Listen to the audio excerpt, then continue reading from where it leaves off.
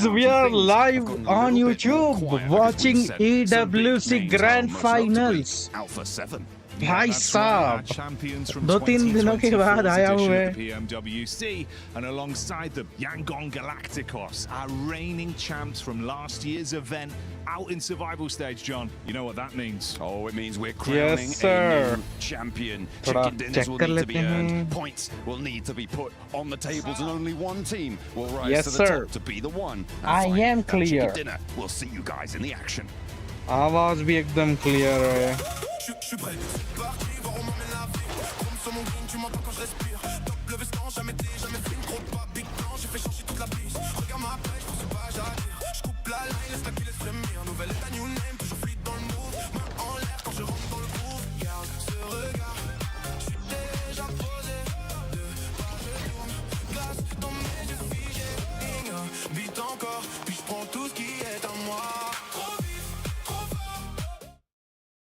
EWC 2026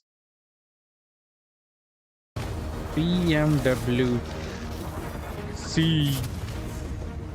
Finals बोलते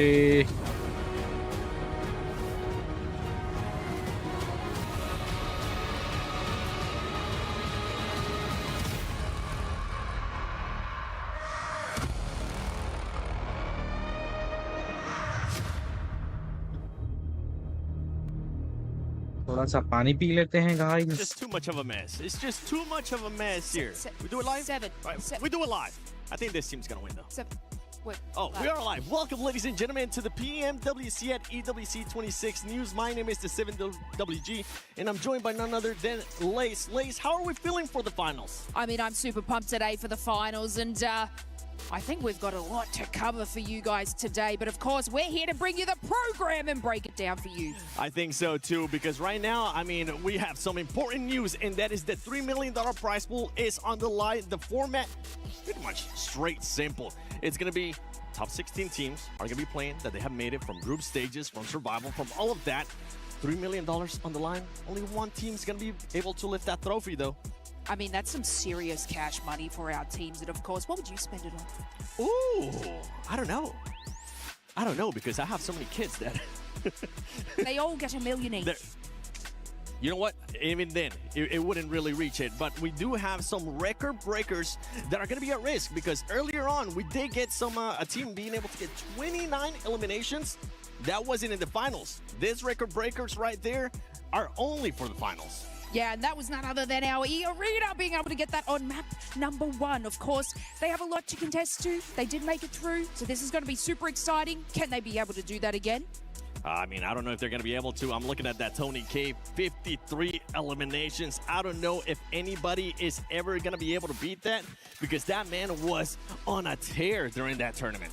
I mean, everything is on a tear during that moment, and just got to make sure we don't tear something behind this. Talking about crazy stuff, we had some insane moments, especially during group stages, during survival. In case you missed it, let us just back it up a little bit. Let us just rewind. Not only with 7-1, didn't get a chance to make it here to the finals, but that boy almost ended up blowing himself up. I mean, sometimes you just got to strategically place a nade right into your pocket. Or sometimes you just want to call one of those cover flares and let it splash you. And if you think about it, they still were able to do some incredible stuff, but of course, Alpha 7 is one of our teams that didn't make it through today. Yeah, they didn't make it through. That could have been why, but Aura is one of those teams that made it here, and Sleepy is going to be hoping that he is not sleepy today, because he's like, Lace, wake up.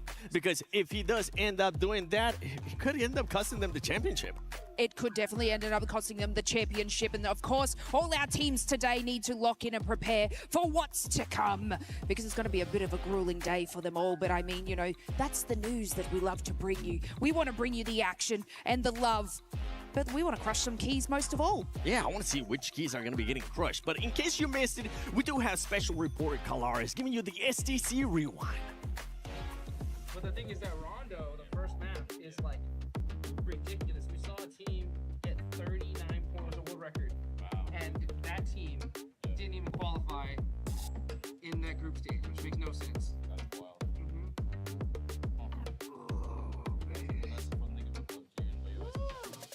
We are very sorry to all our viewers at home.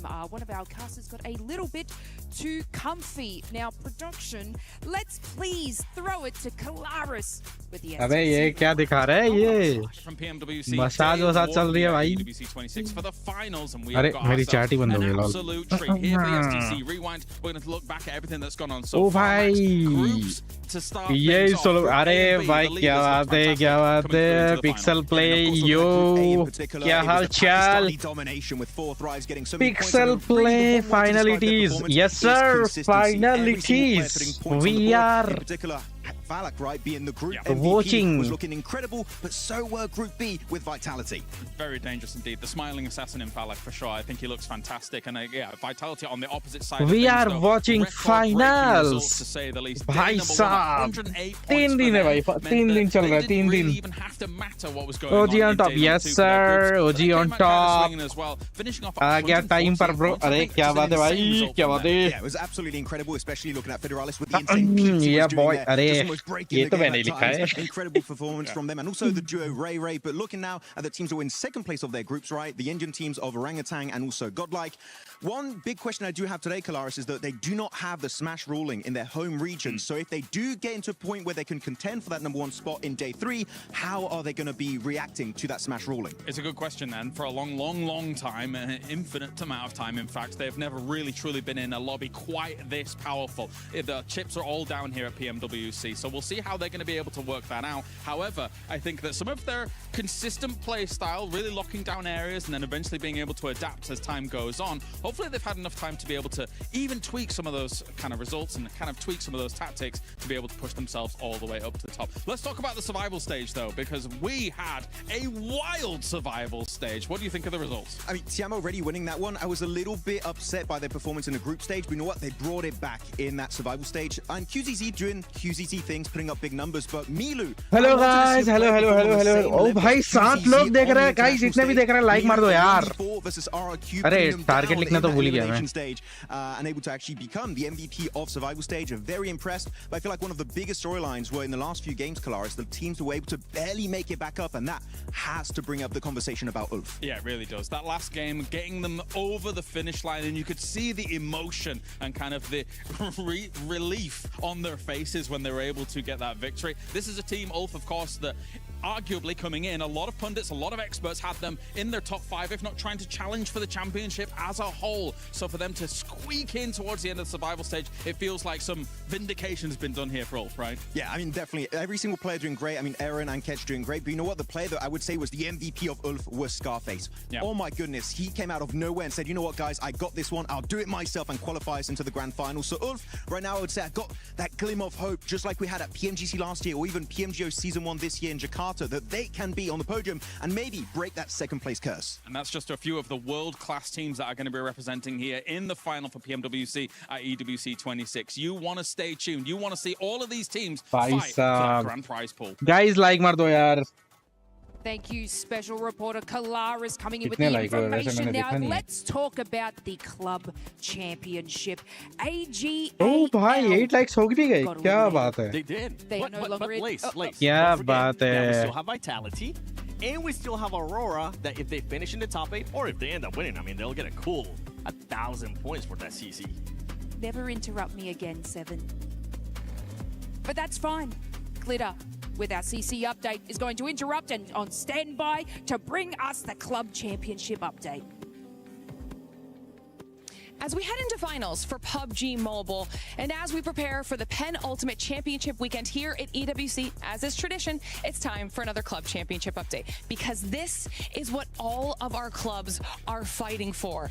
The title, the honor, the ability to etch their names in the history books of EWC. So let's talk about what that means for this weekend. Over on the Allianz Vault, we have the likes of Liquid, Falcons, AGAL, all fighting for points in their respective games. And honestly, they're going into semifinals today, whittling it down to top 4. It's going to be a big one. Then at the STC Arena, a little bit of a repeat here because we also have Falcons in the running, and we're also keeping our eyes on Vitality, which could be a big one, as Vitality is in 4th overall in our CC leaderboard. But as we take a look towards our stage at PUBG Mobile, we get Vitality yet again. They are one of our big teams, expected to do well. But the real question is, will the likes of Four Thrives, Orangutan, or even Tiamba take those points away from them? Will Vitality be able to usurp Falcons or AGAL? This is the perfect week and opportunity for them to do so. We're going to have a lot of updates coming your way over the next couple days. And as we know more, of course, we'll make sure to let you know. Thank you to our special reporting, being able to cut class and just do that CC update. Thank you, Glitter. But we gotta talk about Sony's story of the day here, because this is the finals, and there's some teams, Lace. Yes sir, like मार दो guys and subscribe करो यार. 250 subs के बहुत करीब हैं हम. Vitality, they were able to get the exact same score that For Thrives did. 29 subs ही चाहिए यार. 29 subs. Don't subs. understand how much of a juggernaut team this is, well then you better wait and lock in.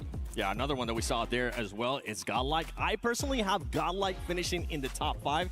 This team, for a first international event from India, they have been performing so well. And is that Snacks Gaming that I see? By turn left. Yes sir, Snacks Gaming है वो भाई. We'll get a chance to talk to him later.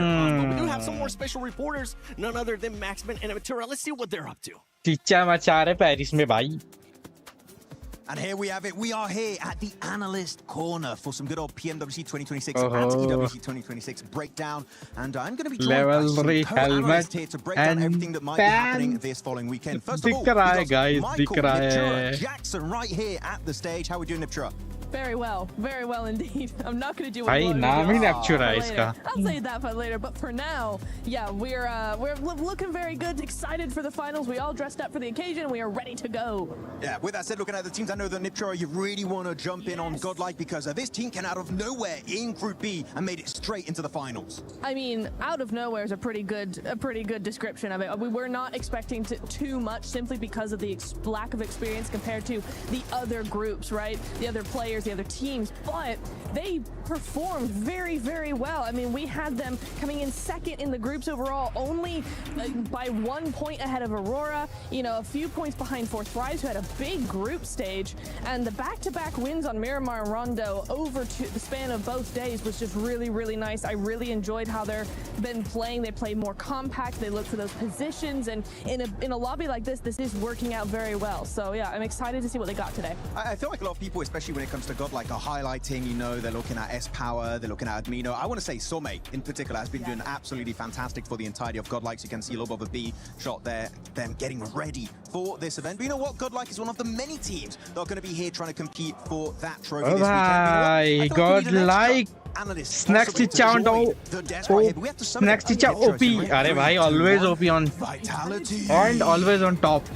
Oh no! Next okay, chicha wait, भाई. time to, okay? Wait, we're gonna do it one भाई more time. किसी बंदे की 451 के live watching कैसे जा सकती है भाई? अनरियल है भाई, अनरियल एकदम. Coming in for Vitality so far, doing incredibly well. Razy and Razak, my boy Ray, as well as Federales and Axel, looking fantastic at the moment. I think Axel's been in a huge amount of work, as has Federales, opening up a completely new style of shotgun play, which looks completely ridiculous. Vitality ने क्या खेला था? That's my special report for Vitality. Oh, thank you for the insight. Also, Axel. Crazy कर दिया था भाई.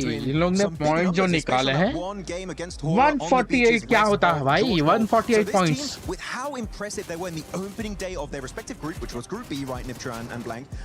Can we see something similar going into this one, Blank, Mr. Vitality? Ooh, Mr. Vitality. Yeah, I do think that bigger. I mean, Vitality is going to do very well here.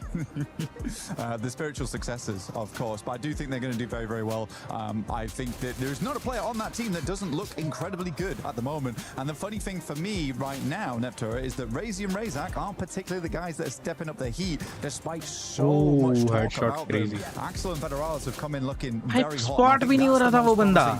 Absolutely. I think if you look at any of the stronger teams in globally, just the global circuit, you're going to see players that all have very, very aggressive gunplay skill despite their various roles, right? You don't have just one or two. It's very, very nice to see that come through for them. So, yeah, it's very, very strong looking. And also the fact that they can get so many wins, we were talking about that in the group stage, right? We get so many of those wins, it makes it interesting for that smash rule that we actually could have a lot of hope for this team to actually come through the pressure and get that win. Yeah, it's very nice that like 4 Thrives, they can actually get wins, because if they do gain contention for the smash ruling and the trophy, actually that could put them in a really good contention to be crowned your PMWC 2026 champions. Now, we already talked about one of the Indian teams. I think it's time to focus on the other Indian team, which is going to be Orangutan, Niptura. You already talked about them, so Blank, Orangutan, what are we thinking today?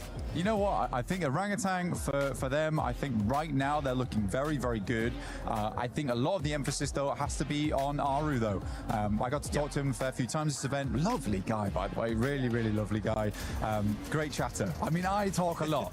I talk a lot, you see. And I think that's sometimes a problem for other people. But for Aru, good as me, I could just sit there and listen to him all day. But he's bringing a lot of the eliminations. He's also bringing a lot of the guidance to the squad. Yes. Now, there were a couple of moments. I think we're actually seeing on screen now one of those moments, which is a little bit difficult right now. For यार ये already देखा हुआ है मैंने, फिर भी ये देखने में मजा आ रहा है भाई. They struggled a little bit on the सच में. However, क्या dominate किया था they ended up winning that game. It looked a little bit shaky. I think that they solved a lot of the issues coming after that. But yeah, I do think the rest of the team needs to develop around Aru, essentially. Yeah, I think Aru's got some great ideas and he's got some great direction. It's just that synergy. Aru by crazy idea, I think probably there's a little bit of, I don't want to say the word panic, that's a very strong word, but when you are in these high pressure situations, it's your first PMWC, whatever. OG crazy go, they're everywhere. Yes, sir. You're have a little bit of a freak out, and they've really worked on that. They've solved so much of that, and so yeah, it is looking really, really nice for them. So very, very hopeful for this squad to actually do big things here. Yeah, very hopeful. We'll see how high they can actually rank up in the finals. But with that said, a final team I'd like to talk about here, which is actually the team I predicted to be the champion. So I'm sorry, guys, but I'm going to go for Team Flash. Team Flash, I think, is a team that has been getting better and better and better every time we see them play. And I feel like now they're at level Black Whip. Maybe a trophy is in the cards for these guys. Womp womp. Yeah. Wait. Predicted by Max. Womp womp. Sorry. So they're going to be in 16th place. Yeah, probably. To be fair, though, for Flash, I think that they did quite well, all things considered, because last time we saw them this year, they looked fairly unconvincing. They looked scared. They looked like they didn't have it in them from what was basically a rookie upstart squad who were testing a lot of other squads, right? Poking at them, nipping at their heels. They suddenly play this really passive game. I think some of that aggression's coming back now, and that's good news going in towards the finals. Yep, go for it. No, I do. I agree. I want to see more from Flash the group stage. You know, they've been heralded as a very, very aggressive, forward-playing team, and I think in the group stage, we didn't see that as much as I was expecting to. I would like to see more of that in the finals, but you know what? It could be just a simple thing of saving it for the finals. And so I'm like, okay, you know what? I'm not going to hold that against them. I want to see what they got here today. They do kind of remind me of 4 Thrives in the sense that every player has that clutch factor, and it's especially interesting. They go from PMGC last year to qualifying because of an airdrop on Miramar, barely able to squeak their way into the finals. So now, actually being a team that consistently are able to qualify straight into the finals of these big international events. So Flash, I feel like, could be a big surprise, especially as they picked up the mantle of Deep Xavier earlier this year, right? Yeah. Could be happening. Also, last thing, Chicken. Whoa, Chicken right there. There you go. Check him out. He's very cool. Check out the booth right here at EWC 2026. With that said, thanks so much for joining the analyst corner here for PMWC 2026. We'll throw it right back to Lace and 7WG. Yes, thank you so much to our special reporters, Max and Neptura.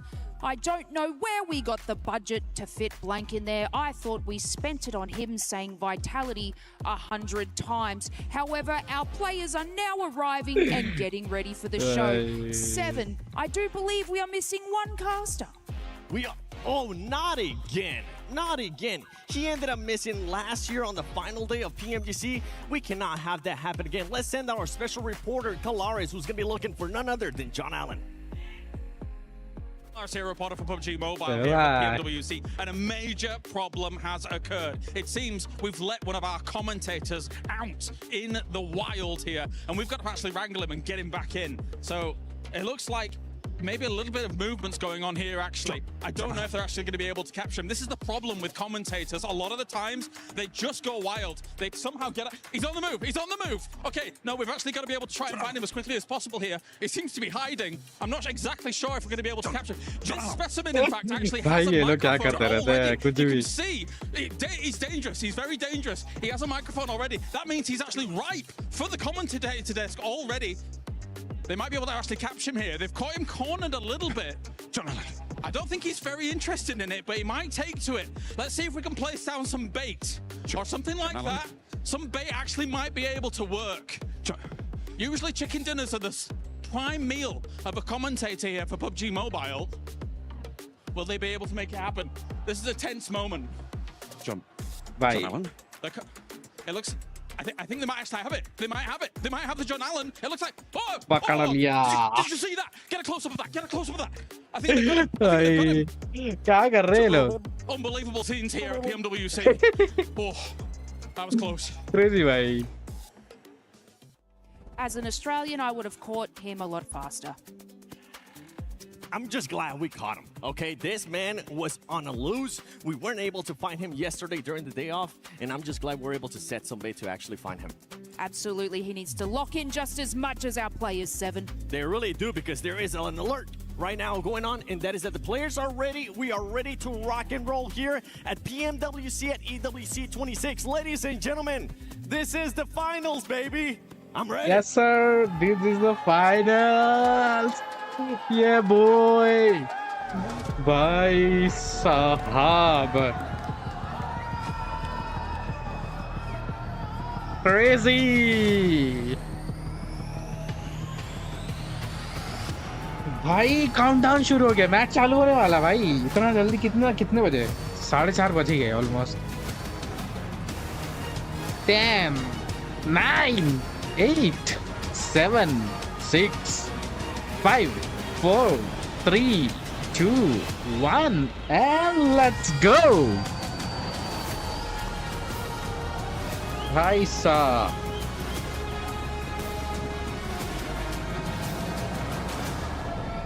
Months of preparation, thousands of hours played, and sacrifices have led to this point. Life-changing money sits on the horizon, and a legacy that dreams are made of.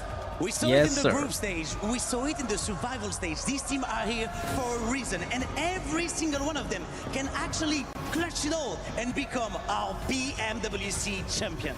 Today marks the beginning of a 3-day gauntlet that each of our teams have to navigate. Each day more intense than the last. Party, I think we don't have to wait. The players look really ready, and it is time for us to welcome our finalists on the Guinea City grid, starting with Arena. Yes sir. ये arena भाई अच्छा खेली थी पहले दिन. दूसरे दिन फेंक दिया था.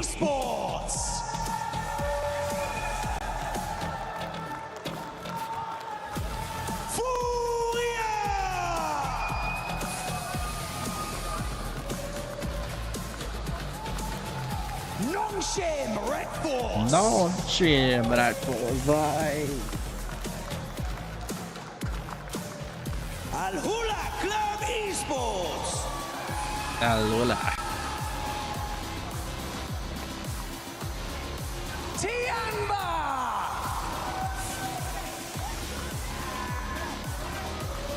Milu. S2G Esports. S2G Esports. Right. Crazy, crazy. Nigma Galaxy.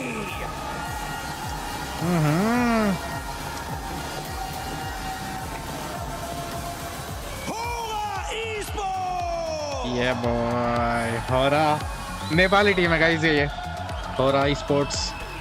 Team Flash. Team Flash. भाई इनका ये झगड़ा अच्छा है. भाई. Godlike Esports. ओ भाई. Godlike भाई. अरे रिफ्ट सागर क्या हाल चाल? कैसे हो? Aurora Gaming. भाई बड़े यूट्यूबर्स आ रहे हैं आज. Ida भाई crazy.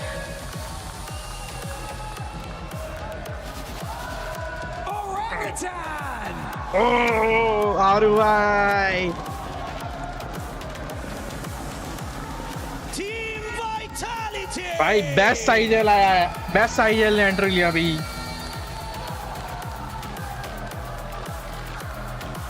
And finally, for Thrives Esports!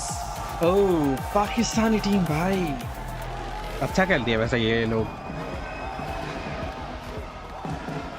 Oh G, We oh can't G, emphasize oh enough G, the importance oh of the G. next 3 days. On Sunday, we will crown the greatest team crazy. in the world. So start as you mean to go on. Absolutely no room for mistake. If you want to be the best team in the world, you need to prove it from the very first day. The PMWC finals at EWC 2026 starts right now!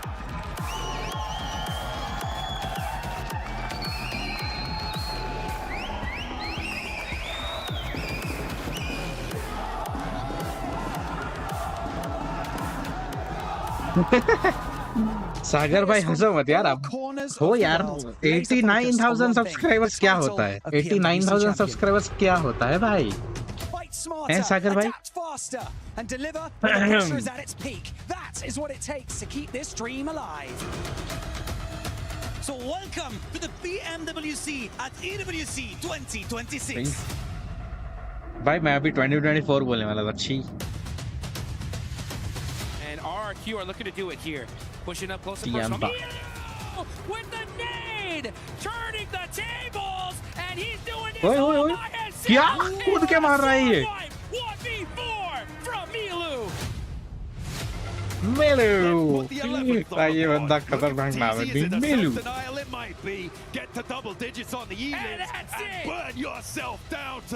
मतलब नाम crazy नहीं है पर वो बोलते ना मेलू वो crazy है. सुनने के बाद हंसी आ रही है मेरे को. Nate misses, Dark in peaks. That's on tip shot. Good shot. Follow up there. HG takes him away as Turney K falls. Mormon closes the gap in the shotgun standoff, but will he win it? No! Are you kidding me? Kidding me. What a finish! It's Ida! Puppy Lily भाई ने. is just insane. He's Yo, been throwing heat-seeking Gordal भाई. missiles all game long and opening the fight for his team. A 4v4 S2G. ये तो chicken निकाला था ना इन लोग ने. हाँ. But it's S power, baby. You can't shut him down that easy. You can't stop भाई 20 किल वाला है ये. Bro, 20 किल चिकन. Yes sir. अबे इसने फोन गिरा दिया क्या नीचे अभी? हाँ. That is how you do it here, folks. And you can see the मानिया भाई look on crazy. their faces saying, "Make some noise, Paris. It's godlike time Godlike. to shine." Godlike है भाई. Godlike और OG भाई crazy. It is madness in the Ox Factory. A big nade threaded on up, and it's finding 1 and 2. Falak charges on forwards, and they're cutting the rosters in half. Another one right up in his face. They go wide. Top's moving around the side. Aurora, a difficult beast to handle.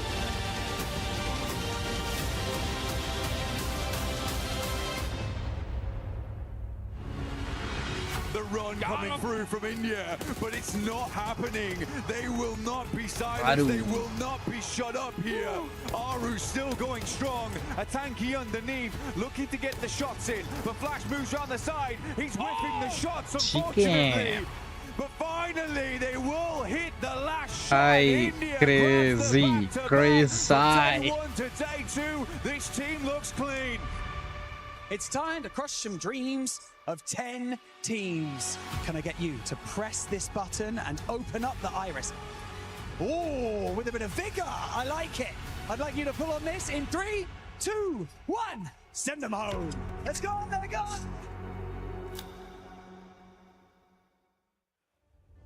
I don't think we could have set the stage better ourselves. So it's ironic that we were featured in that nice little collection of replays there, Blank. An incredible way to give you a glimpse into what's gone on over the past couple days. Blank. But it's going to get even more climactic here. The best of the best return to the lobby, and this is where dreams truly do become reality. I'm slouching, but hopefully the players aren't, because this is a day, right? Day 1 always gives you the most freedom, the most chance to get a big buffer online without that stress. Because we saw that come through at the stage. Teams were sweating, teams were shaking in their boots. It's time to get boots on the ground over on Rondo very, very soon for our first match of the day. Who's going to grab that gargantuan point total? Can someone try and repeat something similar to E-Arena? Maybe not the same, because that's once in a lifetime. Well, if there was a time to pull it out, try and elevate a world record even further. Hey man, there's no better stage for it, no better crowd, no more excitement and anticipation than right here, right now, live from the Qiddiya City grid at PMWC. भाई लोग ने रोंडो में फिर से crazy खेल लिया ना वहाँ कसम मजा आएगा. Intense competition. Twice we've had brand new champions crowned, and this year we'll get another one. आज तो वैसे दो टीम है. With Yangon being Yangon, it is time to crown a new victor. Who's going to be the defending champion? Will they be able to defend it next time? But right now, all that matters is getting those points online. Playing path is in the air for day one of finals. Yes, sir. Match one. Rondo, let's get it started. Energy in the arena already. It's good to hear you, Paris. Let's keep that energy going throughout the day. We'll set the stage for you. 4 through last 4. On board for this one. And we've had some pretty good games of Rondo. We touched on E-Arena there. What? That was something to be remembered. But the consistency and the level of aggression we've seen from these teams back in their respective groups was intense. Now we put that all together. A big hodgepodge of talent. They're going to be stepping over each other, Blanks. I mean, they will. They will have to, because there's going to be bodies on the ground shortly. As soon as these players start dropping in. E-Arena here, though, and teams do need to be worried. They've been taking this little odd stadium drop where they've been searching out players from different teams on their res beacon positions. Now, if you are remembering our game versus Alpha 7 just the other day, on Survival Stage Day 2, they had a real tough time of it. They were able to hold out, but E-Arena made their lives extremely difficult, but it wasn't just them. Let's see what E-Arena can get done, because a lot of teams are going to be taking those res beacons off towards the northwest side with this plane path as the fights do open up towards Yulin. Just how hot are these drops going to be, and how much aggression is going to come out instantly. We see that opening knock from the side of 4 Thrives as Razy on Vitality starts to let some bullets fly. 2 players on a eliminate हो गया पहले. अच्छा ये तो इसमें तो revive हो सकते हैं. Points achieved for Tiamba in a matter of seconds here, Blank.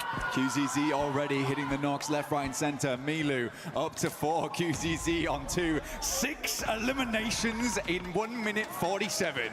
That is an incredible result already for Tiamba, and they should be able to get the easy res beacon. They're already cleared most of the teams in that position. Yeah, that's an unbelievable start for Tiamba. A powerhouse in the survival stage, and again delivering early into Rondo. Orangutan being forced out, as well as Hora look to try and claim a few more points for themselves. 3 points for Hora, 3 in the back pocket for Nonshin Red Force, and that big 6 total for Tiamba already. I mean, just coming through, Milu was just slashing at them. He pretty much cut through the entirety of 4 Thrives there, left them in ribbons by the end of it. I'm pretty sure he was up against guns as well, but he just brought the knife close quarters outside the pagoda. Real samurai here on Rondo. Bhai. Start as you mean to proceed, it seems, then, for Tiamba on today's games. Sleepy taking the clash back over to Zizzy there from Nonshin. Going to be able to force him out early. Nice. Oh, that's a great lineup, bud. Lord coming swiftly in with that one onto S2G.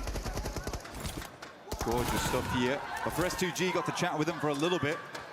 My boy was actually getting a haircut when I was talking to him, but they were saying that they have the aggression, and that's what they're bringing here in the finals. It's what Ulf kind of lacked a little bit of. But for their Turkish team, they were looking to bring that aggression over in the group stages. They're looking to bring it again here. They've had a lot of time to study those teams, but Lost moves up and already is down. It's Kamikaze, the man with it all to give. 1 nade, 1 dream. Ooh. Good damn. Yeah, it's nice bit of chip damage on the peak. Nice. Lord trying to lean into it, but the pre-fire back from Kamikaze on low HP will at least secure that one. Ralph goes in aggro, though, with the shotty and absolutely pumps them full of buckshot. Good stuff there. Solke, at least at distance, is able to recall the team back into action. We do have a Western circle. We didn't get to talk about too much. Flash already has tops in that region, so Jiao Ting currently covered, but that place can hold a lot of teams late game. Eren now coming against the barest amount of HP, but at distance, it's Milu once again. Tiamba up to 8 probably after this. Milu. This is the dream start for Tiamba.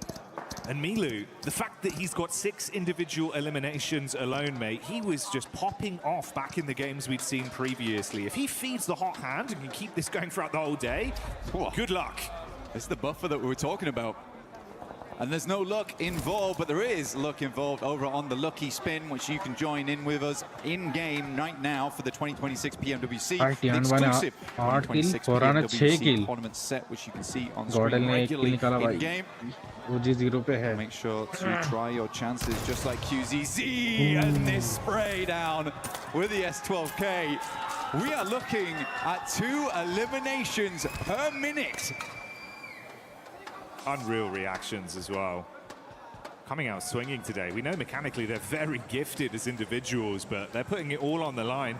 And hey man, that's the way to do it, right? We were touching on the fact if you can have a huge pop-off game on Rondo, the extra buffer of points from the sheer quantity of additional eliminations you can garner from this battleground, it's worth its weight in gold, especially in a 3-day finals environment like this. You gotta get in there and get stuck into the thick of it, and Tiamba are doing just that. Again, for Tiamba, their biggest success in the survival stage was the fact that they started out so incredibly hot, where it felt like all the weight was off them a lot of times. Guys, जो भी देख रहा है like मार दो यार. Before looked real easy. I think that came from the fact that they had nothing to lose at that point. They were already in. They're just pushing a little bit further there. We haven't talked about it too much so far on the cast, but we do have Smash ruling this event. And not only does that mean that, yes, you can win technically, game 2, but it also means the further you are ahead, the harder it is for teams to catch up to you to also get into that Smash ruling. So we are looking for more similar result to 4 Thrives as well as Vitality in terms of how far they sent themselves ahead in those rankings to make it difficult for any team to catch up, to really engage that Smash ruling on the final day.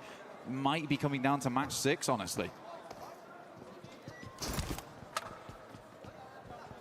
Yeah, it will be a fun little storyline to see how that affects things going into the last day of competition. How big of a barrier that'll be, and really if other teams will have to rise up to the occasion for it to even be a potential pipeline for them. That's one for the future though, but now it's in the back of your mind. You have that context with just how much these early points matter for some of our squads. 2 sides that you touched on there, though, of course, being Vitality and 4 Thrives.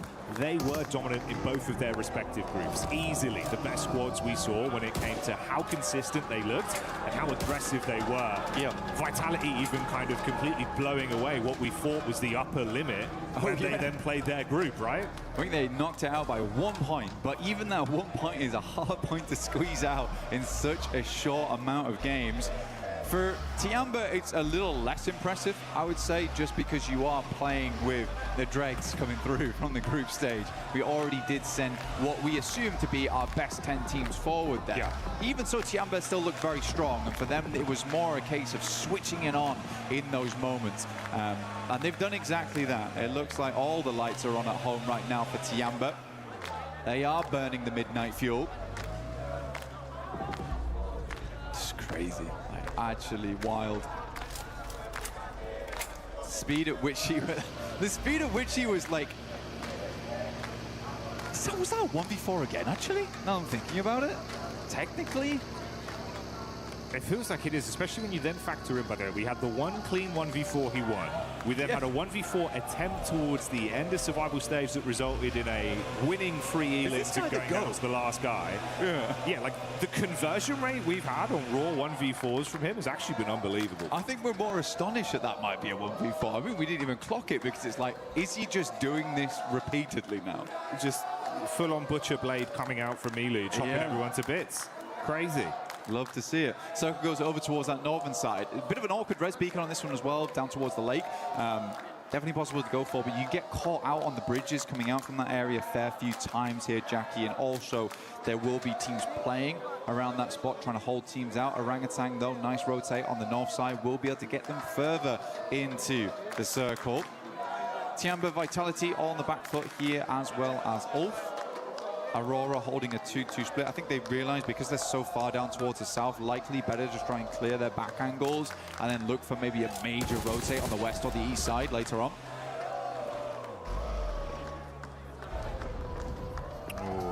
Shades of stadium for E Arena, a position they'd love Oh, to play fight. towards in a final circle, but let's see if they can win out versus Oh, no. Orangutan. Straight through the door, and it's easy cleanup on the opening two players. Wizgod down in a matter of seconds. Back down to a duo once again. Four Thrives taking down a tanky there as well. Leaves Orangutan just on one singular player, AKOP, who is sending for a res beacon. I think he might go far Bailey on this, actually, Jackie. I don't think he's going to stop off early over towards the lake. Like we said before, you get a res off there. Teams know it's happening. They will hold you out. So he is forced to go for the long rotate. But honestly, for Orangutan, it's not terrible because they can just swing back in from that northern side. And it's fairly free with where most of the teams dropped off down towards the south. Yeah, thankfully, he's got just enough time. Pulls slightly further out as well, hedges his bets. He goes up towards the top of the north side, going to get that recall in. See Vitality on screen here as well. Just the one elim to start us off with, Razy.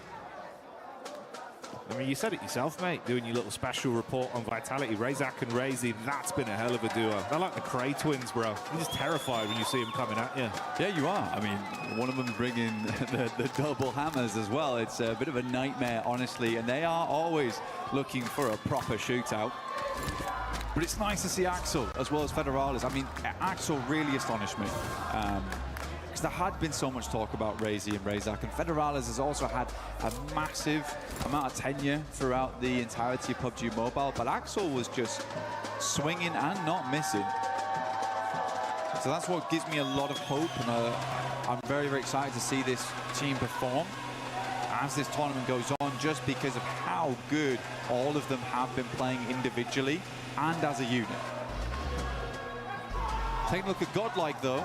They're over towards that center side. I think Godlike showed us something different from their region. Honestly, they had some great aggression. I think they've been making little adaptations here and there, figuring things out as they go along. But genuinely, overall, we're impressive. We're impressive. They were second best. Only beat out by Vitality. To be fair play. I mean, fair play. Vitality really did get in there, mate. You got a little crunch down the zone here as well, pulling further down. A couple big names amongst the dead center of it all. Godlike, as you touched on, Four Thrives, Vitality, Enigma Galaxy as well. The representation from Aurora, another side that could have some surprises in store for us the longer this one goes on. Yeah, Aurora, they just seem to have this. भाई ओजी वाले बहुत दूर घूम रहे हैं अरे circle गई थी that's their major issue. Every single player on that team has greatness inside of them. It just seems to dwindle a little bit once we get to a final, and we've been asking for that not to be the case for the longest time, and get to the point now where I just don't believe in it, which is sad. But they are consistently always here, and you can't really put them down too much for that. The fact they're in most of the finals is like, that's already a big achievement. Reefus, though, opening up over towards Yasser from Alula. Tiamba's cut out on that eastern edge. Now, there's a lot of these big pillars involved inside the circle, as well as stadium over towards that northeast side, which is a bit open on the outer edges. It slopes down into it, so if you are E-Arena, you can kind of swing past here. They also know this area very well. It is their drop spot, but Four Thrives have beaten them to the punch southwest from stadium.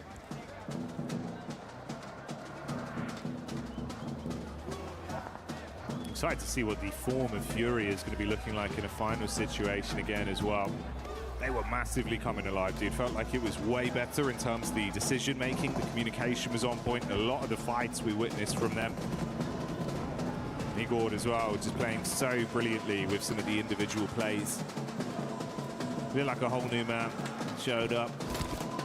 We spoke about this big man, though, and he's back on our screens again. Milu scouting around, seeing if he can get a line of sight, potentially. Just playing close towards the geometry here at the cliff face.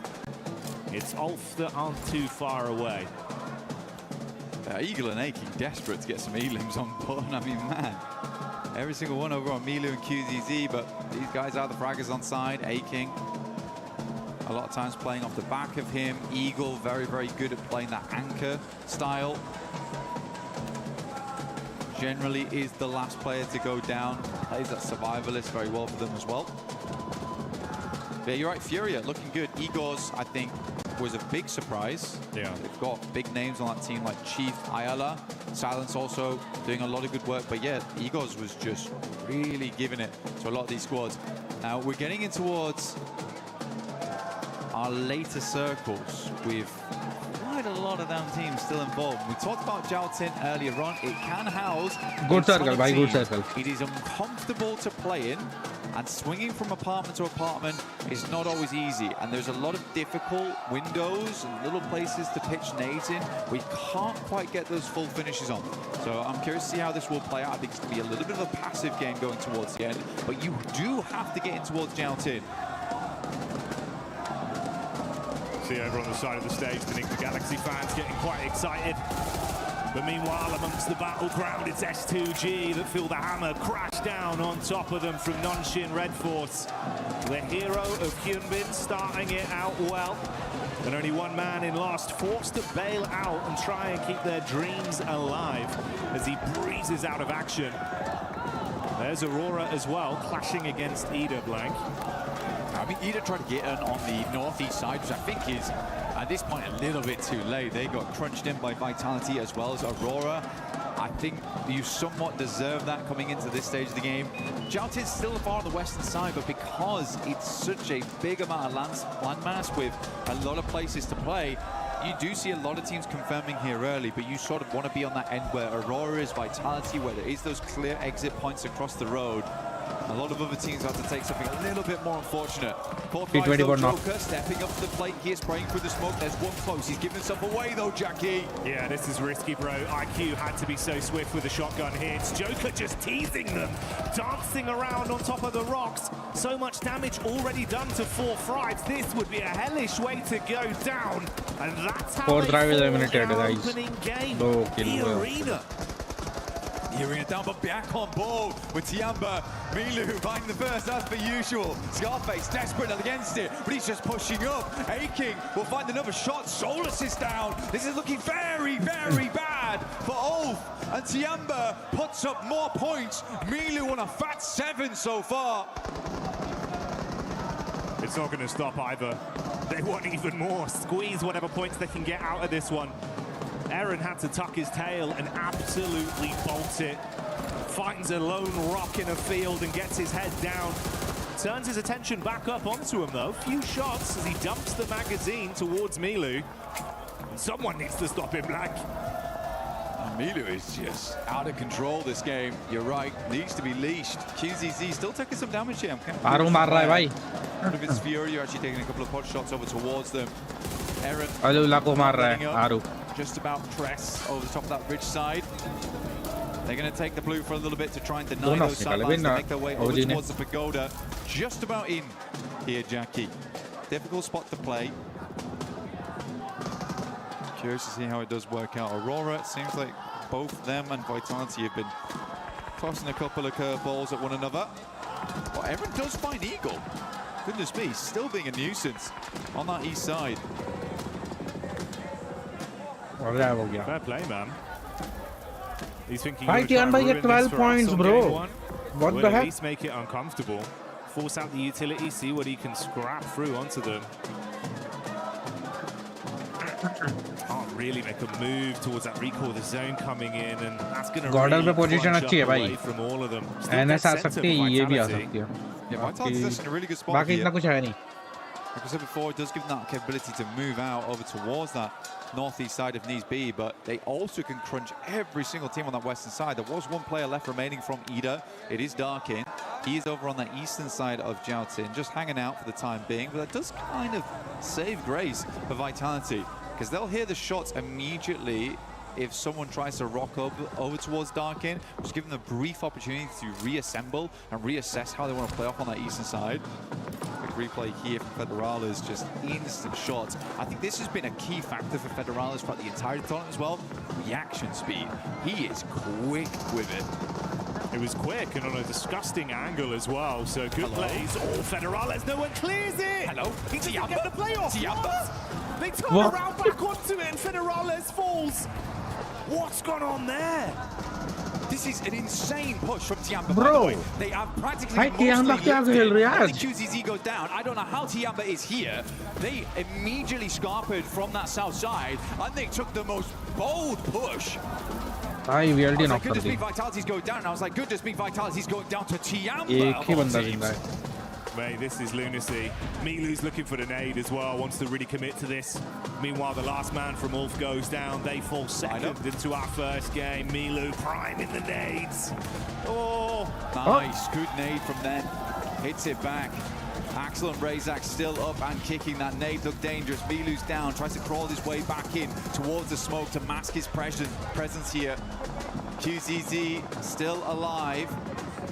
Last of a player up. Milu शायद ही बनेगा. To see as well here for Tiamba. 14 eliminations this game so far, though still decent. That is greedy.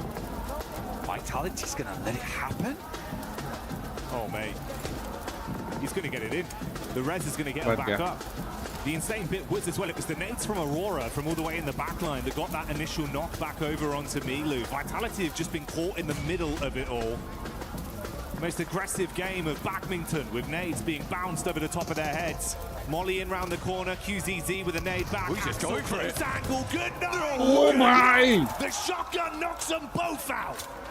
QZZ. This is what I can't believe about QZZ, because he's like, I've run out of grenades. You see so many players just step back and be like, that's it then. But he's like, if I can't do it with a nade, I'm just facing. I'm fully facing. Now Aurora, they're pushing on the sidelines. Can Tiamba hold 2 versus 4 here? It's a tough one. The opening grenade is not good, but Reefers is taking a ton of damage. Top bullet find, at least find QZZ, and it seems like Milu will also go down. Tiamba eliminated. भाई 16 है पर game, even going out in 11th. 16 किल किए इन लोग ने. And I'm sure you can hear that. Guys जो भी देख रहे हैं लाइक मारो, सब्सक्राइब करो यार. 250 सब्स के बहुत करीब है हम. Please like and subscribe to me, to Leoscape. ऐसे ही वॉच पार्टी देखने के लिए, ऐसे ही गेम प्लेस देखने के लिए नूब तो हूँ मैं, पर यार थोड़ा बैर तो कर ही लोगे आप. Flash moving over towards Aura. He's on the south side. They're kind of fighting for nothing on this one as well, because they need to leave at some point in the near future. Jiggle. Fair bit of damage. Flash still got bows in the back line here, lining up a grenade inside the warehouse. Hard to pop these off the wall though, because of all the concrete inside. Godlike though dealing with Nongshin Red Force. What? Tizzy just lets him run straight into the barrel. God damn. Shotgun straight to the cranium. Blows him away. Godlike clap back upon from Schweppes in the distance as well. Nah, Gets an man. angle onto him. This is looking tiresome for both teams. I mean, Nonshin down to just the duo. Godlike with only 1 man left remaining. And Alula, they've seen the blood in the water. They want to see if they can roam over. They smell potential points here. Why not? Honestly, grab them where you can. Alula sends up Yasser. Nongshin Red Force has not got the reset online at all. Still priming nades upstairs. There's going to have to be a big hole. Tizzy on the outside. Luckily, that Molotov is not on target. Tizzy's just going down. What are we doing? Wait, this is nutty out there. Tried to drop off the top of the rafters, spamming the shots. It's all gone. I feel like Tizzy just आरू और AKOP जिंदा है भाई. just get the res in, bro. Drop the smokes, get the reses. They missed the first molly. बस थोड़े से points ले ले. Challenge the res. Goodness me, man. You're God going to go down to a perfect God result eliminate. here from Alula. I mean, hats off to these guys. They currently control the entirety of the northern side to themselves. Ula ने बहुत गंदा Looking fail दिया to put रे. up another good point here. Aurora playing with our hearts right now. Opening up with maybe a gargantuan game. Leading into guys जो भी देख रहे हैं एक बार चैट में हार्ट स्पैम कर दो. या फिर एंटी स्पैम कर दो. Anti.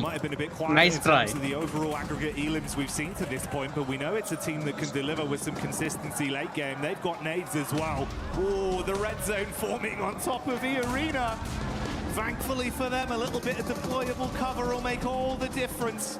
Turney K in the back trying to keep his eyes on what's going on, but if you flick to the elim feed, you can see Doc's doing damage. The scalpels come back out for Aurora. And Blank, it was 16 for Tiamba, but Aurora now on 14 elims. They might be able to lap them. Aurora have been just stamping away here. Reefus again does find Aru, leaving AKOP inside, will be able to grab win. Actually didn't even grab that. Top was able to steal it. But for OG, they live a lot longer than expected. But with 0 eliminations, they will not get a huge amount off this game other than the placement points involved.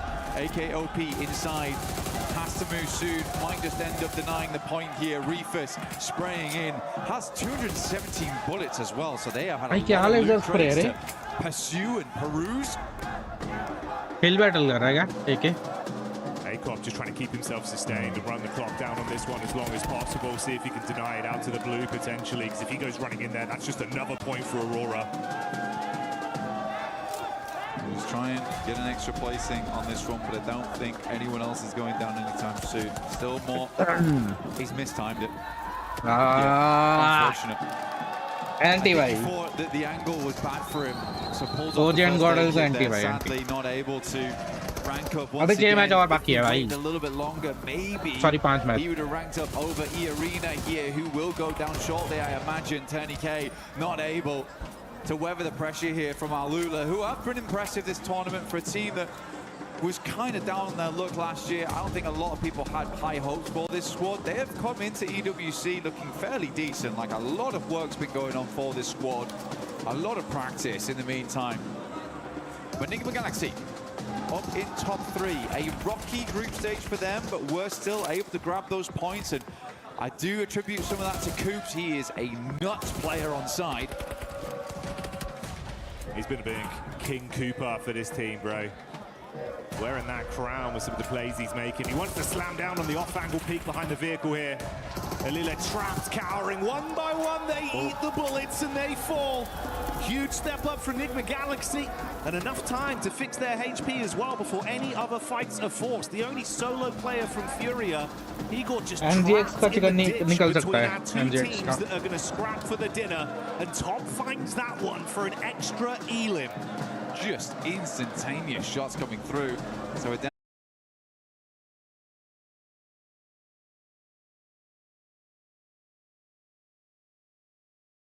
भाई यार internet का क्या scene है ये? Very worried. Guys, back. थोड़ा सा internet fluctuate हुआ था. Coops tries to hit the shots, has to go for the reload here, going to go for another, and he passes on by. Again, I do think for Enigma Galaxy, Coops is a really big deal. Not just on his own, though. It's the fact that Lord has someone to play off. Yeah. Lord is also a very aggressive player, but Ralph and Satan, they like to take it slow, and that's great, and it works out, but you do need someone else to move forward and bank off of one another. So for Enigma Galaxy, I do think this is the perfect setup right now for them. Zol will move forward into the smoke line. 17 eliminations on the game. A teaser, potentially, from Aurora. And we'll hold our breath for it. Ooh. Nice. Just unreal. It's greatly timed from Joel. The shrapnel hitting hard onto Enigma. He knows, Jackie. Look at the lineup. Wants to get it behind the cover flare. Barely, but they bait him out enough. That's more chip damage. Coops at half HP. Molly. Could be good. Oh, this is annoying. This is very frustrating for Coops. It's really slowing them down. Giving quite a bit of time for Aurora to reposition off the back of this as well, because both the front targets have been distracted, discombobulated in the chaos. Thought it might be a little harder for Aurora to get back into the circle. They also know the north side's free after that original rotate from Reefus. Ralph had to go back up that angle. But they have all the knowledge in the world going forward here. They've opened up the full library on this game. A lot of nades being baited out here by Coops as well. He's down to 2 nades and 1 Molotov. Ralph actually being isolated from his off-angle peek round the backside. That's half his HP gone. The vehicle detonates in front of him. One Blessing has got a little bit more cover to try peek off of, but no easy rotation. Still the 4v4 here. Utility down to nothing on side of most of these players. It will just be a dry gunfight, and honestly, on top form, I do think Aurora beats them out on that. Coops and Lord, though, deadly duo. भाई Aurora के 52 points कैसे? Is this the Doc percentage जीतने के कैसे भाई? Just will tank them. but there's two more coming, and I'm not sure he'll be able to do the same on the next. They both go wide. He's going to push forward into the smoke. We'll have to swing back, but one player goes down the back lines. It is top. Goes down to two. Enigma Galaxy is making this happen. They're standing tall right now. They want to convert this one into a chicken dinner win on game one as two of Aurora's players buckle under the pressure. तीन knock है भाई अरोरा के. It's all down to the last man in last बंदा जिंदा है. Last बंदा. चलो बोला था भाई NGX चिकन निकालेगी. NGX चिकन निकाली. NGX का चिकन आ चुका है दोस्तों. इसी बात में लाइक मारो, सब्सक्राइब भी करो यार. भाई 10 की वॉचिंग है. What the hell? पहली बार. The crazy thing is, it was probably the most fitting head-to-head of two teams we could have. Yeah. Similar contrasted play styles, the way they split Crazy. off their 2v2s, the off-angle aggression. But I started to get worried, man. Pointing to the map feed, seeing Dog charging in. Slight timing on the nades. The docketing, dude. It's the docketing. It's happening again. Bro, just absolutely come alive on that one. Yeah, wonderful stuff. Nice भाई nice. Guys जो भी देख रहा है like मारो, subscribe करो यार इसी बात पे. When you watch them in those moments, they are so clean on the shots here and there. I think it's just a little bit of a stumble towards the end there where you're trying to pull yourself out. मेरा internet थोड़ा fluctuate तो हो रहा है. They don't have a huge amount of space to play with. Enigma Galaxy also has the high ground, so they set up well on this one. But yeah, good stuff from Enigma Galaxy. Again, Lord and Coops though. That is a great duo. We're seeing a lot of fantastic duos be born here over at EWC and really spread their wings into these matches. You can see him enjoying it as well. Ralph enjoying the celebration from the fans behind them there. Everyone in the arena popping off with Enigma Galaxy taking game one. Stay Crazy tuned bhai, for crazy even bhai, more. crazy.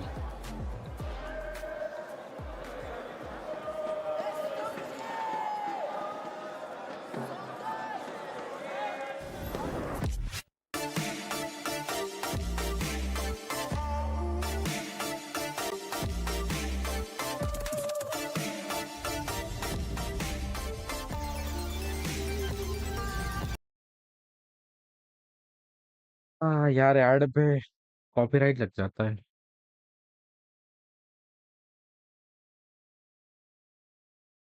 My name's Barney Banks and I'm joined by S2G's very own Badish. Badish, how's it going, man? Fine, bro. You? I'm very well, thanks. I mean, let's talk a little bit before we get into the nitty-gritty of the teams and how things are going for you guys. Let's talk a bit about Paris. How's the Esports World Cup been for you so far? Paris is amazing, bro. Eiffel is so good. The castles are Notre Dame, the Pantheon, everything is good. इसका नाम क्या है? मैं भूल गया. इसके जो shoulder पे बैठा हुआ है उसका नाम भूल गया मैं. I don't know. It's my first time at the World Cup and it feels so good. It's amazing, right? Stitch या Leo ऐसा कुछ तो था ना? S2G. Let's talk about the preparations coming to EWC. Were you guys, you know, preparing here on site or did you boot camp in Turkey? What was the plan? Just we did boot camp at the Istanbul. You know, we have gaming house at the Istanbul. And before tournament, we go to China, the PMI, Macau invitation tournament. And I don't know, I feel we're gonna take this. You feel like we're gonna get this? Yeah. Well, S2G's run through the group stage was really good. Now we're in the finals. How are the team feeling? Are they nervous? Are they excited? Like, what's the vibe from the team right now? They seeing me, my players are seeing me. Maybe we're gonna get the first place, maybe we're gonna get the sixth place. Oh, they don't know. Yeah, but I think we're gonna handle this. It's a very strong group of finalists, isn't it? So if you get on a roll, like momentum is a big thing in this game. If you start playing well, you could take it all. But do you have faith in them? Do you think they can do this? Yeah, I believe them. I believe too. Badish, thank you so much for joining me in this interview. I really appreciate it. Enjoy the event and we'll see you later. See you. Back to you guys. Day number one in serious business here now for PMWC at EWC 26. And what better way to start it off than I have two legends here from India to talk about what's happened so far as well as what may be to come. So of course I have Admino and I have Aru here as we have Godlike and of course Orangutan going to be representing from India. So I guess I'll ask you, Admino, first. You guys must have watched the survival stage. What did you think about the teams and gameplay overall from the survival stage? It was kind of little passive, like the previous group were too much aggressive, or maybe they were one more chance, that's why they were aggressive, and this was a survival stage. But I think Tianba got the momentum and the top 6 were expected, as we have decided already in the podium thing that we have a fun activity over there. Yeah. And I think Alula gave a little bit surprise, and I hope so they perform good in grand finals also. But I'm hoping for Tianba to carry forward the momentum that they have already got in survival stage. How about you, Aru? What did you make of the survival stage? We tried to grab as many things as we could from the playstyles and the lobby structure to get a better understanding and to be able to predict better what the structure of the finals lobby would look like. And obviously we don't really fear anyone, but yeah, there are many respectable opponents that we need to respect in game as well, as much as we should, not more, not less. So yeah, we are confident coming to the finals and looking at the survival stage. We know that when teams have like only one last chance, it's like they play more in pressure, and yeah, that's it. All right, so I wanted to actually ask a bit of a fun question since we've got two fantastic teams here. I'll start with you, Aru. If you had to take a player from Admino's team and add them to your roster, who would you pick and why? Maybe Espoir, because he's really consistent. Okay. Same question to you, Admino. Who would you take from Aru's team and why? Aru, I insist, because it's a good idea. What do you think about that? You think you're a good IGL? You think that's fair? I don't know, I just work. All right, so kind of final thoughts, final kind of look at the finals as a whole here. I'll start with you, Admino. Well, what's your expectations here for the final? Obviously, it's an amazing lineup of 16 teams, arguably one of the best lineups of all time here at PMWC. So how do you think your chances are here? Well, I wouldn't be saying anything. I'll just prove it by performing over it. Perfect. How about you, Aru? What are you thinking for the final? I'm just here to play and enjoy the 18 games because I love this game. I don't want to feel any pressure or, set unnecessary expectations from myself. If we are going to enjoy the game, inside the game, then we are definitely going to perform well as well. Gentlemen, thank you very much for joining me, and best of luck today. Thank you, Kalaris, for that amazing interview there with Admino and none other than Aru. But it does end up coming down to Aurora at the end. Even though Nigma Galaxy won, congratulations, Nigma Galaxy. I gotta give this team some props because we're finally seeing the MVPs show up for that squad. But Nigma Galaxy, Coops, especially at the end, what a surprise for them being able to come out with a win. It's so nice. I am back, guys. Coops, because that's all you gotta say, really. I do. Can confirm. Yeah, see that? Yeah. I can't read that. Yeah, my handwriting's not great. But Coops was awesome. I really love the jump that they're coming through throughout that game, right? They played on that edge side. They waited for their moment. They bided their time. And what I loved particularly here, Max, was their push onto EA was not super aggressive. All they wanted was space inside the zone. They didn't go for that full push and that full clear of the team. They're just like, hey, we want some space. We're going to take it from you, take a couple of points as well, and then wait some more. I really liked that from them. I have an idea, but this is just pure speculation. Maybe I'm reading too much into it, but I'm like, maybe they slowed down the fight into E-Arena, hoping Al-Ula would go for a third party, and then they could let them fight each other and pick off the rest. I don't know if that was the actual reasoning, but it's how it worked out in the end, and because of that fight in particular, they get a 23-pointer tied with Aurora Gaming. Lace, and we get just pure aggressiveness right off the bat. This feels like a PMWC finals, baby, as 3 teams were able to get 13 or more eliminations. Aurora with the 17. Tiamba started off hot as well. Man, I did not we came out of that survival. It's just not. I just love the fact, right? I'm just getting so excited, so passionate here, that the fact that they carried on the same momentum that they had. I mean, it was exceptional from them. Obviously took the hot drop seriously, which, shout out, love a hot drop taken seriously, and were able to capitalize and obviously recover the team. And it's just a crazy storyline from them, from bottom to the top. And I mean, I'm so excited to see what they can do next. Yeah, for Tiamba, they're looking to carry that momentum that we saw out of them in survival. Something that you actually enjoyed watching that game is the plan B, the adjustments that Tiamba was able to do, Max. Because they had a great hot drop, right? I think it was, 9 eliminations after the hot drop? Absolute mad start for these guys. And then they start losing players. They want to go for the recall, which is usually Tinglong Garden. But then Hora, coming out of nowhere, looking to chase down the recall player, which usually is Eagle in Tinglong Garden. And Eagle instant response, seeing we don't want to go out to Hora. We're going to go for an Eastern rotation, a bit out of their way. But by doing so, he gets the entire team back up, and they get 16 eliminations off the back back of that, Eagle, definitely, maybe not in terms of elims, but the MVP of the game in terms of what he allowed his teammates to do this match. Allowing the team to be able to come back, allowing the team to just be able to just be there for support.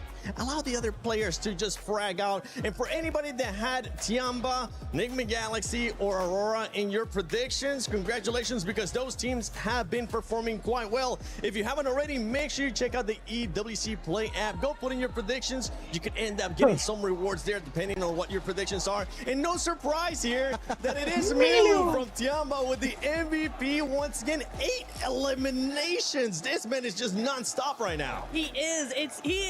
You can't stop this man. He's just gonna go from better to better to better performance. Here we go, the head-to-head. You're seeing here 16 eliminations versus 17 of Aura. And if I'm not mistaken, Milu had at least 8 or 9 of those. So you know how you just had some notes and it was just yeah. just Milu. Man, this man's just chasing that MVP at this point. He is. He absolutely is. QZZ though, shout out to QZZ at 1v2 onto the rest of Vitality. He was wiped out by Aura like seconds later, but yeah, it's some really, really good stuff there.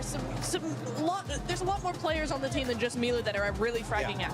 I mean, I was wondering going to this, are we going to get group stage Chamber? Are we going to get survival stage Chamber? Clearly, with this opening performance 7, it is survival stage Chamber in the finals. And we're hoping that that's going to be the case. If you're a Tiamba fan, you're going to be looking really happy. If you're a Fourth Rise fan, Fourth Rise, it's looking for a comeback here. Same with OG, but let's see what's going to be happening here on the second game of PMWC at EWC 26 Finals.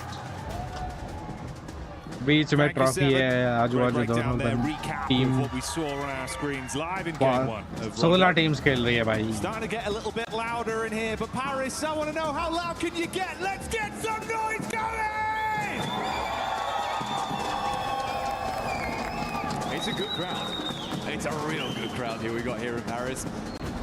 Supporting all their teams. I mean, the Enigma Galaxy crowd, they've been loud. We'll see if they can get louder.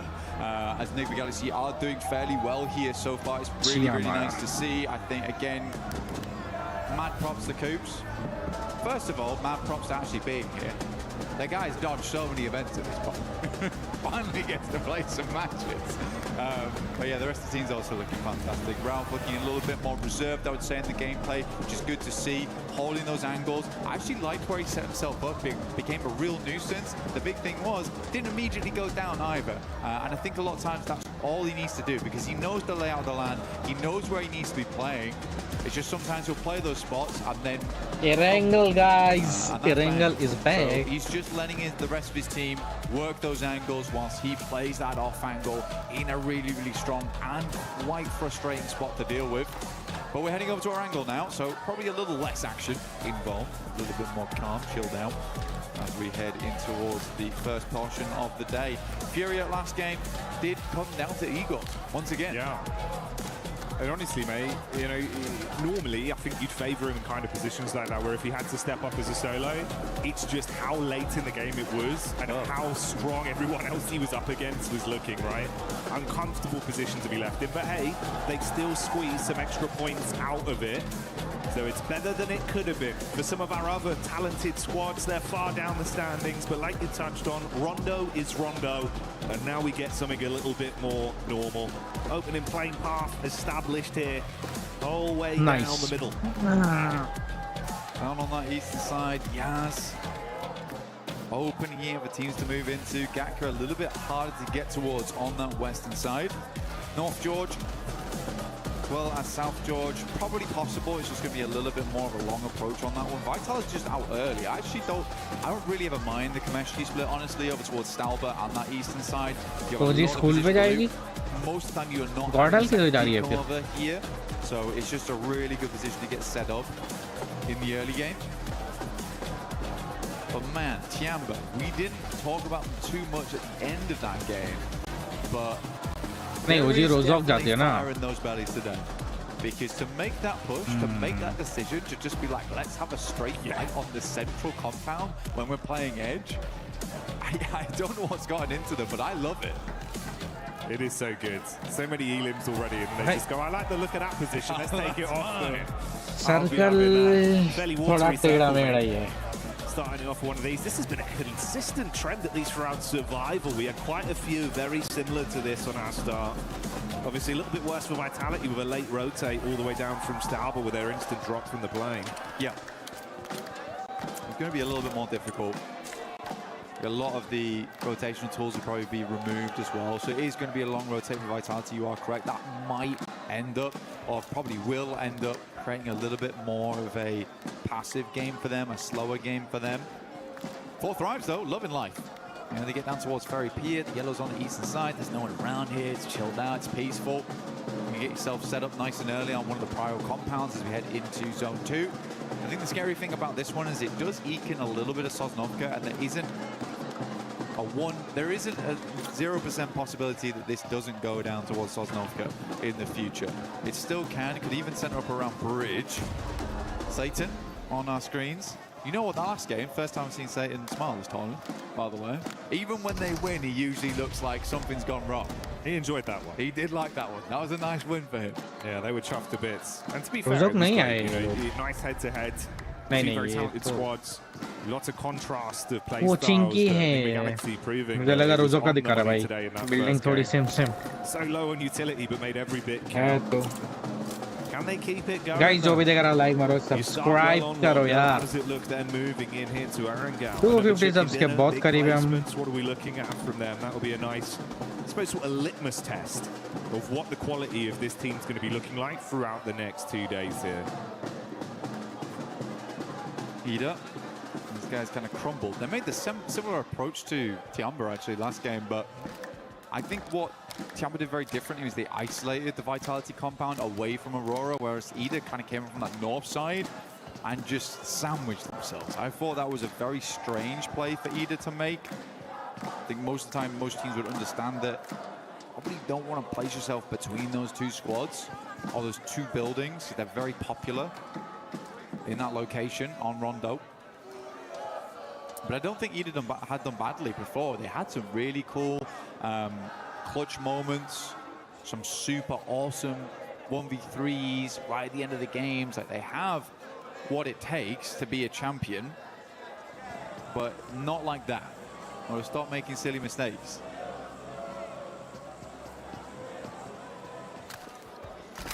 And obviously, we touched on Vitality going down kind of early into that one. 2 other squads that I'm assuming towards the end of the day will be in a very different place to where they are in the standings right now would be both 4 Thrives and Godlike.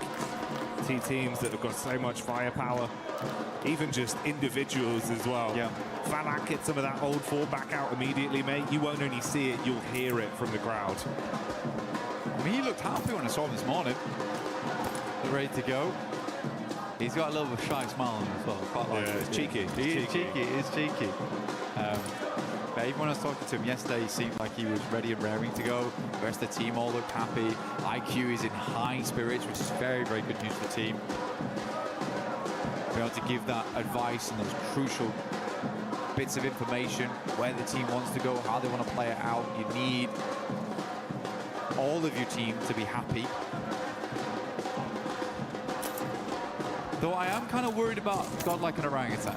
Okay. Not because of gameplay we've seen so far, just because this is a finals at EWC. I think for them, it would be unwise not to say they're under pressure. I think if you're a fan of both these squads, and maybe today looks a little bit rough for them, I would caveat with that there is a tremendous amount weighing down on them right now, being in such a prestigious finals versus some really damn good squads. I'm hoping they could probably get back into the run of it, like by match 3 potentially. But if it takes till tomorrow, I think that's fine as well.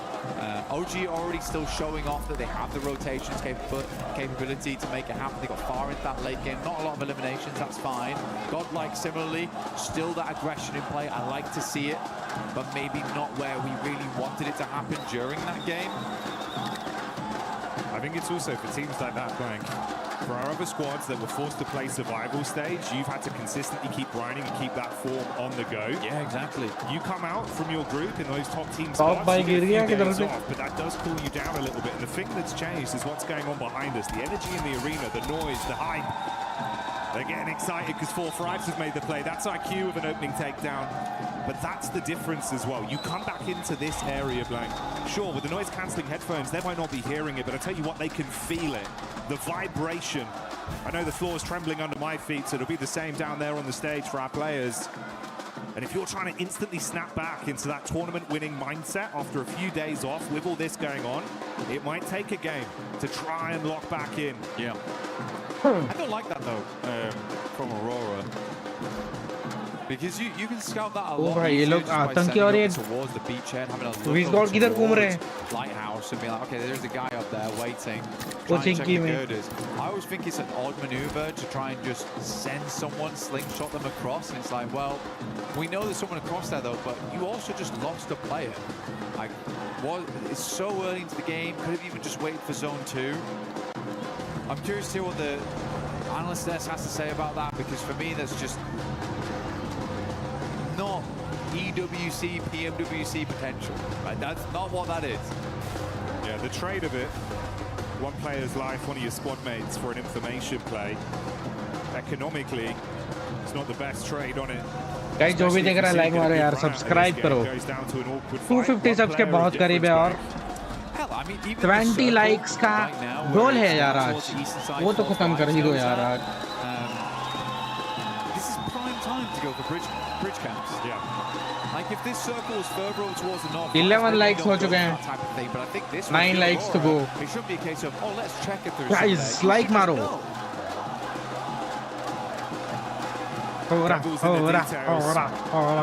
And it paints a very pretty picture here for some teams. For Aurora, it results in 3 players alive in game 2 to kick us off. Flash also having 1 player knocked here. Zone crunching in. Yeah. Rich still in play. There you go, buddy. Thought that this might be the case. On a circle like that, it's very, very awkward on these types of circles, and it can center up around bridge across both sides, which is super unfun to play. Because now this really could go back over towards Sosnovka way. I'm sort of expecting it to head towards the northwest, but for Aurora, they're stuck now.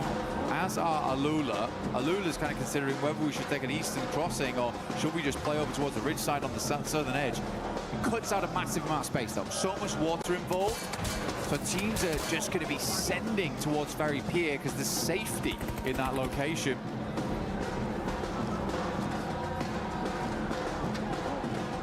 Vitality did thunderfoot their way down from Stolber quite quickly, so you can see there amongst the rest of the pack, everyone else attempting to forge a path into the zone, knowing that play space will be very limited with a decent chunk of it cut out by the water and that bridge dividing either team from each other. Only 2 squads on the island right now are Alula and Aurora. We've got E-Arena on screen now. This is the POV of Joker. Tianba though, taking the scrap towards OG. Wizgod being hit very heavy. Trying to stay behind the trees, bro. Yeah, great zigzag. Able to stay out of dodge there for a second. Very close to going down. AKOP actually challenging this. But man, A-King has been making a name for the DBS, right? You know, there's a lot of nerfs that came through. S12K became the more popularized weapon. Despite that, though, A-King has been consistently winning these trades with it. He's bringing it back in fashion. Seems like the Horror fans enjoying this one so far, getting quite loud there. You see the banner flying. Haru, oh, going back in. Let's see what he can do with the DBS. Wants to prove he's the DB best up close and personal. Onto Schweppes with the opener. Not ideal for his teammates though, as Joker strikes with a shotgun and Turney K outside twists the knife. Another one falls. An orangutan, it all goes down to just Aru. Trapped behind the bike sheds and laid out by E-Arena. E-Arena able to remove them. Stepped up to the plate, but not worthy to sit around here with E-Arena, unfortunately. Some good shots to the start there, but started to crumble slightly. Turney K came in like a demon, though, from the sidelines. I think Wizgod was not expecting him to be so up close and personal. Aura played back here. They're over towards the pier itself. 4-5's mirroring them over towards the eastern side. We are close towards our next circle now. Nigma Galaxy making me laugh at the moment, man. They're like, this circle looks horrendous. We're going to play in our drop spot for the rest of the game. We're going to get very looted. before we even think about moving. And we're still on Sosnovka with this one. Fourth rise looking good. Down towards the southern edge here. Vitality trying to confirm over towards that compound that sits towards the field. I don't think that's a bad idea here. Gives you a lot of control of the long woods that sits around this area. Not sure what S2G is doing. I think they've got boats. Okay, that's fine. Yeah, it seems like at least one boat in play there. Dream scenario, maybe it's a hovercraft wrap back over to the mainland, grab their teammates, then get involved with the action later. Meanwhile, though, Godlike taking on Tiamba. Milu on his last leg, suffering a casualty there for the Tiamba squad. It's a decent start, but Godlike have received one knock onto their roster. This is the establisher. You can see the fight here from the top down. QZZ with a nade into the ditch. Manya very low, but backpedals into safety with cover to play with. First nade goes long here. As Power holding down the fortress, keeping that drawbridge pulled up. Takes a fair bit of damage here, but he's refusing to move. Manya will reinforce the front gates. Actually goes for a swing by, try and get some information on that. So Eagle's going to move around, understanding the position has been compromised.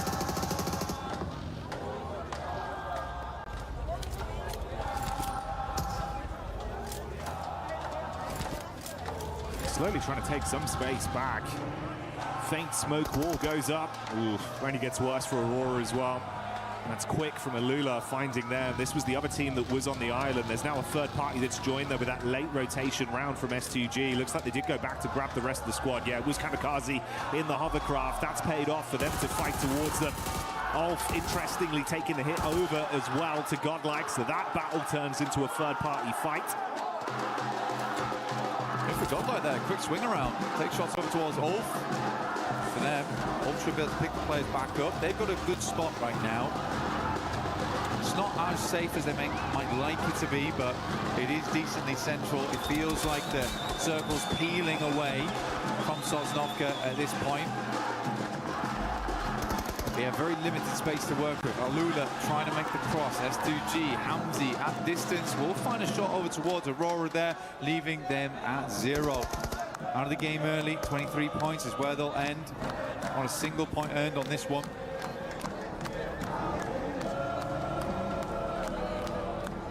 So a great start on Rondo, but a bit of taste left in their mouths off the back of the Erangel performance. But these guys have been playing the same game. I think it's the first time they've been inside the circle since the beginning. How does their entry work, actually? Matt, how are we still on the bridge? Yeah, this is kind of unreal. At some point, I thought we'd move. Yeah, we're still here. I mean, Sosnovka's still in as well. I cannot believe this. Alula also took another casualty from S2G on the backside, so they've called it quits and actually rushed over the bridge now into the mainland. Yeah, but that's only a trio blank. Damage onto Yasser as well. Oh, Enigma Galaxy might try and trade up. They're just in. They're just in. They're absolutely playing a different game at the moment. I mean, I'm glad finally there's some shots that go towards them now. It's just such a wild play from Enigma Galaxy. Coop's taking a hell of a lot of damage. They'll slowly careen it back in towards his team. Try and lock it down. They have lost one off the back of that. Vehicles are smoking, flaming. Flashes dash with Galna. I mean, that's 3 eliminations potential there for them, but they're worried about these sightlines at the side. Furia. Ooh. Go on. Give it some welly. Tiamba doing Tiamba things once again. Tony K low on HP on the top floor, upside in the attic.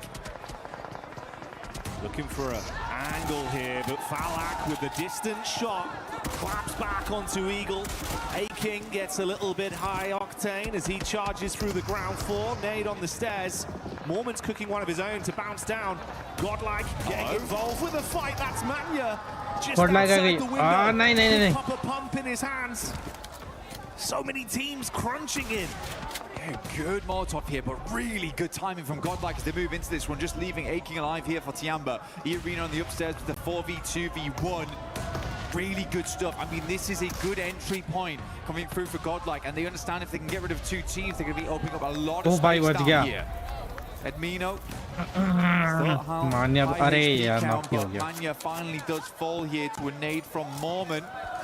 Tiamba goes down.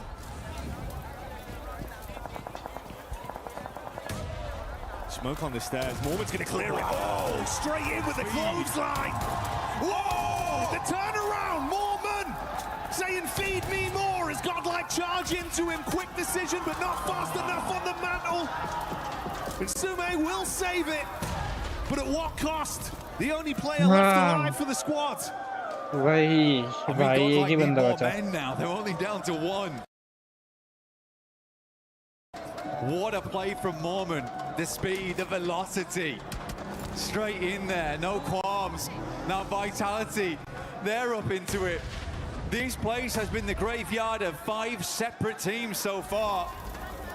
Vitality finally just come over towards the dregs. The funeral's almost over. Can Salme stay alive as the sole participant?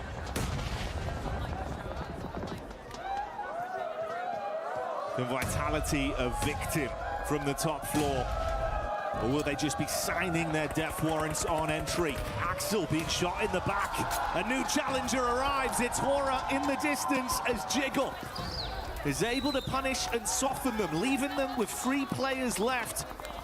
Sume still just guarding the stairs with a nade pin pulled. He's going to go down. Razak on a dive around the corner. He wants to punish him with a shot. He will find it. Really, really good job from Razak. I think you have to make that play in that moment as well. You hear the pin pull coming down, trying to get the res off. You're trying to go for the revive, get some respite in that location. So Razak goes for the risky play to keep them up as 4, understanding they'll need that amount of players to push through the next couple of compounds. They got Aura in front of them and Forthrives after that. Alula down towards the south side. Circle finally moved away. Still a lot of water on this one. Beachhead as well. Ida, as well as Ulf, now going at it. Play from Ulf downstairs is knocked. They have 4 players up though right now. This is very easy to recover from. Well, it should be. Whoa, you run straight into that one. Catching the as Ida try and clap back. It's good damage, but such an awkward setup between both of them. Casualties on either side. Scarface looking to go for the pickup play. Meanwhile, outside, Emre charging round with the SMG and denied out by Nongxin Red Force. Tizzy takes that one. Nongxin could push this pretty quickly. Ulf is not looking too good right now. Neither is Vitality. Flipping into action. They lose a vehicle. Razy and Razak try and get the buggy through the window, but end up dismantling through normally. That was a speedy rotate. I like that. You know, cut your losses. Moving through Aura as well as Forthrise is going to be hard, and eventually you get third party by one of them. You hear the engagement happening on the north. You send it. Now Wolf is in a very tricky spot. Cut between 2 strong teams in Nongshim as well as Vitality. Quick decisions and shades of the Vitality that we were so impressed by prior. Once again, back on our screens, it's only the 1 elim they've been able to garner so far. But they are licking their lips at the prospect of so much more.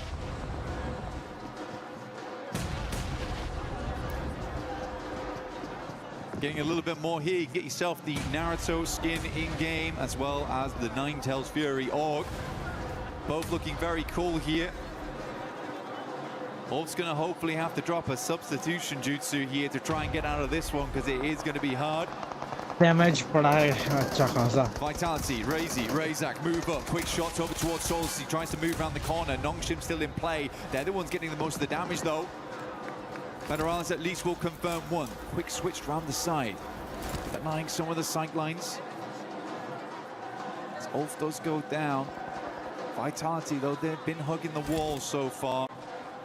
Not allowing a single moment for Nongshim Red Force to try and challenge that spot. Razak though, what are you doing? Testing the waters, a little bit hot. Yeah, I did not like the feeling of that one.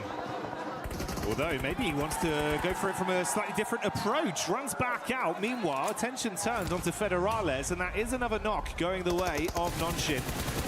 Oh, Razak. Oh, yeah, good shots. He's got so easy, very low. Nade right on top of him as well, following up from that. Oh, mate. Hyunbin with the instantaneous conversion. Now it's a raw 3-on-3. Luckily, they will save Federales, but he's got to top himself back up. I mean, Razak understood the idea. Now he tries to get up towards the wall, create a different angle to deal with. Nongchin was quick to it. Hyunbin pushing up right now. It's a little bit close for comfort here.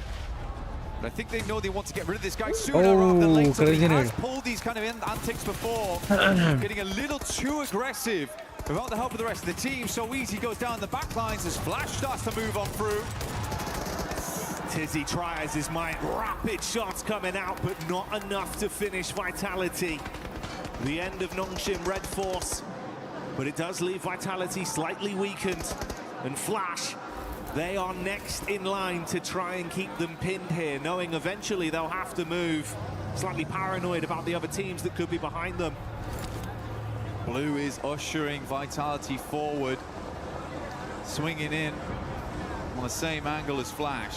How will they make this work? S2G, you were right. You were actually right. They had 2 hovercrafts in play. Being able to keep both of these alive all the way through to this end game is giving them a lot of pressure. Loss isn't quite able to get it up though. And the hovercraft is stuck on the side. Yeah, just about. We'll take it. I mean, that, just letting it happen. Come on, bit more gas. Got to give it some welly.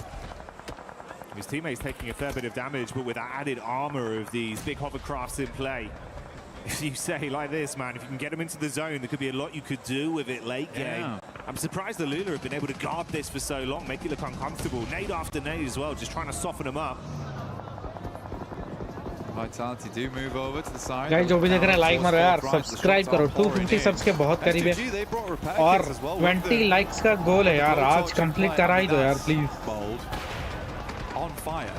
Get out. 11 तो हो गए थे last मैंने जब देखे। Falak down. Aura. No Easy है यार। Drops them all up top side. Looks fairly decent. 9 ही तो बाकी है। Slightly too far. This is some comedy. Not gonna lie to you. Okay, they should be able to clean up from here at least. As long as there's not any more mistakes. It's damage done onto Soul K, but they do hold on. Shut down Alula. What was that? Bit of a weird one. It was a weird one. I'm glad you picked it up strong though, because I mean it is an important fight. It's just interesting. Vitality go down in the meantime as Flash continues to push the advantage, but it is majority of Fourth Rise doing that damage. Enigma Galaxy, after their strange approach from the early game, now going out slowly but surely. Just Ralph as well as Lord. Flash has been all over the place so far. Next circle will pull in stage 7.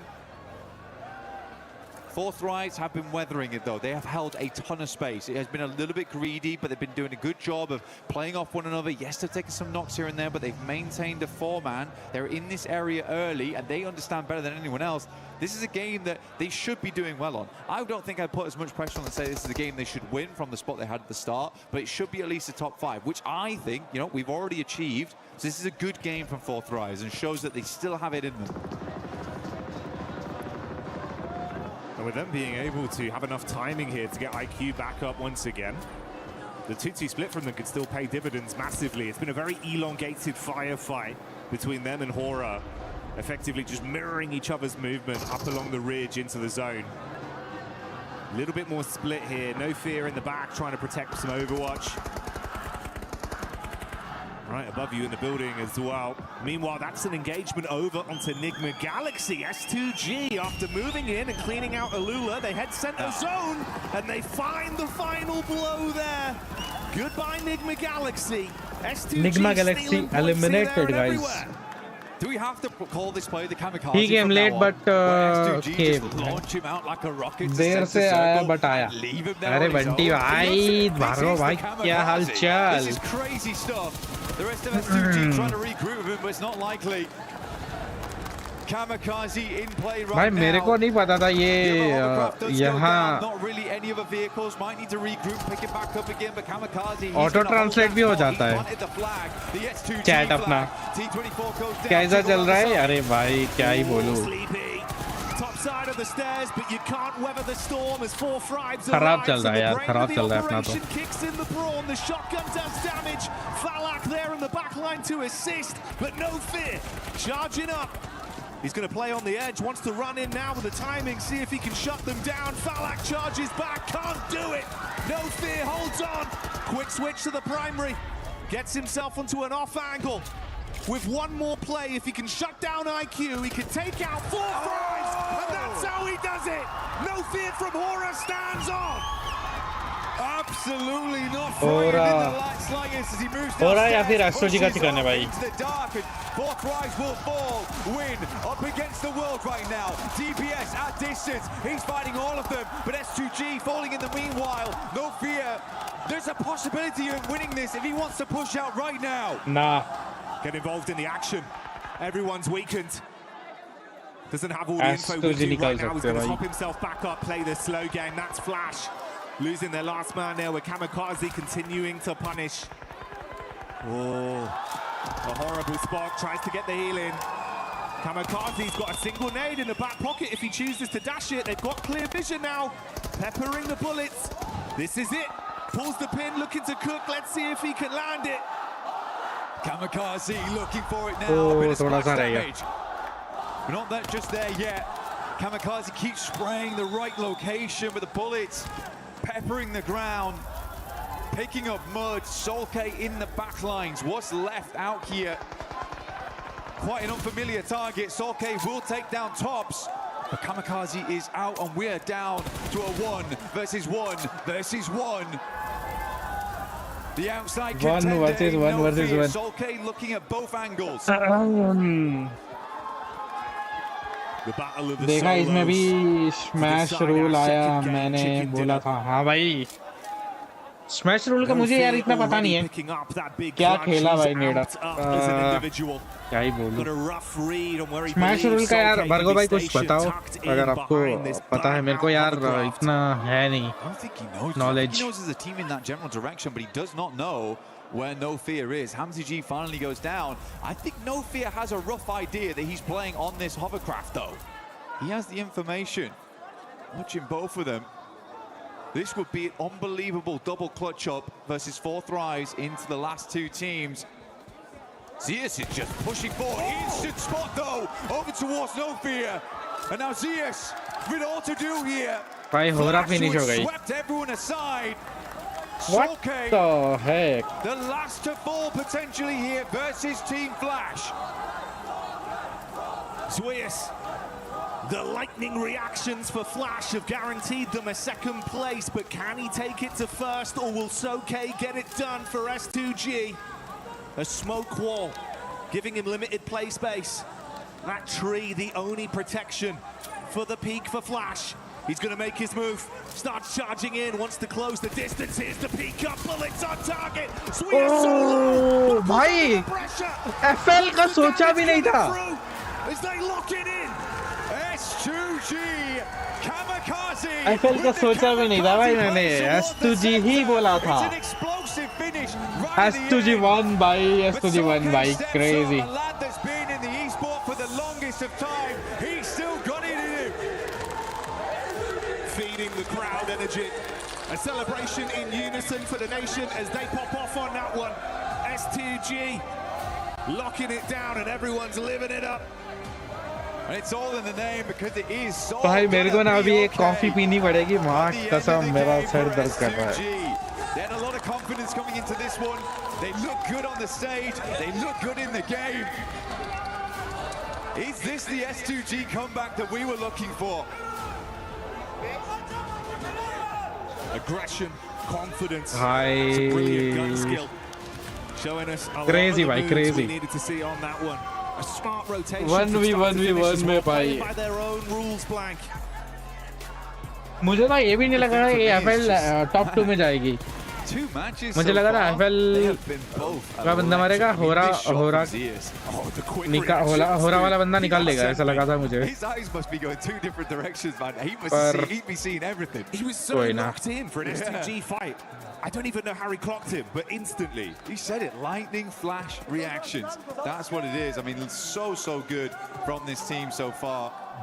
I mean, they were involved in everything. I think Horror, honestly, for them, yeah, it's a tough fight versus Fortrise, but you've got to be happy with the way that No Fear clutched up there. That is an incredible finish of those guys. Yes, Horror had a good spot on the sideline. Yeah, chigan निकाला भाई हाँ ना भार्गव भाई crazy निकाल दिया इन लोग पे. I don't think that was an easy game whatsoever. And you can feel it looks a little bit different with this lobby compared to what we had in isolation in groups, right? Yeah. Everyone's so much more quick to the punch, a lot more early contact. And it feels like sometimes we were seeing maybe a bit too much respect for the big dogs. Now everyone's playing on the same level. It feels like we're all on an equal footing here. And they're giving it their best. It really has changed the dynamic. But let's get down and hear from Kalaris himself on the stage about what they have to say. Thank you very much, Jackie. Yes, you can cut the tension with a knife here at the moment for our first 2 games, and I'm here with Bhargava भाई मैं थोड़ा coffee बना के लेके आता हूँ वरना मेरा जीजीस हो जाएगा. Some of the games that have happened so far. So let's talk about that first game in that late game against Aurora there. What was your anticipation as a team? Did you think Aurora had maybe moved a little bit earlier, or talk to me about the late game and what you guys were experiencing? I mean, we didn't really know. We didn't have much info. But we just played it slow. We took our fights that we need to take, and we just secured the win at the end. I mean, it looks good at the end, right? Of course, getting that many points off of a Rondo. Not a bad start at all for a grand final like this. That second game, a bit harder, I think. Yeah, second game was a bit harder. I mean, we have a team hot dropping us, but they're scared to fight. I don't know their camping. So we'll see next games what they do.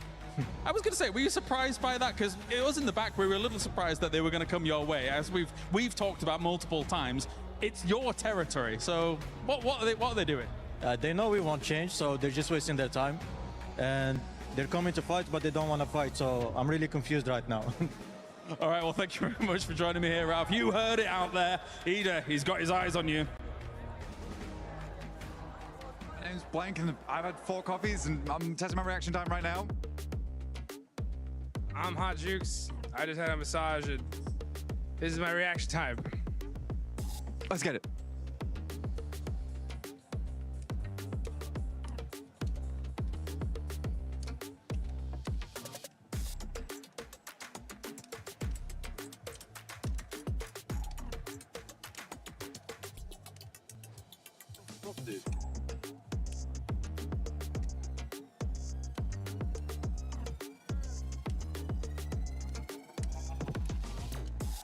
I'm in the room.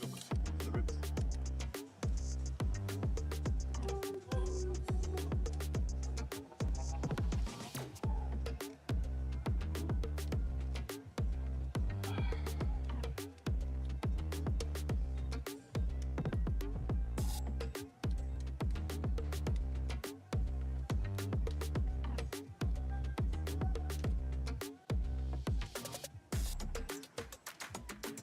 Yes, my reaction score is pretty damn good. I actually don't think it has something to do with anything else or anything like that. But what about you, Jukes? I don't care. Cut.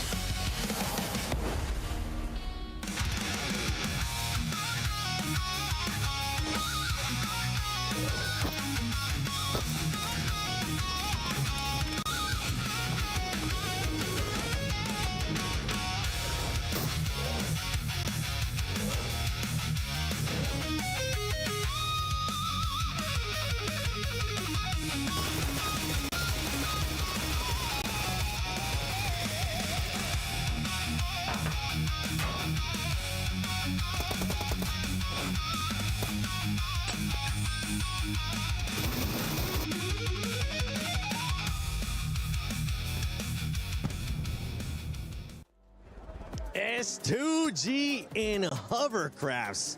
That is like white on rice right now, because my goodness, what a performance out of that squad. Before we break down that second match here in finals, don't forget that we do have the fan experience that you can check out here at EWC. Make sure you go check it out. You can check out the new mode, Brain Rot Royale. Check out the collaboration right now that PUBG Mobile is doing with Naruto, and so much more. And you can win some really cool shirts, which actually we've been wearing them. Not right now. I think Jukes does have one on, but you'll be able to check out so much stuff. Yeah, check out that still Brain Rot. I mean, Brain Rot Royale. I've been playing it. I think I got to level 7. I've seen people being able to get to level 11. I gotta grind some more. Wow, 7 got 7.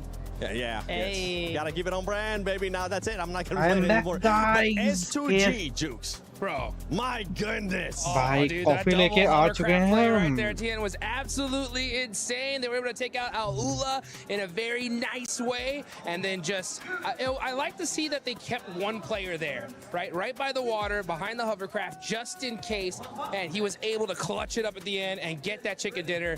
Finally, an S2G win, and nice and early. Yeah, really, really nice. And the momentum they were able to pick up on after, getting those hovercrafts. Very quick side note here, while we're on this fight, 4 Thrives are looking, I hate to say it, very shaky. I don't know what happened, because group stage, they were looking really, really solid, just not able to get that win. Here, the splits are kind of off. They're pushing one by one. They're not really communicating, it feels like. So the last 2 games, I've not been super impressed with them, but hopefully that changes in the next game. And for 4 Thrives, I felt like it took him way too long, Niptura, to engage the fight there with Hora, just coexisting for too long, and No Fear came in clutch with that 1 versus 2. He really did, and he continued to come in clutch for a lot of the game. Actually, he was a big part of the team this game. Yeah, I just think he just made a big play. I mean, what can you do against that? When No Fear comes up and clutches it up, I mean, Aura fans are screaming these guys' names at the top of their lungs, and to be able to clutch it up like that is just huge. So yeah, unfortunate for 4 Thrives, huge for No Fear. Another team that has been performing quite well today when we talk about eliminations has been none other than Nongshim Lace. This was the biggest feedback that we gave this squad during groups and also survival, and they're finally starting to put up those eliminations. As you can see, Nongshim Red Force right now with 9. Yeah, absolutely 7. I mean, they're finding important fights on their rotation to solidify that position, especially on that northern side. They were able to sort of catch Furia off guard. And now I do want to kind of segue into Furia and to why I need to highlight this. But one of our most aggressive playstyle teams is prioritizing the rotate on Rondo. We actually saw them grab utility, move into zone, and Max actually made a good point about this when NGX was sort of on the, I think it was the eastern side next to E Arena. Furia should have just pushed them into it, caused that fight. They would have had control over that whole entire side because they just sort of stopped the revive from Ulf. Then again, on this map, they found themselves in the position, and Nongshim from the northern side just obliterated their defense. This is just unusual for Furia. They are the power play team. They're the ones that get in a goddamn vehicle and shooting out the window and making that position them. It's just unusual. They're right. They are supposed to be that aggressive team, and they're currently not showcasing that in the opposite, like you just mentioned, and I was mentioning too. Nongshim is putting up those eliminations, but something happened at the end of that last game. With the hovercrafts and S2G, that was a little bit sketchy, Nip. It was a little bit. It was a bit touch and go here, but the momentum they've been able to build with these hovercrafts, they had 2 or 3, and they just went, let's go for it. And it's this replay that I want to talk about here, because look how they're going to play this. It's like my driving. First of all, Secondly, look how they take that first hovercraft and they deny the sightlines of Aula, right? They separate them one by one. They can no longer play as a duo. They try and get as many of those sightlines abolished as possible with those hovercrafts. And to be honest, S2G with those hovercrafts have been actually insane. It feels like because they take more damage to explode, and they have it's just a tank, and so they are able to just run with it. They were making crazy rotations from the very beginning of the game. They had those positions on the rocks in the middle of the water, which are normally inaccessible, but having 2 hovercrafts, I wonder if other teams are going to start picking up on that, because that was an insane game from S2G. I mean, we've seen it happen in the past too, and you just sounded like Max there for a second. I have to double check to make sure it was Michael Natura Jackson or if it was Max, man. But we're looking at the overall ranking here. Nick McGalaxy is currently in first place with those 26 points. Aurora, top What happened at the top of that bridge? That man ended up falling down, and he actually ended up hurting Aurora with the rotation that they were looking to do into the main island. Yeah, it's so unfortunate there. I mean, that's what it's all about. You know, you're trying to be able to get into that end game and make those plays, and if you're Aurora, you know, 24 points on the board, you can't shake your head at, you know, and S2G being able to get that win, push themselves up to 3rd place. You know, I like what we were talking about there about Nongshim a little bit earlier, right? Hey, just look at the elements. Yeah, I mean, look at that. 18 eliminations, and they would have gotten even more if it wasn't for those clutch plays from Vitality right there. Yeah. Because Vitality. we saw absolute Hyunbin in action, making some serious plays. But hey, again, super clutch moments here. We have to talk about some of these other teams that are currently on the 2nd page. I know it is the first day of PMWC at EWC 26 finals. It's only 2 games, but there is some things that we're starting to notice here, especially with 4 Thrives, the passengers that you were kind of talking about earlier, Neptura, as well as OG. OG needs to start being a little bit more aggressive and making sure that they look a bit more cohesive when you are being aggressive, because they were pushing one by one. It seems like a chicken without its head. Yeah, it really did. And also they're losing players very, very early on. I think we've had that in both games now where they're at least losing at least 1 or 2 of their players. Godlike have had a better opportunity to keep their players alive. They've been split up a little bit more. They've been using a little bit more of the zone, but it's just when they actually get down to the fight towards the end game, that's where they start to falter. And that's why we're not seeing those strategies convert into points. So that's what we need to see there. And India, if I have learned anything about OG, it is they need their 3rd game. So don't count them out yet. I've learned my lesson. Don't you stress. Orangutan in their 3rd match, what they tend to do is actually prioritize just kind of scoping what the rest of the teams are doing, making their game plan. Game 3, 4 is where they set their sights on fire. Oh, I like that one. Now this is the group of death. Woo! This is the group of death, and this does feel like a finals right now with the way that some of these teams are playing. One man that I know is happy because he ended up picking that team that was in the top 3 here, none other than Team Flash. Maxman is looking to make sure he reverses curse. So let's send it over to Maxman in Calaris. Well, we're not going to let him do any predictions here. That would be very, very serious indeed. But of course, we take a look at how things have gone down so far here in these 2 games. And we did have that interview just with Ralph, who's also a little bit confused about said hot drop. I saw the hot drop that could happen on the map before this event. I'm like, they're not going to go for it because Nigma Galaxy has been dropping in Pachinki before I was even born. And yet, a team is trying to contest it away from them. And as he said, they're going for the hot drop, but they're not fighting and very confused. And they just see the loot truck pass by like, oh, my P90. No P90. Oh. So, Ida, I might want to change that because it's not helping you out. I think it's going to be difficult for them to go up against that, but we will see if it continues. Ralph is also a little bit confused. Let's pivot kind of where we're at here as well. They've already alluded to it on the desk and how things have gone down so far for S2G, but just masterful control of the double hovercraft, some crazy plays, and the send out of Kamikaze to be able to make that work. For S2G, that was very, very impressive. Yeah, it's just a domain expansion double hovercraft. I'm sure you get that reference right there, Calaris. But no, great use of it, especially you saw there in the during a little bit of a replay analysis where they block out the line of sight of one of the players of Alula to really separate them and win the fight off the back of that. When you're near the water, when you have these open-ended finish, hovercraft are, I'm gonna have to say it, they're completely broken, and S2G made full use of it until the very end of that game. A tough circle though, right? If you think about where Aurora was when it comes to the bridge as well, we're having kind of conversations in the back about this is a military island kind of heavy team, and yet the bridge seems like a conundrum to them that can't solve like a Rubik's Cube. It was a bit weird, especially because Top was on top of the bridge itself. And I think the player 4 Thrives got an angle onto him, so he goes down, kind of drops to his death at that point, right? And then the team tries to go and back up and hopefully get him back up on his 2 feet. But then Al-Ula were very sneaky, pushing right behind them on the bridge. I think Aurora, they're very experienced on that western bridge. We should be expecting more on the finish like this. So, you know what? First Durangle, it's fine. But the next Durangle, they need to show up. All right, well, thank you very much, Maxman. It is time to head on over to the commentator team once again for game number 3 of the finals. Let's do it.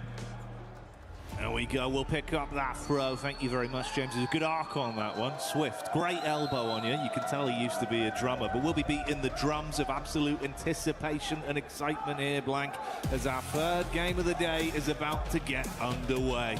Yeah, national gods as well as we get into this game because it is going to be a Irangle lot फिर to से talk about भाई going so far. I mean, even from watching the desk to watching the stage hits to watching the interviews, there's a lot to break down over the last match, and even just the 2 games we've had so far. There's been a lot going on. 4 Thrives on the first game, and having a little bit of a misstep, and then coming to the second one, looking a lot better. But so many good teams. I'm very confident to say this is about as competitive as it gets in PUBG Mobile right now. I think we have the right teams here with us. We go into our third match of the day as we get towards our halfway point.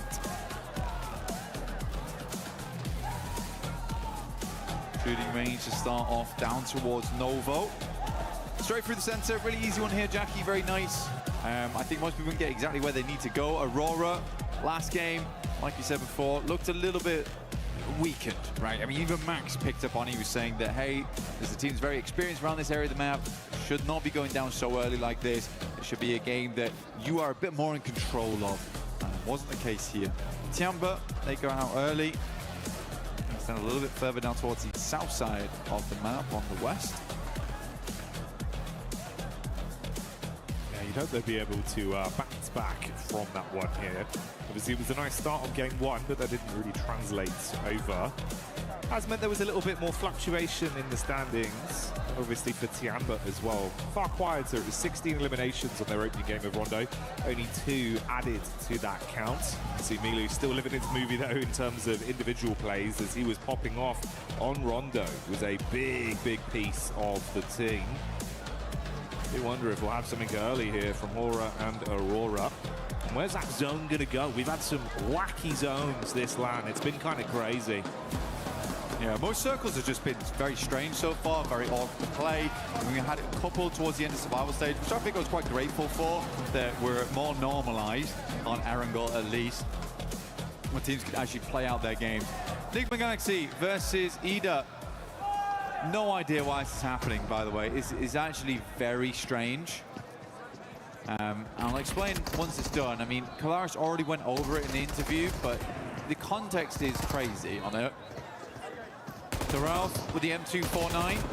There's some good shots done. Actually, Enigma Galaxy doing quite well here, but already losing a player does feel bad, and it being Coops is even worse. Take him on the side. Lord hits some shots with Abacan. It's back and forth here. Swain last left to face.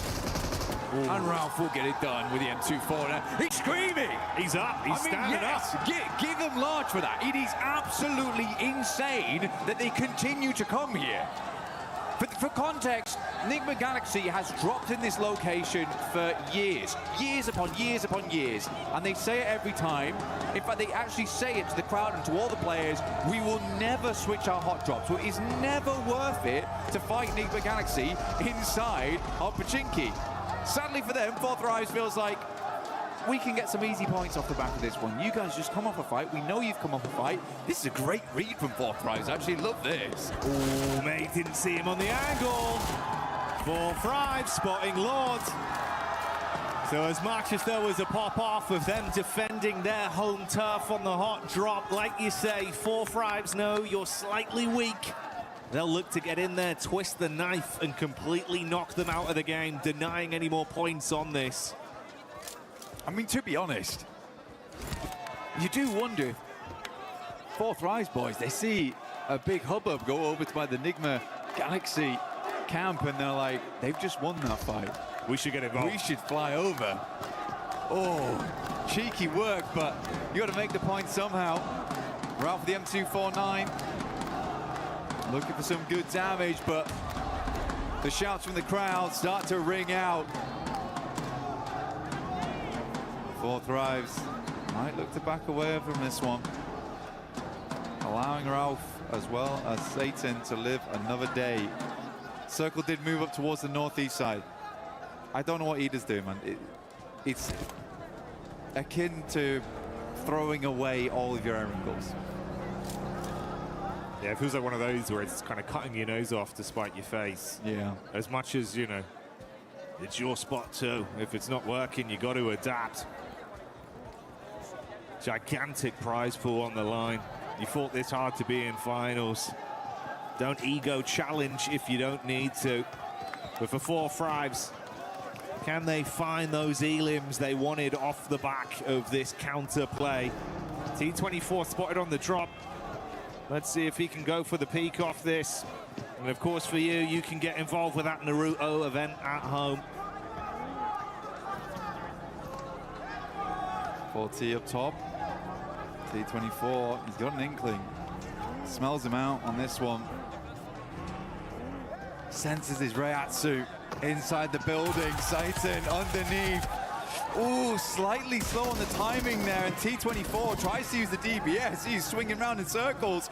Satan's not sure where to look on this. The rest of Fourth Rise will come into hold. Finds the first. Takes more damage though. Ralph is nowhere nearby to help. Drops him down to 1. And it's an easy revive here on T24 inside the building. Church held. Then get the revive back on T24. And Ralph's just had to stay, man. It's where he's been for so long. You'd be furious. Yeah, you'd be fuming. You win it twice. You win the hot drop twice back to back.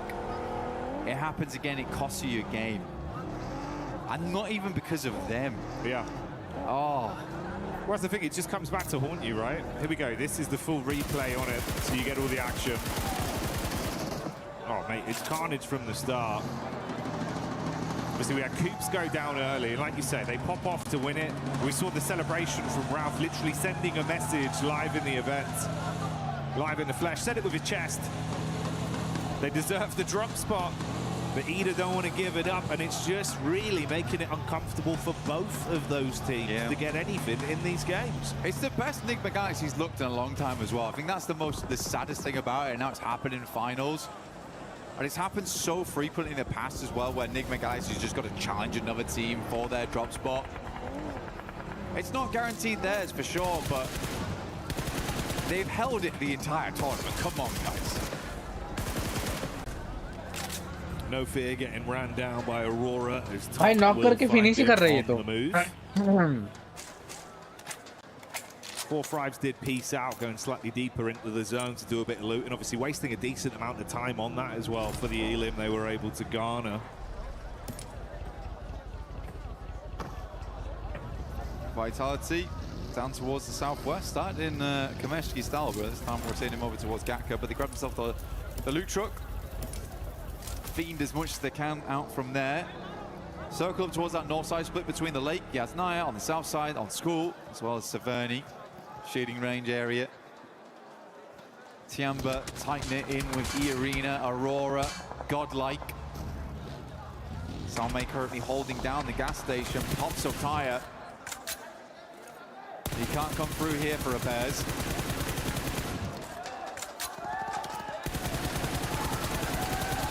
He's got no bullets though. एक निकाल दे भाई. Yeah, only 18 left. One in the clip, 17 in a hole. Let's see if he can turn some bodies cold on this push-up. Top going to drop down back behind the car. So Aurora taking a fair bit of damage. More reserve taps now. Got to find himself some ammo to play with. Switch it out to the Tommy just to keep the pressure on them. Suppressive fire. Yeah, spraying it through, cutting the grass, but not quite finding the shots over towards the players. Next circle, 10 seconds roughly on this one. Aurora still figuring out where they want to play. Probably going to be a big old retreat here out. Migrate for a lot of squads. Hard shift potentially. No, actually. Very, very kind. Up towards that north side. Obviously, Lake is a bit of an awkward one to play around. You're going to see a lot of people playing on the rocky outcrops. The staging that goes up towards Stalba. Big old mountainside. There is also, never mind, it's horrible. I lied to you. It's not great. You got the field down towards Yasnaya too, so there's not a huge amount of fun spots to play in. You have to decide a rotation in now and quickly. Do you wrap on the north? Do you wrap on the south? Because you can't really change that as time goes on because of Yas Lake.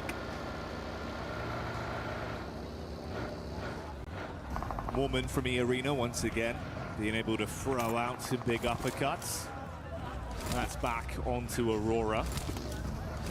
So a single knock there with the Tianba POV on rotation. Getting themselves into a fair place so far. Mormon keeping it going.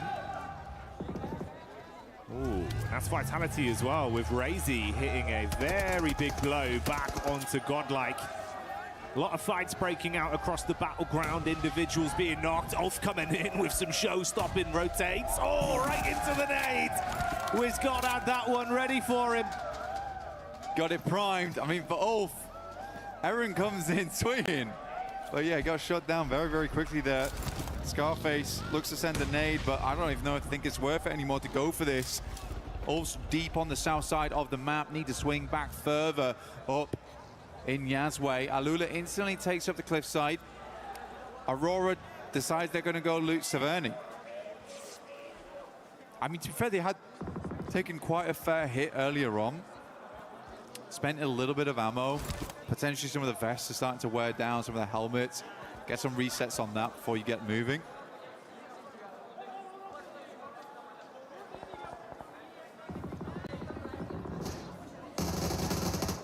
Tiamba tackling against the Vitality Killer Bees once more. And it's Milu that's already showing that consistent form.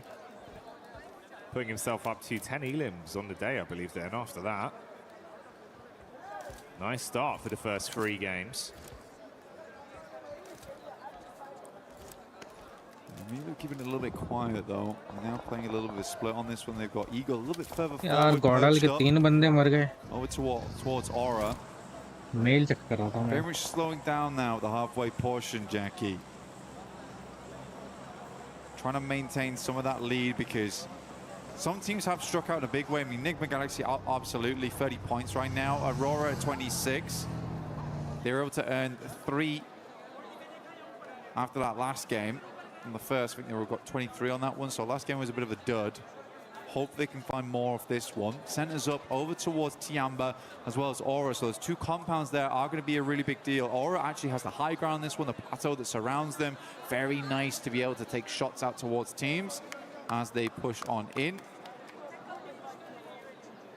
Sadly, Alula's much more high ground spot gets pulled off. So you're going to have to move over towards that western side. Yasser pulled away. I like this move from 4 Thrives though, Jackie. This is good. 4 Thrives still looking pretty nice in some of the encounters we've seen individually. Another roster we know that can be very explosive. Let's see if they can bring the boom on this one straight up towards the setup from Alula. Quick on top. Got a pump action in the back pocket ready for it if they can close the gap.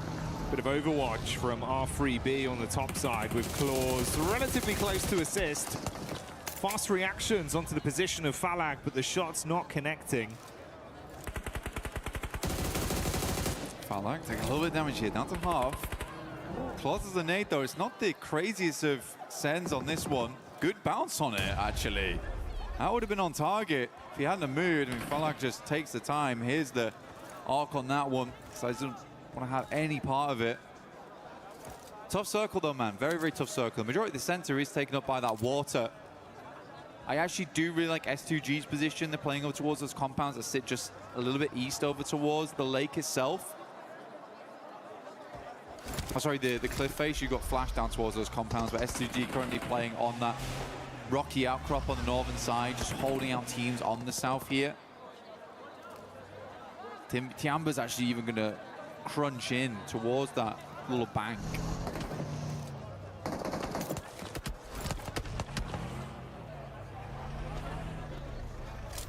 Fine margins between this going wrong for either of these 2 teams in 4 Thrives and Alula. So not wanting to risk it too much. Meanwhile, OG crossing past the crosshairs of Nonshin Red Force with Zizzy taking the peak over the top. Got the heavy weaponry ready to rock them if they stay close by. And luckily they have at least been able to create some space between the 2. Double back over to the bridge where Rolf is stationed. Yeah, they know OG's in the area as well. See, Aaron struggled versus them earlier on his flying maneuver into the gas station. Tried to go for the movie entrance, but we went straight to credits instead. Yeah, Ulf hoping to hold them on the bridge side. Next circle, though, I'm feeling the pizza slice here over towards the west. I mean, Aurora currently have a really strong position on it, and we do head over there, in fact. But it's like a case of Aurora holding the central spot. They have a lot of 360 vision, but it's very open, Jackie. This is a very, very open area, a little bit unfun. There's quite a few radio towers and the square concretes that sit underneath them that end up being like where you play. You literally just lie down next to them, try and set up vehicles. You can see Vitality already sending over But this is quite a nice spot for Aurora. It's a tiny bit of hard cover, a little bit of a crescent lit behind them as well. Well, that's the last man for Enigma Galaxy, and Ralph trying to stay alive for as long as he can, but finally falls to S2G. S2G possibly being collapsed upon as well by 4 Thrives. They fall next. Yeah, good fight. Very good fight from 4 Thrives.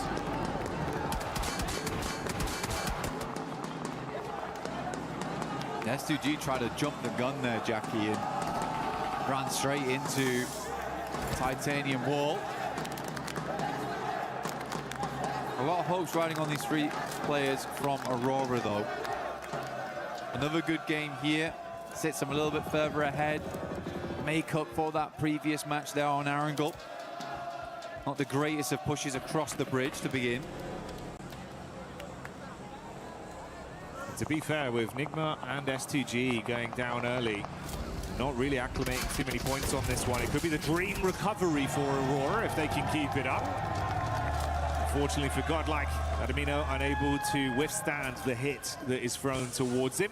Furia will get their mates back up and live on to fight on this one. 4 of our squads out of the running into the 3rd game so far.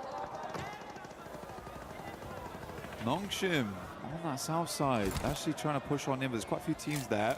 Nongshim's just gonna barge over towards OG. Atanki's already down. Another nade towards the backside here. Good damage from Hyunbin, as always. Looking very, very strong. Hits the deck. Good dodge on that. Second nade's a bit stronger, though. Aru now needs to get back into action. The rest of Nongshim Red Force lagging behind as Flash still continues to create a little bit of a nuisance for them in tops. Back and forth blows, but Orangutan still being able to withstand. Uncomfortable for Nongshim, actually, man. Yeah, that's a nice flick back up towards the Wizard Tower, and it keeps him pinned in position, so he can't provide too much Overwatch. Bad spot now. I mean, no position to help the rest of his team. It's a cool side swipe coming through from tops as well. Caused so many problems on the back line there for Nongshim Red Force. Just weren't quite quick enough. He's going to have an even deeper look into this one. He wants to get up close and personal, investigate. Potentially some more eliminations here left at the crime scene.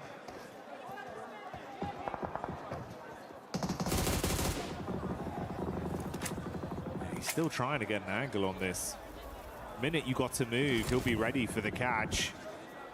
And Furia over on the other side of the coast have been taking shots over as well, so it's all been a little bit uncomfortable for the 4 squads that have been collapsing in onto that one position. This gas station for OG somehow being a very formidable defensive area. Oh. Calling it from zone 3 there. I got a little bit lucky, but Nongshim eliminate ho gayi, a guys. really, really good spot now. This is definitely redeemable city here for Aurora. We just need to not see them go for something silly again. That is all.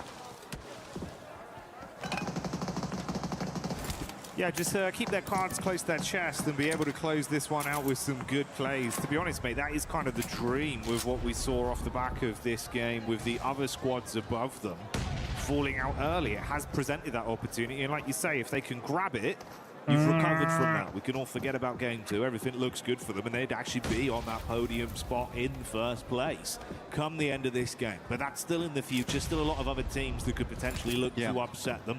So we'll stick with the narrative as it develops. This is their position right now. 4 Thrives going in against the arena. Doc looking to decimate some damage out, and he does hit nice.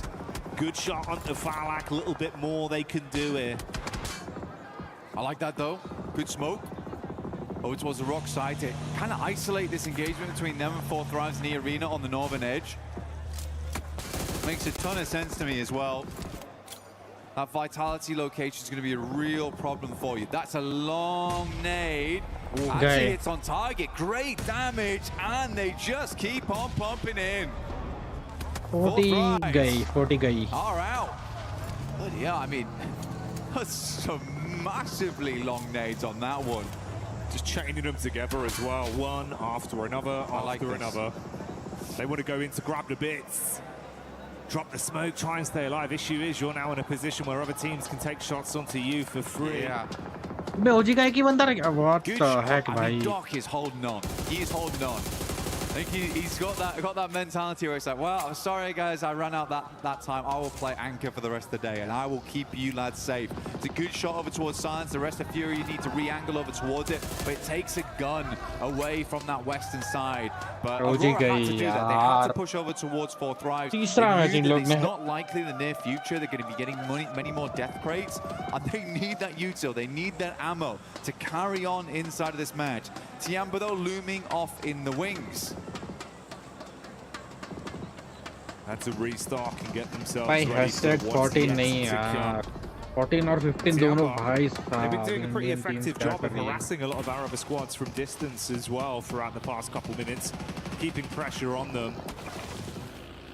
Playing a little bit safer here in their setup. Window peak with good eye line onto some of the other teams. Scarface on the long wrap around back up the coastal ridge over towards the bridge side. Going to be coming in from the back near Vitality and Flash. This is his angle on the move. Ooh, spotted out. Starting to lose his HP bit by bit. Got to drop down to the deck and hope that he can hold on. Can't even sure how he's lived this long. I mean, Tops has got to know someone's mover here, the pitter-patter of the footfall. Close the distance. Scarface is instead just going to go for the heel. Tops pulls the pin. He should know. It should be right on the edge of the blue here. Good air burst will do the trick. Ruins the amount of healing that came through there. Aura from the sidelines, though, will get sleepy. बच गया भाई. Over towards Foes. Top, though, is the one to refrag over towards that. Tiamba aching moving forward. Gets behind that radio tower. This is a good spot to aggress over towards Aurora on. But more importantly, hold out on the southeast side. Good nades again. Goodness me, Aurora's having none of it. You feel the base on that one. More coming as well. Air burst over the top side, trying to arc it round the corner. Ooh. Eagles crossing his fingers, hoping the smoke is enough to get the pickup play back on Aching to stay alive. I wonder if they're going to push this, Jackie. I mean, with a molly, you could. You get the spread on it, just try follow up off the back. You know they're weak. Oh, man, I think they just wanted to get the flush, at least, but not meant to be. That's a lot of nades invested there for basically nothing. Aking's going to send back one of his own. Now they're fully set up over here on the radio tower. Good Molotovs, man. A bit more damage done. Chip damage from the nades should be good enough. So start to bombard now. But they're splitting the difference on these ones. They know they have to go for one side, and it is over towards Doc. Survives the first blaster shrapnel and should survive the second. So many nades though, and Doc, although the shrapnel hits him in the face, he takes that peek and shuts one player down once again. 6 nades thrown out for no real follow-up from it. So it goes both ways for either of these two teams. Top with the instant adjustment back over onto E Arena. अच्छा ठीक है bro, ठीक है bro. From 2 sides between this team. Shreps now. Get the res on of E Arena. E Arena, you know, actually haven't been too bad. I think for the points they currently have, it's 19, but they've been consistently up towards at least the top 8 every game. Vitality still taking more shots here. Tiamba is the one to take down Tops. Tiamba's playing as a 4-man, and genuinely the way they weather the storm here versus Aurora, they have a place to play inside the circle going forward. More about dealing with the couple of players inside of that shack right there, and it's hard to line up those nades past the side. Always have that angle of Doc to worry about. He is so critical to his other 2 teammates living.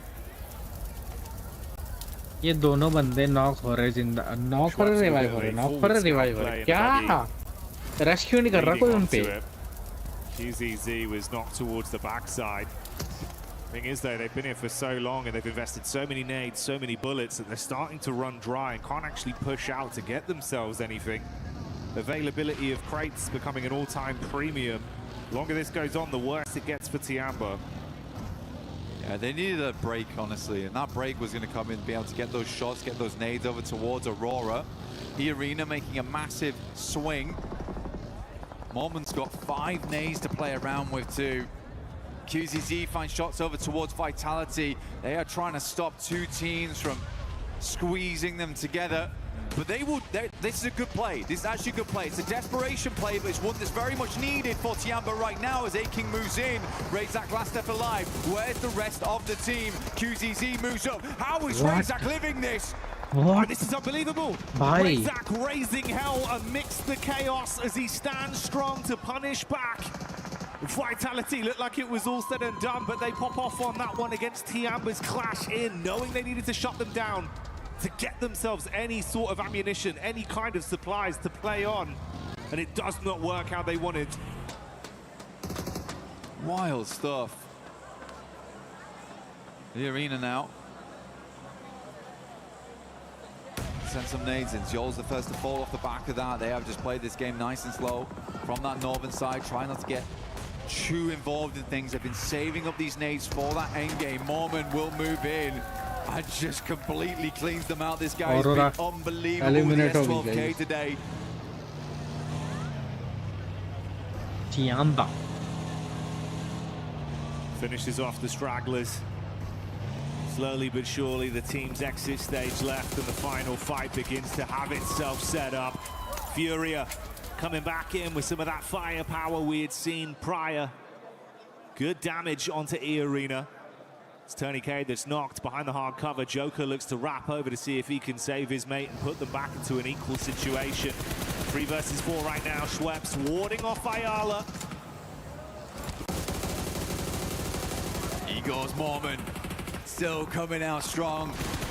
He wants more on the game, and they are delivering. Igor's down, big player on the squad. Now it's time for the likes of Ayala as well as Chief to stand up tall. E Arena, they saved all their potential up for that late game, though. We saw how much ammo they still had more, how many smokes they still had remaining. His team basically played this one out for the chicken dinner. For E Arena, it's sort of not worth it unless they get the chicken dinner on this one. The amount they saved up, 5 nades still in the hand of Schweppes. Getting a second place is nice though, but yeah, it's this open ground, disgusting to work with. Furia is lining up for a big old bombardment from E Arena in the near future though.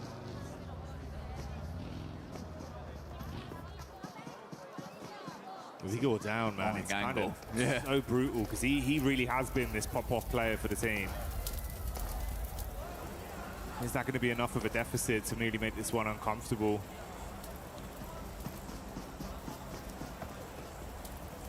But Igor, he's just providing all the information back all the time. Chief moves up over towards the loot crate. The nade has to be invested.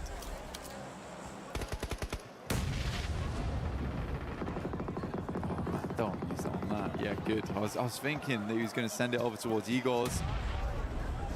But he is just calling every single time they pull the pin on this one. When to move and when not to. Finally, the play zone takes him out, and Fury is blind again. You lose your eyes in the back line and have to rely on your gun skill now. A standoff between these two teams with open space in front of them, waiting to be crunched forth. Silence with the big guns in the back line, ready to spray. A lot of nades invested, dashing them in towards the middle here. I mean, they're mega blind. I mean, they can't have moved that far. Unless Igor's giving it back the worst information in the world, but... Yeah, I mean, for Fury, I think there's a little bit of scaredness of that front line being aggressed upon. Schweppes pulls the nades. ये जीत सकती है. We are playing battleships right now. Grenade to E5. You missed by a mile. Just dashing them out. He's gone wide, man. Start forest fire out in this field of Erangel right now. Be the best opportunity for them. That one actually hits. He's having to drive into it though. Okay. Assist. I mean, I think we could just wait on these nades. There's plenty of time to wait on this one. E Arena can play off the back of the tree in the near future. Ayala's just going to swing round, right? Not how I expected the first domino to fall, but that's Ayala going in and opening things up with an advantage for E-Arena. This is PMWC here at EWC. There's been an end game. It has been an end game. Igor's confused everyone. Silence now. Trying to be as quiet as possible. Decent Molotovs, these ones actually. Trying to catch them on the rotate out. MG3 could make all the difference. Joker's about to send this nade back into the blue. A little bit of a pre-fire. Problem is the info goes both ways. Silent's got a good read of what angle they're actually playing from now. Crazy? Oh, okay. Chief with a peek up. There you go. Follow up off the back of it. Let's see if they can deal some damage. Silence peeks up. Warning shots out. Low on health. Got about half left to play with. Runs in towards the tree. He's got the shotty in his hands now. Yeah, all right. It's all kicking off here. They're going to be able to find it through in the end. E-Arena do a bit of a topsy-turvy one, but a chicken dinner they'll still be proud of. You'd hope so, wouldn't you, really? Good game from E-Arena. I think that the game plan was great. I think everyone confused one another right at the end. Igor's, as he went down, I think he might have thrown out some information that was maybe less than useful. Unfortunate stuff. To be fair, whilst he was still alive, they had a real good pinpoint on what E-Arena was doing. So I am joking. It's a joke, guys. I do think Igor's a great player. But yeah, still a weird endgame. Yeah, it was a lot of utility investment with not too much information. Kind of felt like it was, you know, we don't want to push, so we're just going to lob everything. Yeah. And then have that respectful gunfight once we get in. Exactly. Because I do think that for E-Arena, they just wait a little bit longer, play up towards the tree line. With the amount of nades they had, they could have blanketed the entire thing. But even then, they were like bouncing them out into the blues. It's a little strange. And you're right. I also did not expect that to be the first domino to fall, which was just Tyler just getting mega impatient. After all that waiting, yeah, it was kind of really like a curveball just came in. Swift gut punch. Didn't expect that. I know they're behind. I'm just going to go for it. All right. Confirmed. That's where they are. You're dead, Tyler. That's where they are, lads. Yeah, I got the info. Okay. Got the info. Info gained. Sick of playing battleships.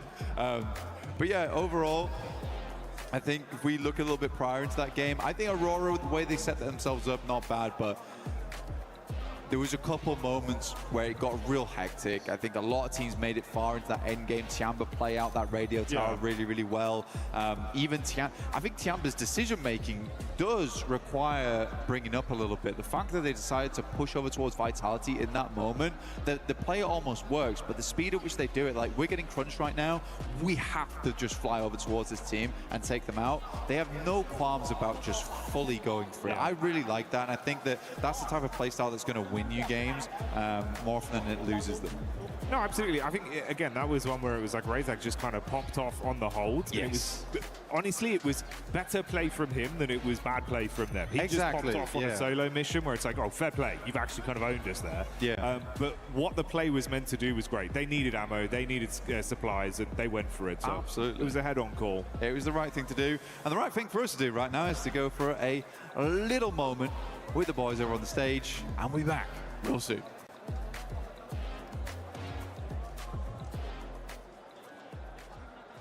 Powers here at PMWC 26, joined by John Allen, Kalaris, and Neptura, and we're playing a round of Hot Drop Darts. Ooh, we're going to be getting stuck into the board, hopefully. Maybe not for some. Some are having a bit of trouble during practice, but we're going to be taking some shots at the board. The person with the least score is going to have to give their hot take, so let's jump into it. You guys, I think you two have to go first. I think we get Nep up there first. Let's get Nep's in a prime position for this. I feel like I'm in the danger zone, but let's see. Get ready to dodge. Oh, it's your best one. Yeah, that's it's unreal. on the board. All right, Very much. shuffle up. Thursday. And Kalaris up to the bat. Oh, okay, all right. This is good. This is good. There you go, James. There you go. Shuffle in. Thank you. Don't hit me, please. Oh, it's a 17. Currently, Neptune last with 6. No way. Oh, a double 17. It's a triple 17. It's a triple one, I don't know. That means Neptura is last. Are you serious? Yep. What's your hot take, Neptura? My hot take is that the Uzi is a bad weapon and shouldn't be played. There you go. That's it. Long range के लिए सही बात है. No, that one was mine. No, it's in 25. Yeah. Oh. It's you. Well, she's already done a hot take now, so.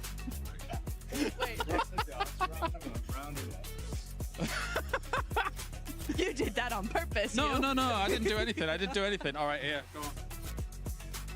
John starting us off. Let's see. Oh, hey. A 5. It's Not in. bad. That's all that matters, really.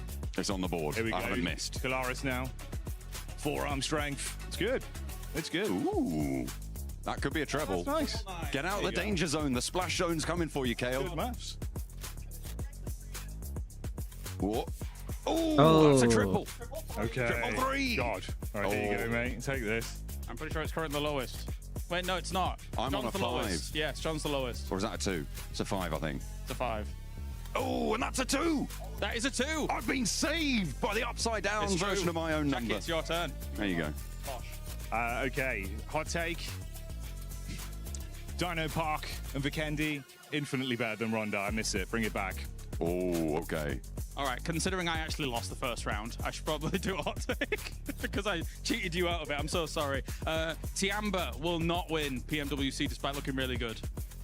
I feel like I've got to follow in with a hot take as well. Oh, okay. I feel like over-reliance on ARs, nonsense. I want DMRs in, give the players a little bit more expression in the secondary slot, you know? Those submachine guns, something else popping in. Give a little bit more individuality. That's what I want to see. I like it. Don't give me this, Mike. You know what I want? I want all of your opinions from the viewers at home. You in the chat. Tell us what you think. Let us know right here, right now. What are your controversial takes?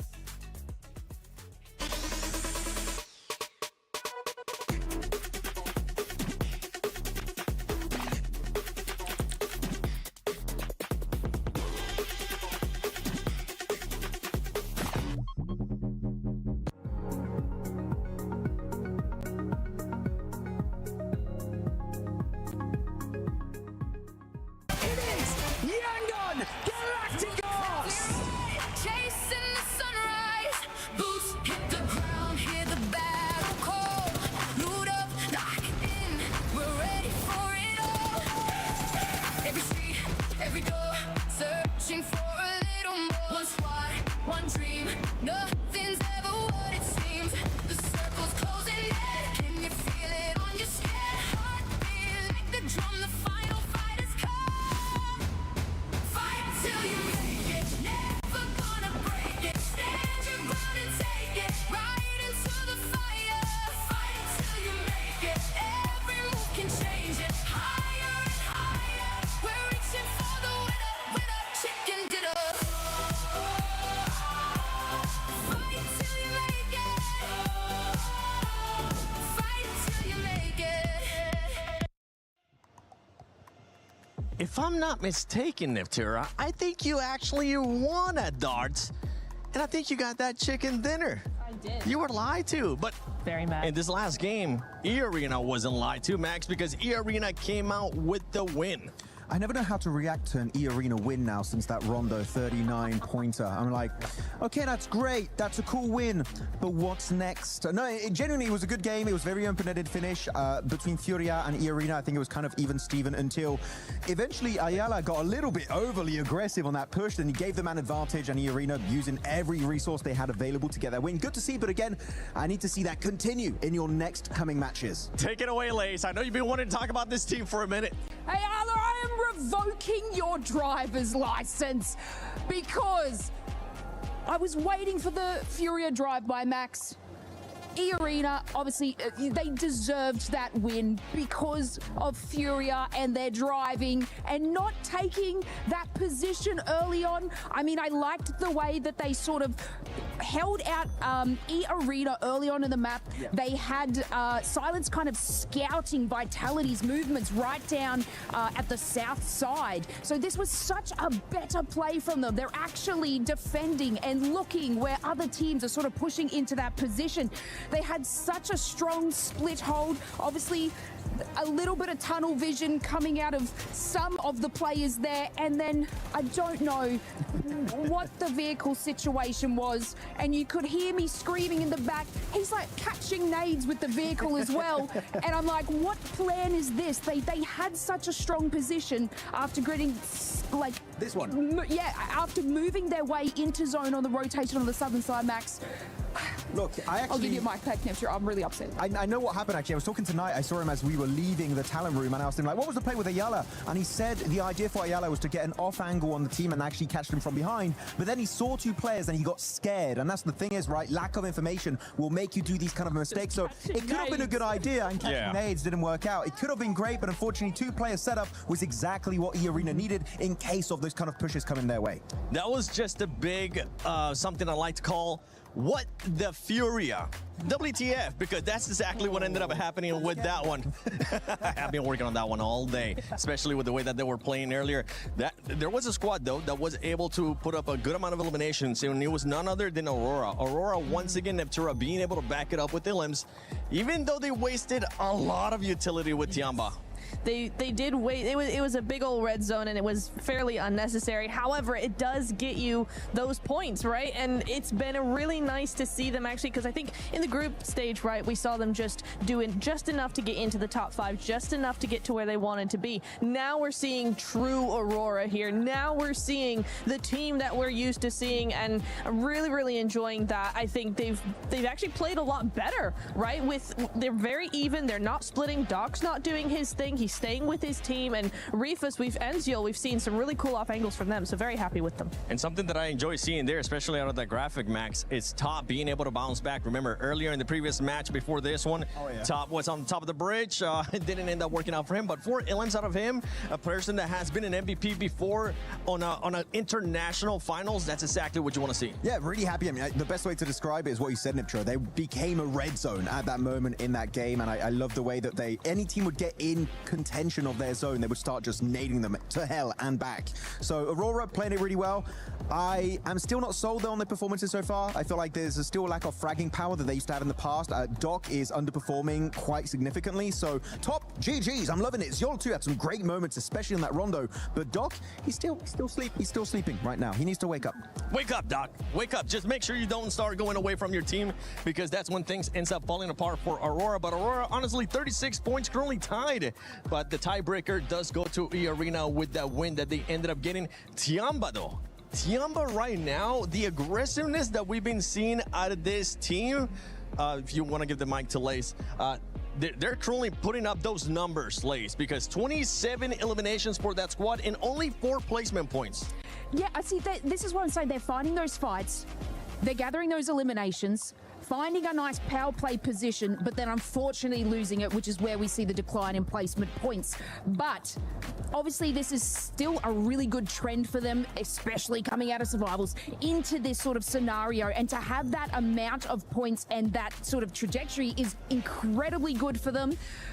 But of course, we got to bring it back to kind of the smash rule and the way that you have to gather these eliminations. It's fine. It's good to do it, obviously, today, but then we got to see more of those placement points and those wins out of them to be able to take more than that. 100%. And another team that's currently doing that, Max, is none other than Nongshim. And I know you weren't quite happy with what Nongshim, especially Human, was doing that last game. Yeah, initially I love the way they initiate the fight onto, I think it was Orangutan in that gas station. I'm like, okay, you've got some solid off angles, I like it, they're pushing the fight. But the thing is about off angles, they lose effectiveness the longer the fight goes on. And I think it was one of the play on the Harry Potter tower, he had a great line of sight, but eventually Orangutan know you have that line of sight, so they're not going to peek you that aggressively. That would be the prime time for them to regroup, fully commit to the fight and send down, hopefully come out on top. But they're very slow to respond to these moments, and I'm very upset with their opening performances so far. Yeah, one team talking about aggressive, talking about people committing to a fight.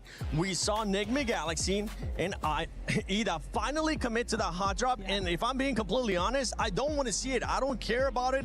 Leave that ego to some other time, because right now it's going to be hurting those two teams. Yeah, it is, and we did see Fourth Thrive take advantage of what's been going on there, right? Just dropping in on, trying to get a few limbs and then move back to their position. They were trying to punish that as much as possible just because it's kind of silly. In the finals, maybe day one you kind of get away with it, but keep on doing it. It's not going to work out. Fourth Thrives knew that, and you know, they might not be the only team to take advantage of that. If the playing path's a little funny, if that keeps happening, other teams might just third party that. Yeah, they will end up third partying that. We saw there towards the bottom of the leaderboard as well. Godlike, OG currently not being able to put up those numbers. Those are two teams that are looking to bounce back. But right now, we are halfway through that mark. Lace, any team that has surprised you so far? I would just like to say that, like, I'm very proud of you, Furia. You know, I know I was a little bit mad in that situation, and I was surprised about you in the first couple of games, and I just want to make it note that that was a much better performance, but still I'm taking a driver's license away. That was a good performance. Next time you ever take my mic, Lace, this big old chicken is going to be hitting your head once again. But as we're getting ready here for match 4, let's send it over to none other than Barney and Luti. Luti, yeah, you know how last week we were talking about how to win PMWC? Oh, yeah, the big secret I told everyone. You gave everyone some incredible insight for those of indeed. you at home that were listening. Teams were listening as well. Aurora Gaming, Tianba, the Doing Arena, good. they're playing very well at the moment. Indeed. But let's break it down into the finer details, okay? Especially, So I want to ask you a little bit more, okay? So what's the best map to capitalize on points? I mean, there is different teams with different play styles, so it depends. Okay. Yeah, that's fair. Okay, it depends, yeah. How about vehicles for late rotations, getting into a good position? What's the best vehicle to use? The horse, the buggy, and so different maps, so it depends. It depends. Yeah, as well, yeah. Okay, sure. Yeah. Utility, okay, so end of game, smokes, nades, medical packs, bandages. What's the best thing to have in your arsenal? I mean, depending your situation with the cycle, so I will answer, it depends. It depends. Yeah. Okay. Luti. It's not that easy, you know? Luti. What's the best gun in the game? I mean, let me guess. It depends. Sacre bleu. No, Barney. Everyone knows it's the P90. No, depends. Okay, back to you, casters. I hope you're ready. It depends. And yeah, he's right. The P90 is where it's at, but we are here live in the finals, getting ready for the last 3 matches. Absolutely. We have got a great day unfolding before us. We've had some real step-ups from a lot of teams coming on through, some great rotations, some insertions, some side swipes into those zones. That S2G hovercraft double roll-up, that was looking pretty, but we're going to be sending ourselves once again over to Erangel to find ourselves one more chicken dinner. Let's see who's gonna get it. Yeah, I mean, this is it, the last Erangel of the day, and it's time to put up some serious points. I mean, we're still super early in this tournament, but we're already starting to see some teams, right, make some things happen. I was able to talk to one player in particular. As we were getting into this game, I happened to see S-Power from Godlike. The hair is hard to miss. I went up to the man and said, hey, you know what, give me 3 words before we get into this next match. And he said, the domination begins. Ooh, using a whole word on the. That is bold. That's the sort of confidence that you want to see coming through. For Godlike, they do want to try and push a little bit further up those tables, try and get in the competition for those top spots. Of course, having only seen 3 matches, we are still in a fairly uncertain situation, in a state of flux when it comes to those tables. Obviously, some performances standing out more than others, but it's definitely still achievable because of the fact that we have got an 18-match set, right? We've been playing so far on 12-match sets time and time again, but moving over to that expanded 3-day approach, that 18 set, that's where consistency really comes into play. So it's teams that are able to earn 6, 7, 8 points on those games that are going to be the teams that will take those top spots, those podium positions. Yeah, you're exactly right. I mean, it's all about putting up as many points as you can early on, and consistency is going to be the king here at the end of the day. I mean, we saw in the group stage, right, E-Arena, 39 points in one single game, and they weren't even able to make it. I mean, straight to the finals. They had to deal with the survival stage, and let's be honest, I mean, luckily we're able to get here, right? So, I mean, but they're crushing it now. They did a great job in that last game, right? And so they're off to a strong start. Let's just see if they're able to keep that pedal to the metal. Aurora starting off strong is really good because historically, they've always taken a long time, right, to really get warmed up. But for them to put some points on the board early just goes to show that come finals time, they're adjusting their strategies and it's working out for them. Maybe able to finally claim a title spot, you know, that's what they're going to be looking for. Plenty of other teams looking to do so as well. I know there's plenty of fans in the crowd for Furia who are there, really giving them their backing, which has been nice to see. Hopefully they can keep up the pace towards the top side as well. But yeah, I mean, there is so much on the line. That trophy, a threat to so many, but a promise to only one of our teams. Man, one of the sickest trophies you could put on your shelf. I love every single year I see it. I'm like, oh, you gotta get one. And this is what these teams have been hunting for. They've been working all year long to get here. And we can tell the teams that have prepped, and it's every single one of them. It's wild to see all these names, and the level of competition has never been so even, in my opinion, right? I mean, there is squads all across the board. They get a good couple zones, good couple situations. They're not messing around. They're going to take full advantage of it here. You talked about Furia, right? I think it's only a matter of time before we see them get a chicken dinner. We got to see some keys a little earlier. We saw that Team Vitality key, Tianba, 2 monster squads as well. So it's just really about that consistently, like you talked about. But you know what? We're in the final Erangel of the day, John. One thing that stands out to me, without a shadow of doubt, is Pachinki, right? What is going on there? That last game has to mean that something's got to switch up, right? It has to. Something definitely has to change. For me, I feel like Enigma Galaxy, they kind of, well, certainly we know how consistently Ralph will just sacrifice tournaments to hold on to Pachinki. So for me, I'm just unsure as to why Ida made the decision to stick to that drop spot. There are obviously other opportunities, and it's sort of, it reads ego to me. It reads ego that they aren't disengaging. I liked 4 Thrive's adjustment. They were able to get in. They were able to get, I think, 2 eliminations right at the start of the match. Really, really nice stuff from that very peer position that they normally drop around. They were able to move on up. They exploited that situation. But I think that the second good decision that 4 Thrive's made in that scenario was not to hunt down Ralph, right? Because he's a solo. He's hiding in a corner. You don't know exactly where he is. You disengage. You don't go hunting, because a solo in a corner in Pachinki, you could lose a player to that very, very easily. So I liked their withdrawal there coming on through. The other side of a hot drop in Pachinki that is a massive factor, certainly for later into the mid and later game, is the fact that in a hot drop, you don't get that loot truck, and you can't get it double either, which means that it went over to Vitality during that last match. It goes over to other teams who just sit on that northwest side. It's also an incredibly clear indicator that a hot drop is happening to a team out there, so they can grab that one and send on in to maybe pick up the pieces. Yeah, let's take a look at some of the highlights here before we get started, as these teams are going to get locked and loaded here in just a second here, folks. But yeah, you know, when we go back to that hot drop, it's wild to see. I've been kind of watching these two teams talk to each other all along here in Paris. And I'd see, you know, Enigma Galaxy players walk by Ida players. They kind of have some exchanging of words. And I was hoping they would kind of get this settled before the finals, because I think it's just a devastating loss for this to continue here for both of them. And in the last game, it showed, just like, because guess what?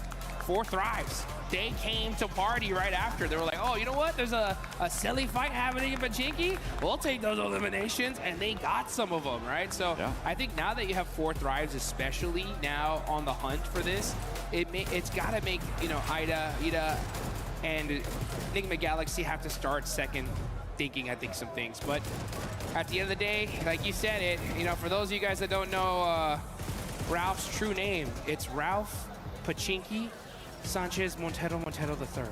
Okay. Pachinki is in the name, all right? And he will refuse to let it go. And I mean, they've dominated it, right? We saw them be able to take out Ida, but now that you have 4 Thrives coming into play, it's got to make you second guess things. I mean, I'm pretty sure that dropping in Pachinki is in Ralph's will somewhere. For when he eventually, hopefully. in the very far future. But if he keeps dropping in Pachinki in-game, he's certainly not going to have a long life expectancy. Aurora Gaming able to do the business, but we are going to head to a quick video whilst we get this lobby ready to rock for our last Pachinki today.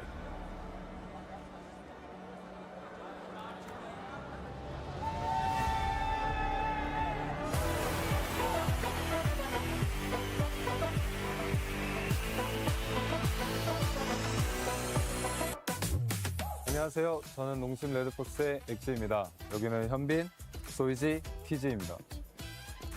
프로 선수로서 경쟁하는 일은 항상 힘든 일입니다. 하지만 이런 플레이 라운지에 오게 되면 즐거운 게 되게 많죠. 저희가 이 플레이 라운지에 왔기 때문에 이 플레이 라운지에 있는 것들을 즐겨보겠습니다. 가시죠.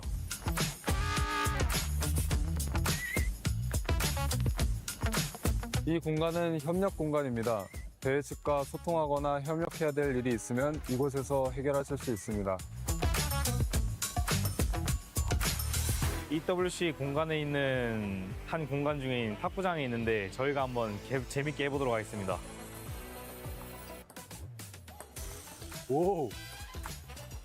연습반이네 완전. 어이씨 뭐야? 여기는 여러 가지 즐길 것이 있는데요. 저희가 한번 다 체험해 보도록 하겠습니다.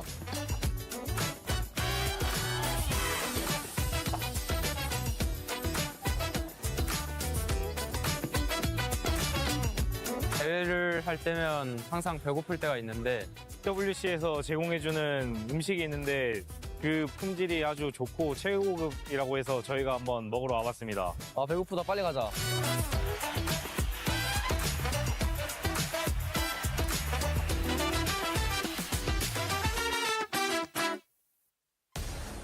Welcome back to the Hot Drop Watch here as we await the fate of Pachinki. It is still undetermined as to who is going to last the longest in that location, and if we may have a fourth, a fifth, or maybe even more teams. Perhaps everybody is going to Pachinki. It's going to be a 64-player brawl in the center of the map.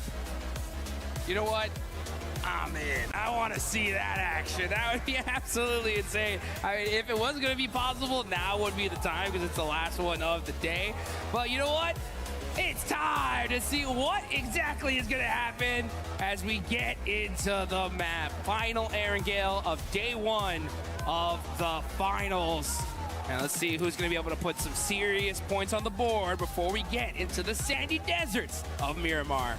I mean, I'll take non-serious points at this stage. Of course, every single team would as well. Plane path on the west side of the mainland here, coming through from North George to the west point of Sosnovka military base. And it will be going fairly close to Pachinki, so we're not going to be denied it by the plane path. Hora out early over towards Saverny. Tiamba over into North George. I'm keeping an eye out to see if any of our teams on the hot drop are going somewhere else, but I'm really not holding my breath. I kind of am here. Oh. You know what? I will say, yeah, you can see already here. Look at that. Looks like we're going to see another hot drop in Pachinki as Ida and Enigma Galaxy are headed in that direction. Uh-oh. Very, very interesting. I will say, though, we got to give massive props to Enigma Galaxy for being so high up on the leaderboards, considering that they've been dealing with this all day long here. I mean, they're in 4th place, 30 points. That's pretty insane. Sure, I mean, they were able to take a chicken dinner towards the start of the day, right? So they do have a little bit of a foundation to try and do this with, but they could be so much further ahead without this situation. It looks like we're not going to see a 4th Thrives flex out. Instead, S2G are the closest by on the southwest side. Nongshim Red Force, who have yet to touch the floor of their parachute, could potentially also flex in from the southeast side, but I feel like S2G are the most likely right now to cause problems for Ida. Enigma Galaxy on the north side of Pachinki, they're split right now, but you can see Rita on that off angle could be quite important. Ralph, seems like they know he's in this building, but the nade won't connect. Yeah, that was a warning nade for sure. You can see Satan up on the roof here, or on this ledge, trying to get a little bit of information. He knows exactly where Rita is. It's a big stalemate, though. This is the hard part about these hot drops, and I can hear it. That loot truck is now driving on by. The precious loot. Satan's like, that should have been ours. I want it. No! Oh, Lord gets knocked. And did he get thirsted? No, he actually gets beat up pretty bad. Satan, through the door. What a clutch knock for this team. Able to take out the off angle there, and Ida are going to really struggle to get back to this one. It's across the road, and I don't think you can break past that. The res, though, in the meantime, is going to be there, and because it's so early in the game, it's so much less likely that you've got the nades on side to just completely suppress that res position, which allows Enigma Galaxy to go back to 4 and leaves Ida stranded on 3. Rita getting knocked there is the most crucial part of that fight, Jukes. Man, that was an insane shot there from Satan. I mean, that's that game sense, guys. Shooting right through the door. He knew he was there, and he makes the play for his team. It's one of those micro plays, right? That when you make that kind of play, it just changes the entire situation for your squad. And now, because of that, Enigma Galaxy up ahead against Ida. They still have to get a little bit more pace to it, though, and Ida are retreating now right to the southeast point of Pachinki. They've read that immediately Satan can move out, get this position on the off angle that they were previously in control of. The fact that they're aware of that is good, but you're just going to keep losing players. At this stage, I feel like Enigma Galaxy definitely have had a better result so far in this Pachinki hot drop. They were very ready for it. As you said, they will have known, they will have been aware that this is unfurled. Yeah, and what are you going to do if you're Ida at this point? I mean, look where they're at on the leaderboards. I mean, this is crazy. 16th place, only 2 points so far. If I'm their coach, anybody that is in the leadership of this team, I'm like, give it up, guys. We lost. I mean, I get it, right? Day one, you're going to battle it out with Enigma Galaxy to see if you could conquer this location, but it's an L. Like, you got to at some point realize that this is not going to work for us. If we want to be able to do well in this tournament, I mean, Erangel is the majority of the maps we're going to be playing here. We cannot afford to continue doing this. It is pretty devastating. They have only lost 1 player this time around, but the loot is going to be fairly thin on the ground. The vehicle condition, like, I don't know, man. It's really cutting the legs out from underneath themselves. It's terrible. I mean, you're down a player, you don't get the loot truck, you don't get any, you're under looted at this point. I mean, it's just a loss overall, and where they stand on the leaderboards is a pure reflection of that. So, yeah, you know, I always say that when it comes to these kind of hot drops or these situations in general, I really do think these need to be settled in rehearsals, you know, in the pre-matches, where it's like, hey, you know what, guys?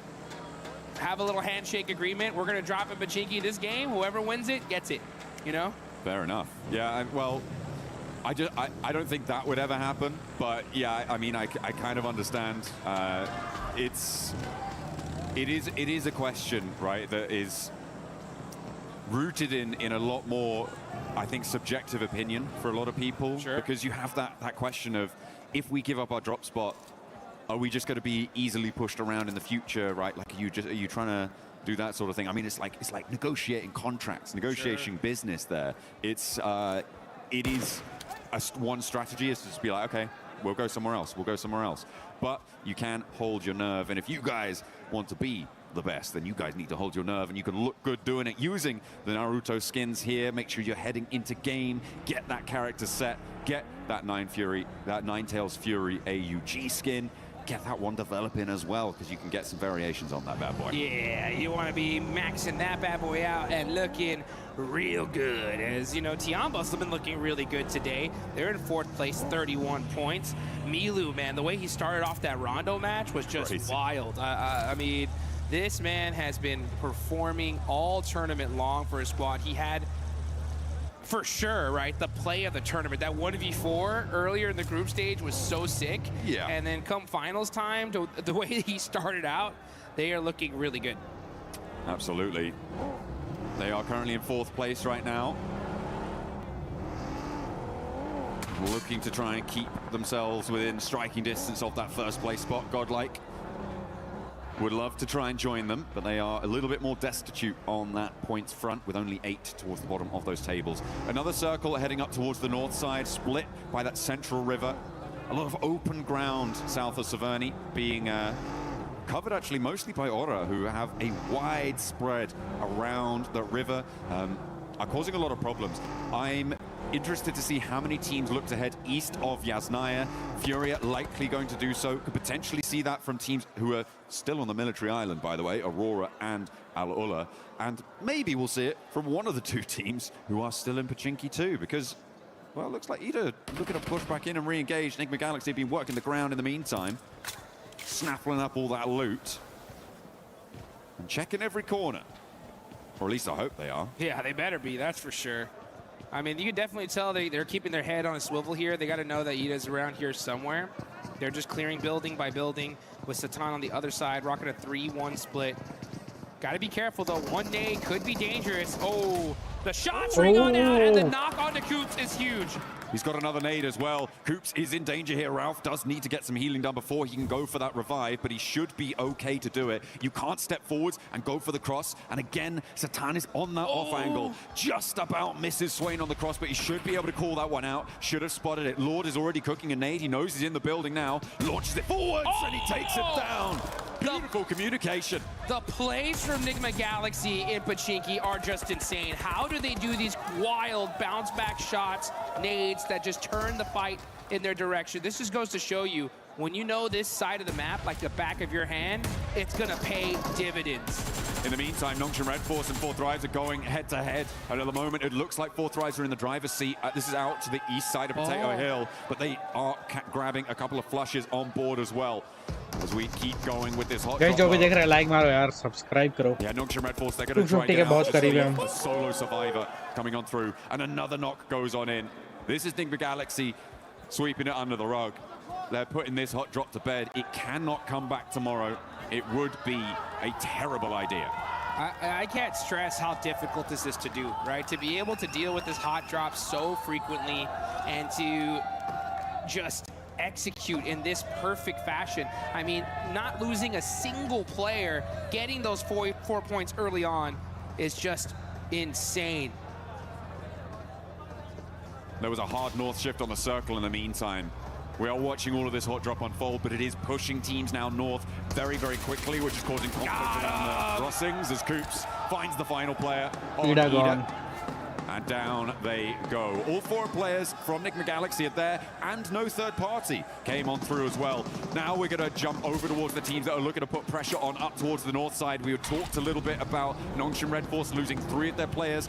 Fourth Rise lost 1, but they did manage to get the 3 points for that fight. They are both still south of the river. Both Orangutan now on this northern side of Roshok River, and trying to get their foothold to move in towards those shooting range hills, potentially over towards Taverny Way. Yeah, we've been really focused on that Pochinki fight for so long. This zone is all the way up to the north, like you mentioned. We already got Fudia up there in Taverny, E-Arena over by shooting range right now, taking that Snake Hill position. And now we're gonna see a lot of these teams start make that rotation. Aurora Gaming, oh, the one rock! You gotta hit it for good luck. That's a map open right there, guaranteed. 100% looking at Yeah. No ways. I think we're gonna go here, guys. Oh, he's gonna go again? Oh, no. Oh, okay, we're getting a little replay. This is on the Fourth Rise and Nongshim Red Force fight. They'd already lost T24, but the hold from Hazaifa, the angles that he was able to clock, it seems, pretty efficacious on the high ground there. Love to see it for Fourth Rise. Aurora on their crossing, run into Vitality. Looks like they may have run their last across these bridges. This western hold looking quite good for Vitality, who, for the time being, have been a little bit quieter, I think it's safe to say, than their group stage performances, but they're still very much there. They're still very much present. Well, certainly their presence is being felt by Aurora on this northwest side. Vitality. Oh, southern shift here, and a big southern shift. This actually might be really good for the side of Enigma Galaxy, as they're going to be mushing in super late here. And are you kidding me? If this zone actually south shifts one more time to Roz, that would be devastating for this lobby. Aurora, I'm trying to figure out, what do you think they're doing here, right? They're over there by North George, splitting up, maybe trying to find some late loot. Well, I mean, they were being held out by Vitality, right? So they're just trying to take a turn around the town to maybe allow Vitality to disengage and then maybe re-engage later on, see what they can do with a little bit less pressure from the river crossing on that front. Team Flash over on the east side need to settle their score with Alola to try and get towards the circle. And it is not looking pretty for Alula. They lose a player. Not a good start, but yeah, it would be kind of mental to send all the way down to Rozhok. It'd be great for Enigma Galaxy, right? They're still just on the north side of Pachinki, so they could just take up that mountain and lickety-split, get themselves another chicken dinner. Oh, bye, Gordel. In the meantime, Gordel की fight चल रही है. In the middle, getting stuff done, getting bits out to Aura, and it seems that they are going to be able to take at least one and get the flush for Godlike. Mormon, the nade looks good. Puts them all the way down to 1 HP. Mormon, pow, pow, pow. That's 12K getting the finish. And look at that. I mean, teammate instantly there with the vehicle to make sure that they can get him over to safety. So Aura are going to have to go out pretty early here in this game. Only one single player up, see what he can do later on. But now we're off to the gas station with a Furia. Keeping their eyes onto Team Flash. Win has the P90 and the ghillie suit. So he definitely won that crate drop. He came out absolutely stacked to the teeth and hits the tree for good luck. That is a necessary thing to do here, folks. Yeah, absolutely. Bold just a strategy. Little tap on the tree, you know. Tap, tap, tap. Little shout out to Mother Nature there, just saying hi, and then gotta make sure it's secure. Yeah, and then proceeding to unleash lead into the hillsides around him. Hopefully. With that P90. Team Flash getting out of dodge from this east side could be tricky. S2G managed to make their way to one of the buildings here that is this lineup from S2G, from Orangutan, from Tianba, and from Ulf. On this lineup, very central on the circle, some very defensible positions, but teams will start to crowd in around them. Vitality and Aurora, this is the re-engage, Dukes. Here they go, they're battling it again. It looks like Aurora are on top so far with that knock on a Razak. Here you can see Zol driving around, trying to get some information. Federalis up close and personal, having to run back. Oh, it's Godlike on the other side. Yeah, that's too dangerous. Vitality need to disengage this. As their someone longest elimination निकाला. Razy is driving up close and personal, giving an opportunity for Reesmus to put some shots onto him. And yeah, it's just down to these two players left for Aurora. This fight would have definitely went off earlier, but that third party from Godlike bought Aurora Gaming some time. A little bit, but now they're down to 2. And Vitality doing a little bit of nade there, not ideal. E-Arena in the meantime trying to find their way in on the north side, but it's not looking super accessible right now. And now seems like they're engaged with the final player from Horror. Sleepy is holding it, but in the meantime a crash. S2G trying to roll across, but Tiamba are holding face against it, and they are not going to let S2G in without a fight. Aurora want to jump in and join the party here. A nade in, that could be brutal there. Right under his feet. Is it going to blast him down? But there's an answer, and Reefus falls. A third knock over towards Tiamba, but now everybody has been isolated and evacuated from this fight. Nobody's left to put the pressure on this triple knock. Are you kidding me? It looked like these guys were fighting in a lake of fire here. QZ in the center of it. And Top could have been there to make that play, but unfortunately, there are too many teams surrounding him, and it stopped that crucial third party. Oh, another nade from Top. Doesn't quite connect there. There is an answering nade, and that is going to back Top off nicely. The run around there. Orangutan maybe missing a beat there, maybe missing a trick. Not able to flex out. Didn't quite have the angles on it. Top! Oh, Top just about behind the concrete there to keep him safe from catch, but they know exactly where he is. He's got 2 smokes. He is slap bang in the middle of the circle, though, Jukes, and that might be a little bit of a help until another team rocks up with nowhere to go. They're going to roll right on top of this guy.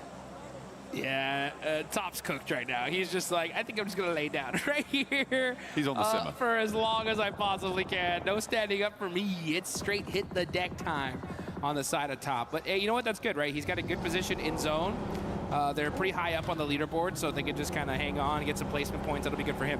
But meanwhile, I mean, Tianba on a tear. 7 eliminations. Fortunate for them. They're able to get everybody back up here. And they're in a solid position in this circle. As we now look on over to Furia. Igor hopping off the vehicle here, getting punished by E-Arena for it.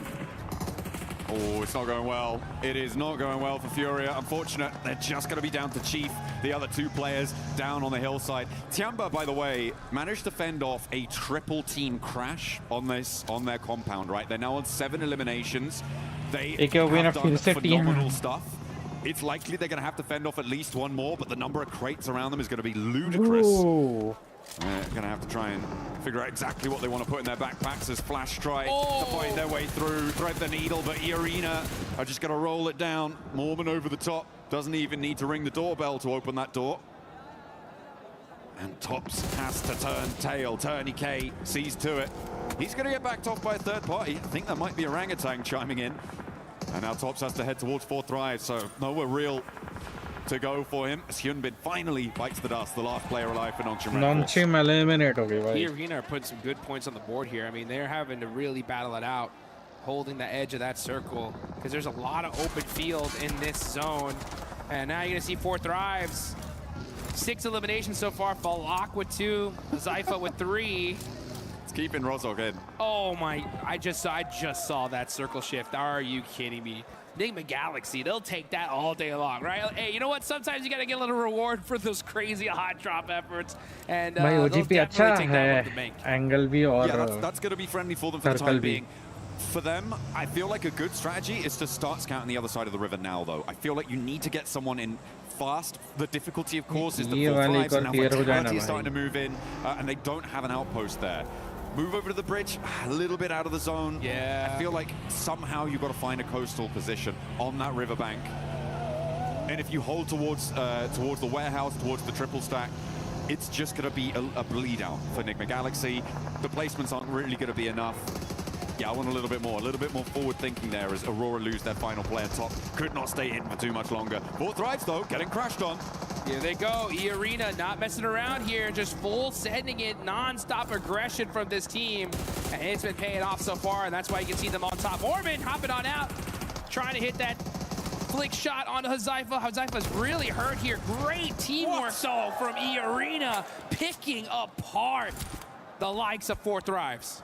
Zypha has been so difficult to deal with, but eArena the only team to be able to take him down, and it took at least 3 of them. TourneyK goes down with him, but 10 eliminations now for eArena. Very possible to get this res. This is the chance, though, for Enigma Galaxy to move across. And look at Ralph. He's getting over. Koops is looking to join him. This is the perfect opportunity. Whilst these teams on the East are preoccupied, a little bit slow to get the third party, but it is a good first step. I like what they've been able to do there. We've seen counterpointed river cross positions in 2-2 splits work well in the past. I'm hoping they can leverage that here. I'm a little bit disappointed in Orangutan on the north side. I feel like they could have poked their noses into that fight and third party did as well. Moved a little bit further out to the east, been fairly safe from Tiamba and gotten stuck in there, but they hold inside. And I don't think it was going to be enough. Yeah, one thing I've noticed here in the EWC is the quickness these teams are ready to third party and take those opportunities. And it's just kind of surprising to see OG just kind of hold back there for a second. Enigma Galaxy, just due to the terrain, weren't able to even think about getting that third party. But because of that fight, it opened the door for them to be able to at least make that safe rotation and get that 2-2 split going that you were talking about. So let's see how they're able to capitalize onto it, though.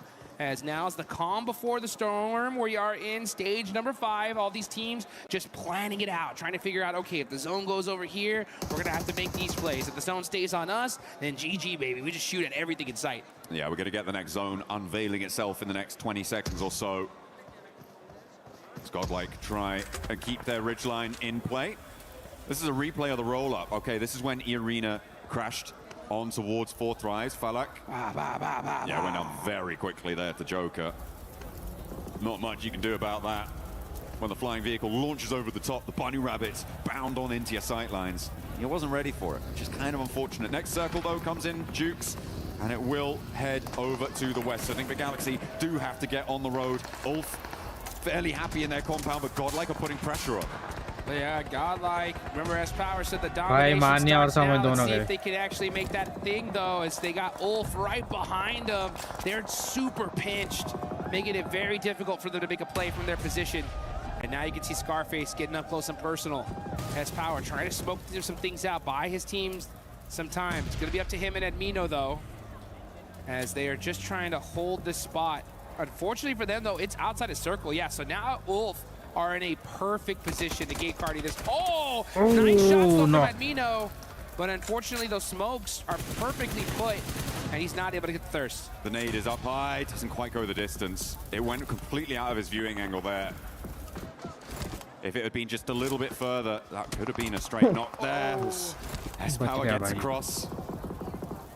Managed to get some healing started as well, but that blue zone pressure is coming through. We're looking at OG and E-Arena, as well as Enigma Galaxy, also having to make moves in the meantime, Dukes, and move in from this east edge. Tiamba gonna have to move. There is a lot of teams that have to make some difficult decisions now, and OG are making it right now. They're gonna roll straight on forwards, try and get dead center here and contest with Enigma Galaxy on the coastline into Vitality sightlines as well. They drop down, and 3 of them managed to get across, not unscathed, but alive. Great IQ of a rotation. They knew that one little plateau was right there. They were able to head straight towards it to get their safe. Coops in trouble. The closest nade, he's done. Able to get the heal off, and now get some shots downrange. Headshot onto Mormon. Joker right there next to him, though. Can Coops get to safety? No, he gets knocked, and E-Arena are going to continue to apply that pressure, getting that thirst immediately there onto Coops. Enigma Galaxy just getting picked apart. That 2-2 split not working out. That was insane for Coops to be able to do so much damage on that angle. He really held Ralph in the game there, and are leaving Enigma Galaxy on 3. Orangutan lost players on the center as well. They are now down to just 2 as E-Arena make the same mad dash. The mad crash against Tianbao will not work out for them, and E-Arena evaporated. By Gordel or OG दोनों के दो बचे हैं. Feeding the beast that is Tianba. They did put some good points on the board for them, and I love to see that aggression. Let's see if Tianba can put even some more points and get this chicken dinner. They already have 10 eliminations. They're looking pretty unstoppable. S Power forced to hit the deck. Oh, now with those sidelines just punishing them. I mean, they have this position locked down. You needed Admino to be on an angle there to suppress Ulf, but no, not quite there. Not Zone quite ready. Didn't have the presence, and it's a difficult spot on the north side, so I can't really blame them too much there. Now the transition to the rest of the circle. A knock over towards Tiamba, and the final flush onto Godlike as well. Another nade over towards Tiamba. They're getting caught in the clutches. Enigma Galaxy move up the hill. They're challenging Orangutan. They're challenging Tiamba. They're doing a lot on this eastern side. Enigma Galaxy striking the opportune moment. Perfect timing there for Enigma Galaxy. They understand the situation. Hey, we got to push up. We can't just sit back and relax, wait for them to come to us. And you can see Lord with those nades applying the pressure. I think they need to slow things down a little bit, though. The circle is coming. The circle will push these teams out. So you want to make sure you hold on to all of that utility up until that last and final second. And I think they realize that. That's why they're starting to hold on to those nades. But the shots ringing out. Eagle getting a nice knock on Aaron. That's their biggest threat right now. Catch, though, with the response over to QZZ. And it leaves Eagle alone. Dropping that smoke, the zone starts closing in 15 seconds, so this res needs to be now. It needs to come through as fast as possible to be able to be in a position to move out. Orangutan lose their final player. Gone. And it is going to go down to Enigma Galaxy, who are now up on 7 elims. Their transition from across the river has gone so well for them. What a game from Enigma Galaxy, getting hot dropped over and over and over. They take out Ida in just a beautiful fashion, and now with this fortunate zone shift are putting the punishment on this lobby as they take down Eagle from Tianba. Now QZZ will go down too, and Tiamba knocked out. They managed to get a whole host of points though, 14 on the match. And they will keep themselves in the running for the podium. Enigma Galaxy looking to join them. There's not enough room for both of you. You've got to organize it. Back to front, stand the line. But Vitality gonna have to leave as well from their cover on that south edge. Does Solus not see Satan right there in that corner? He had to see him now. No, he's too focused downhill. Oh, never mind. It's gonna be Axel that catches him out. So it's all up to Vitality. Axel, the last player up. Is he able to survive? Oh, Ralph gets knocked as well. ULF के chance ज़्यादा है भाई. From this compound for quite a while now. They haven't had to leave it. And when they do, it's against 2 duo teams with one of their players on either side knocked. For Ulf, this should be a clean sweep. There are no two ways about it, but it might get a little bit hairy. What? Shutout first. And what? Doesn't even hit the deck. 2v4 here would be needed for Vitality. नहीं दूसरे बंदे ने मारा भाई. Sliced and diced. Ulf are on the hunt. Downhill, they roll on in, and it's just Razy to stand in their way. The smoke billows, the P90 at hand. You couldn't ask for a better setup, but Ulf are here, and they have the nades, the audience, ULF का भाई the chicken part of the seat. nice. And that is how you do it, folks. Just taking full opportunity there and capitalizing it on it. We love to be able to see that. That building so strong. It was in circle all the way up there towards the end, but they didn't just sit on their hands, right? They just saw, they hunted down every elimination they possibly could, and then once they realized that those teams were weak, they pushed out immediately and were able to get it done. Some real heads-up plays, some proactive plays during that match. I mean, we focused a lot at the start on the hot drop, but the rotations up towards the north side also came in to be really impactful later on into that match, right? It was the teams that got there early that had the staying power. For me, a highlight of that game was also Tiamba holding off against the triple crash. It was Alula, followed by S2G, followed by Aurora. Everybody wanted to get into that central compound, but they denied them access at every single turn. It was a shame that Tiamba couldn't go the full distance. They did get shut out. And I feel like for Orangutan, they could have had more of an impact on that northeast side that would have changed the tune there.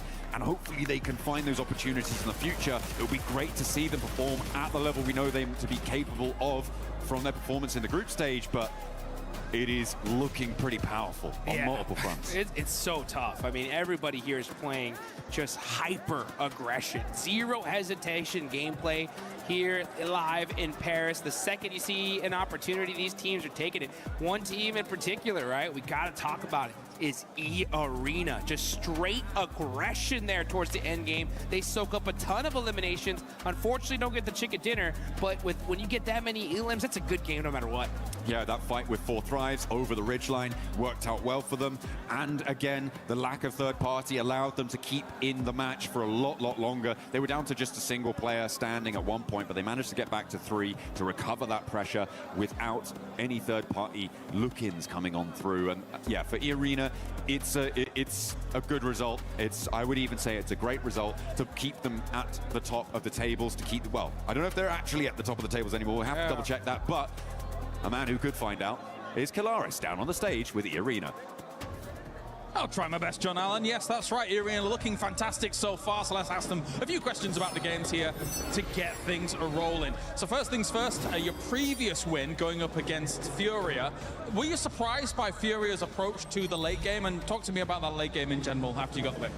ในเกมที่เราต้องเจอกับฟิวเรียนะฮะในเกมที่เราชนะเมื่อสักครู่เนี่ยฮะตอนที่เราเจอกับฟิวเรียฮะเรารู้สึกเซอร์ไพรส์นะกับวิธีที่ฟิวเรียเล่นเพลย์สไตล์ของฟิวเรียในเกมนั้นครับ ก็แปลกใจครับแต่ก็รู้ว่าเขาเล่นอย่างนั้นครับก็เลยไม่ได้ตื่นเต้นเลยครับ Well, we expected, but we still surprised with how they approaching the teams. But even though the last result is that they're winning the games. Okay, so you guys got very close to qualifying via the group stage and then came really close to not qualifying via the survival stage. So has there been any difference in approach here to the final? What has the team talked about to adjust here coming into the finals of PMWC?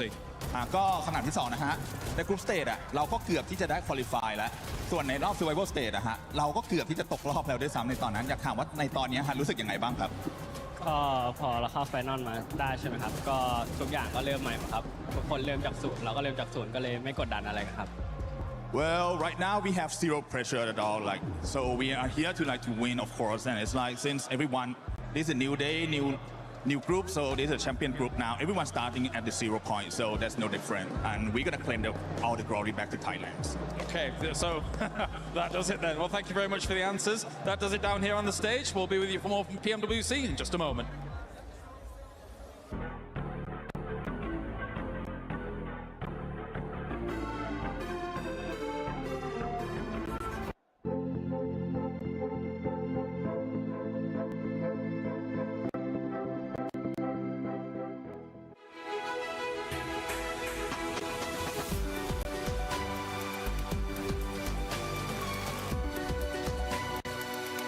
एक घंटा late यार summary दो भार्गव भाई कुछ नहीं हमारी team वैसी की वैसे ही है भाई नीचे की नीचे ही है तो कुछ नहीं कर सकते फोर्थ मैच स्टार्ट होने वाली है अब शायद।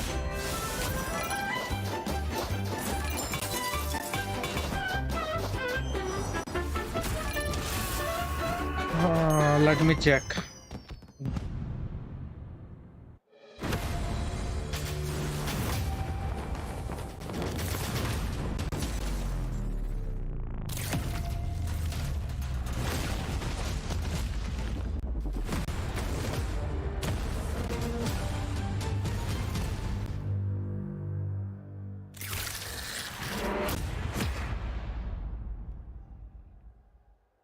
Today, our players are taking on a brand new challenge, Drop Hunt. Each team will नहीं, be split fourth into two match pairs, खत्म हो गया with bro. each pair receiving What? their own map. What? 5 भाई, locations what? are marked on the map and hidden in the player lounge area. At each location is a mystery envelope. The mission is simple. Find them, grab them, and bring them back. But there's a catch. There are only भाई 5 दो ही match बाकी है, envelopes, दो and match each में इन one लोगों ने is गंदा worth खेला ना, 20 माँ points. कसम ये The लोग team that बहुत collects गंदा the था। most envelopes wins Drop Hunt. नीचे ही रह जाएंगे। Ready, set, hunt. Mana kita? Iya, so. Mana ya? Ini bang. Sini bang. Kita stiker di sini bujang. Kita di sini aja. Coba tengok mapnya lagi. Mereka mana tengok di daerah sini. Kayak mana cara dapat amplopnya anjing? Tengok tahu cara. Kira mereka.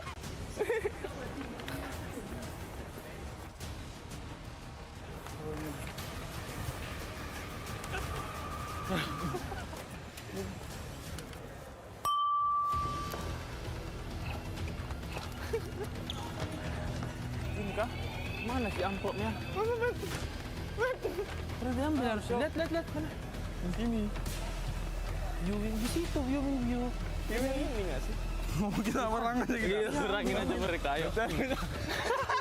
Woi,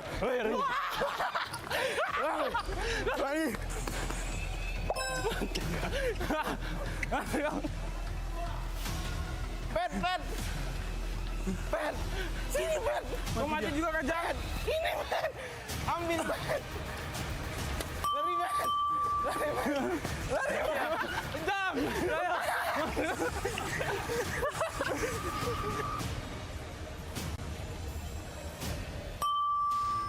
Oh, yang ini. Mana dia? Ini, Mas. Oh, tren juga. Ambil. Gini. We have three, they have two. We lost. Yeah. Nangis dulu jangan nangis yang. Yeah, let's go.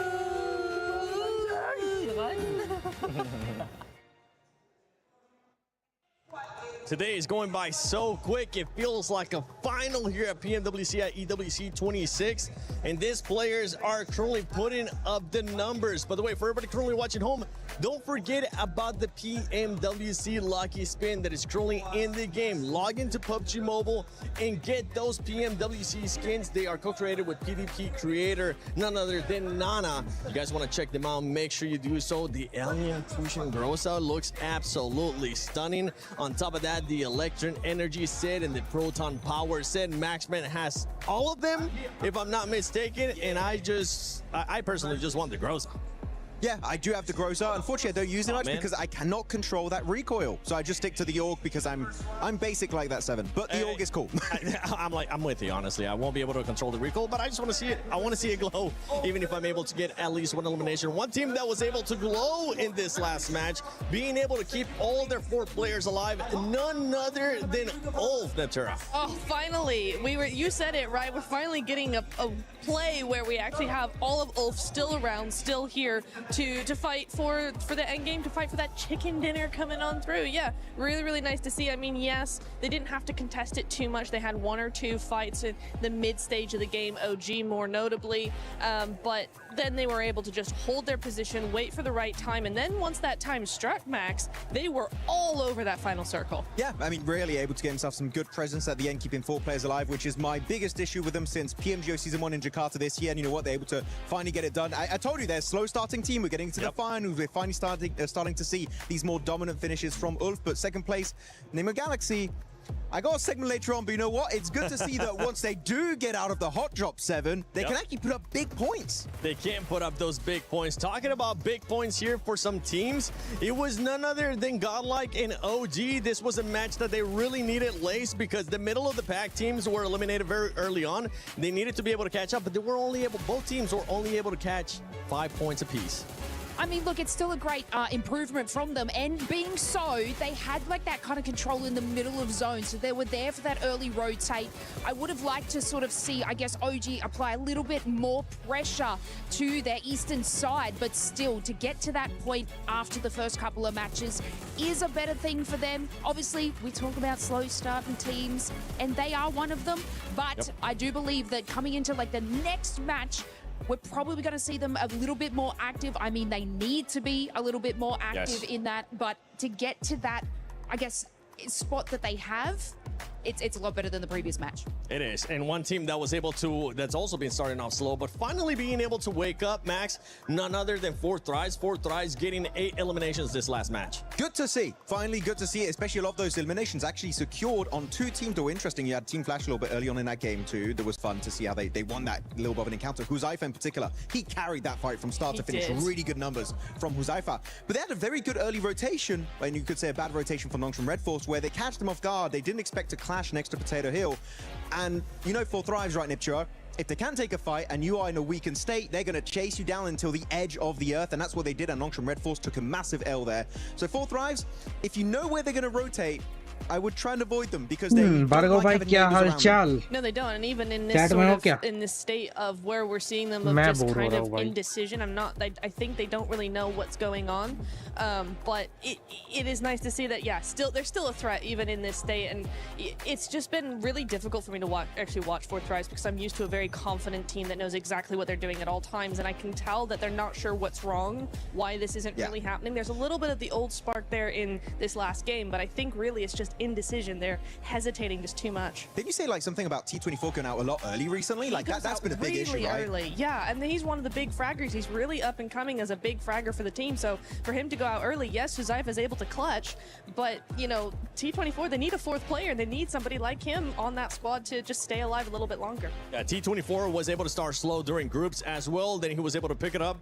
But right here in the finals, you don't want to be starting slow. So that's one team we'll definitely be looking to see bounce back. One team that has been really consistent, especially with eliminations, we talked about it earlier, Lace, is none other than Tiamba. Tiamba just keeps putting up those eliminations in a big way.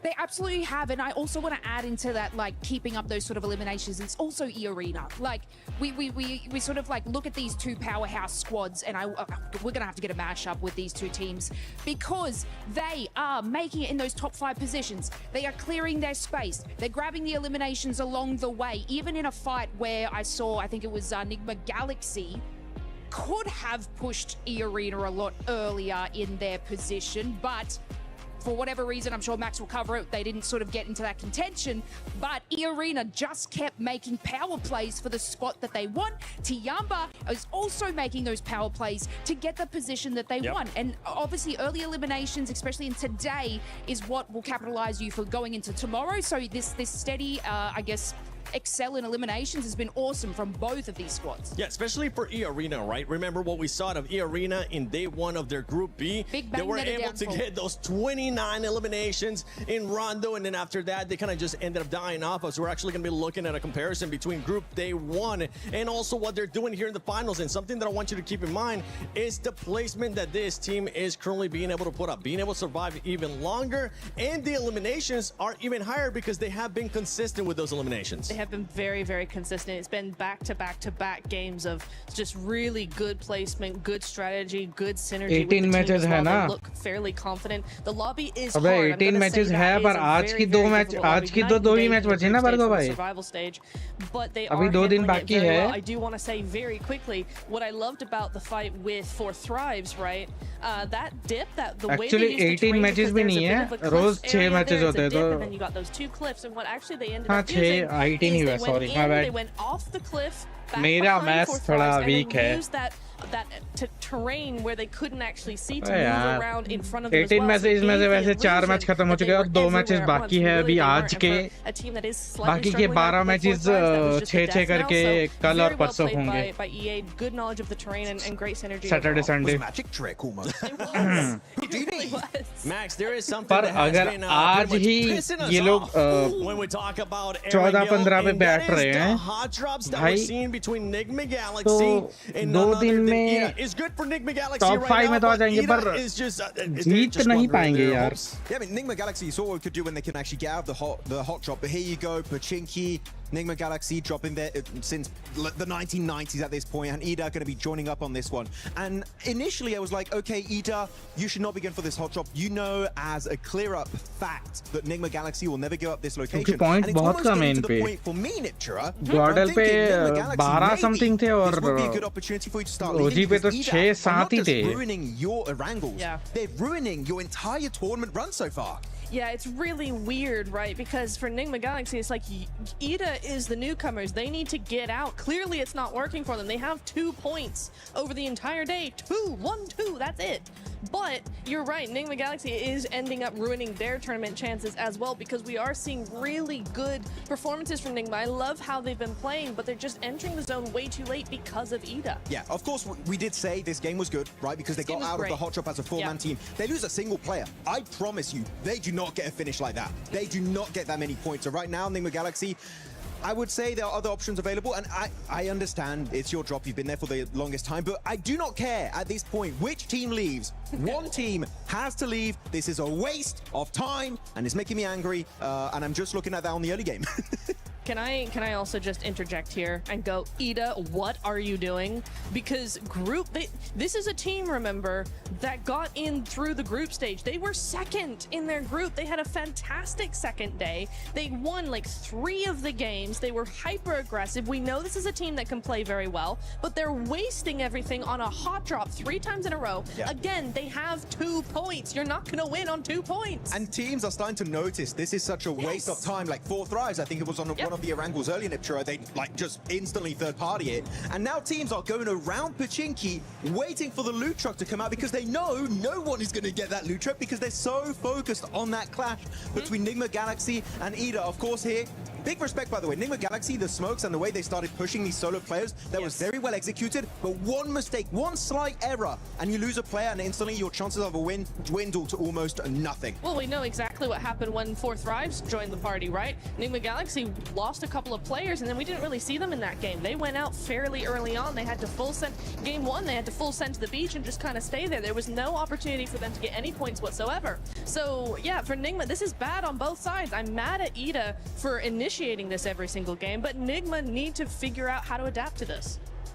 Yeah, we'll have to figure out how to adapt to this. If I had to pick one team to stop hot dropping in Pachinki, it wouldn't be Nigma, because Nigma has been getting the better end of this, especially they showcased what they were able to do in the last match.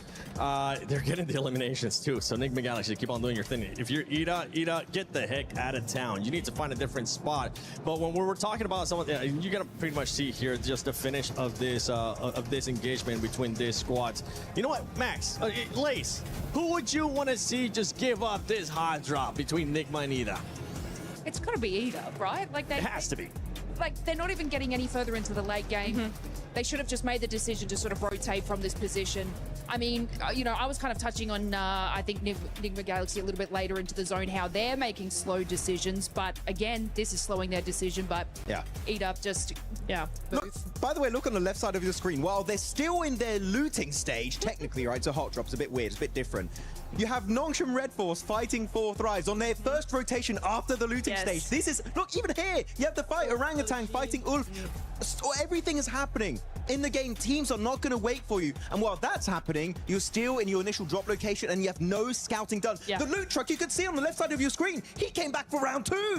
Round 2, and the fight is still not done. What are we doing? It's okay, Max. This is Picado red buildings all over again. It's really annoying. It's Picado red buildings all over again, Max. I mean, we get so mad at that hot drop, and we still have the Miramars to go. So if either of you hot drop red building Picado, I am going to come over to your table, and I'm going to Moonwalk. be aggressive. Yes, I'm going to moonwalk. Look, okay. I'm going to hee-hee at you. TLDR. Very aggressively. TLDR for the entire segment. We don't like it. End of story. Yeah. Yeah, unless you're Nick McGalaxy. Nick McGalaxy currently in third place. You have E-Arena right now in first place with 48 points. Tiamba continuing on those consistency of eliminations. This is the main story for Tiamba right now. 45 points, 37 coming from the elims. And if we start going down, we are seeing one team that has been going down as the day has been going on. And it's none other than Aurora, Max. Yeah, unfortunately, I still have not seen the comeback of Doc, right? I would even take the dockening at this point. I would be like, I want to see something come out of it. But yeah, they've definitely been slowing down quite significantly. Keep in mind, they've got 11 placement points, sure, but they got second place on the first rondo. That's 6 placement points. After that, the rest of the day is only 5 placement points after 3 Erangles back to back to back. Quite disappointing, especially when it's just outside of Ferry Pier. I was expecting way more. They're slipping down, and especially when Ulf now, they just got a 4-man finish. You know, Ulf are going to be chasing for that podium spot.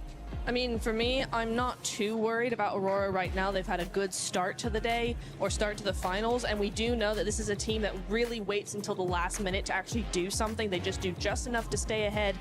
But the problem is when you're seeing teams like Ulf, like Vitality, we haven't even seen Vitality at their best yet. You know, teams like this that are going to be coming up and gaining that momentum as the days go on, Aurora are going to get left behind pretty quickly. So you are worried or you're not worried?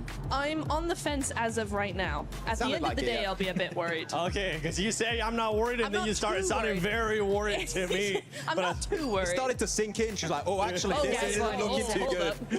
She just kept saying more teams, and I'm like, okay. That sounds like you're contradicting yourself here. 4 Thrives ends up finding themselves here in the first page, but going here towards the second page, we really haven't seen much lays out of S2G. With Furia, it's been a hit of a miss, and then we got some of the other squads there. S2G are getting busy, right? But they are sort of like losing the contests on these fights. They're able to get the placement points. It's been great. Chicken dinners are coming through, but it's kind of like more of a gifted scenario in a lot of segments. But you've heard me about Fury, guys. I'm not going to go on about that. But what no driver's license. Well, I won't carry on about that. But look, I even just want to touch on like Vitality. We didn't really get to talk about them. They are playing incredibly scared.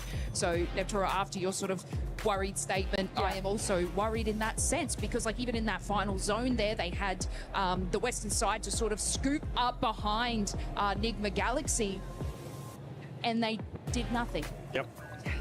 One team that I want to see more out of, especially towards that second page, is none other than Godlike. And I would love to see the player stats so far today because this is a team that a lot of people were expecting to actually finish pretty high. And it has to come with the fragging power of S-Power. And right now, for S-Power to give him a break, he is the only one that's performing for the squad, being able to average at least 1. But the rest of the squad is just not looking good.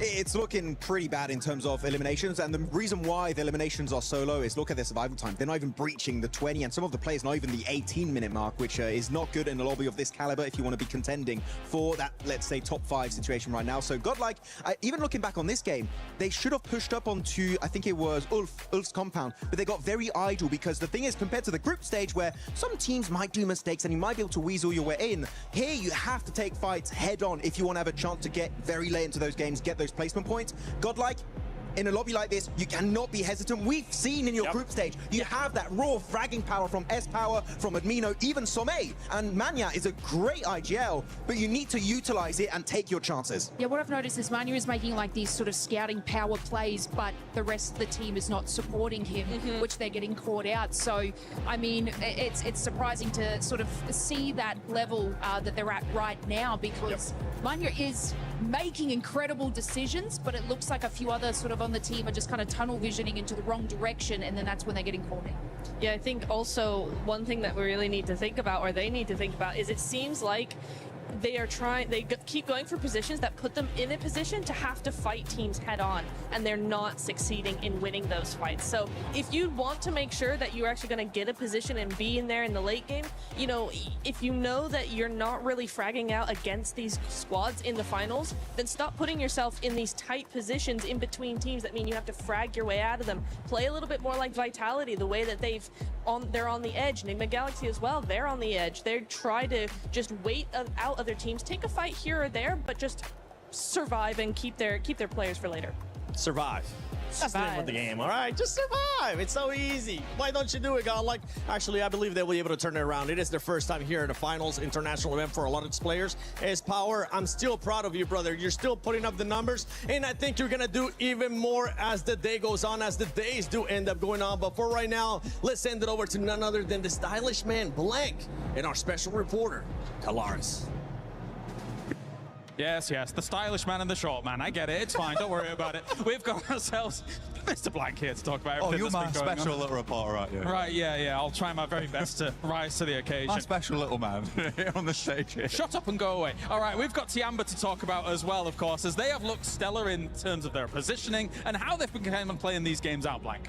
Yeah, they have been really, really good. I'm so sorry. I do love you, bro. But honestly, there has been moments where the decision-making has been fantastic. I think that the way that they are speedily going to sometimes their demise is actually astonishingly good, right? Because I think me and Jackie were talking about this. I don't know if you'd agree, but there are times where they'll make what feels like the best decision in a bad moment, right? Where a lot of teams would just stand by and probably get naded and be like, oh, it's over. Well, Circles haven't been kind to them, so they've been able to kind of fight against some of that adversity. And I think that when you watched as QZZ was able to get MVPs on international stages this year alone, I think a lot of people, including Max and some pundits, etc., wanted extra people to be able to step up to the plate alongside him. Sure. Milu's been able to do that like twofold, which has been really phenomenal to watch so far. Oh, Milu has been amazing. It's been really, really good. It's fantastic to see. I mean, you were talking about it was FMVP for PMI, where he was able to get 39 eliminations over 7,000 damage for QZZ. But yeah, they have balanced the load in a big way. I think it's a really, really nice thing as well seeing A-King, because it very much reminds me the way that Alpha 7 used to play. They're not playing now. Ignore that bit. Ignore that bit. Let's just put that to the side for the time being.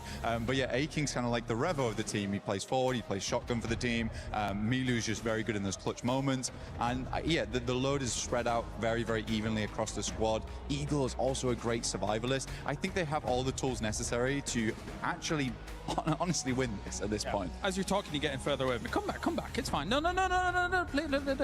Okay, where's so my box? The thing is that I think when you look at Tiamba's performance so far, and we can wrap it up on this and move on to our next team, is that double chicken dinner that they got at the start of survival stage, huge revitalization for them to be able to get themselves back on the road again and actually push to be able to find themselves in this state that they're in right now. What do you think? Yeah, very, very good. I do think that that's what they needed, because the confidence came through.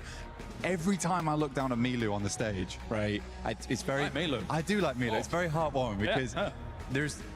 I like it when players are enjoying themselves, and Milu definitely enjoys himself. He's one of the smiliest guys I've seen. QZZ is a little bit more serious, I would say, other than the winning moments where, you know, he almost breaks his fingers on the high fives. That was funny. But I do think that for Milu, it's just nice to see a guy who's so good at the game, but also very much is passionate and enjoys his time in it. And he should be, because he's having an unreal run. All right, let's move on to another team then, as we have Ulf, who has looked, I would say, towards some of these latest moments, pretty good as well. Obviously, they qualified off the back of having that last game survival win, which was extremely important for their campaign as a whole. And they are one of the teams that a lot of people thought was going to be able to attain those top spots. Right now, their space control is looking good, especially in this last game. Yes, very much so. I mean, I'm one of those believers. I'm an Ulf believer. Okay. Everyone knows that. Everyone knows that Eren is one of my favorite players.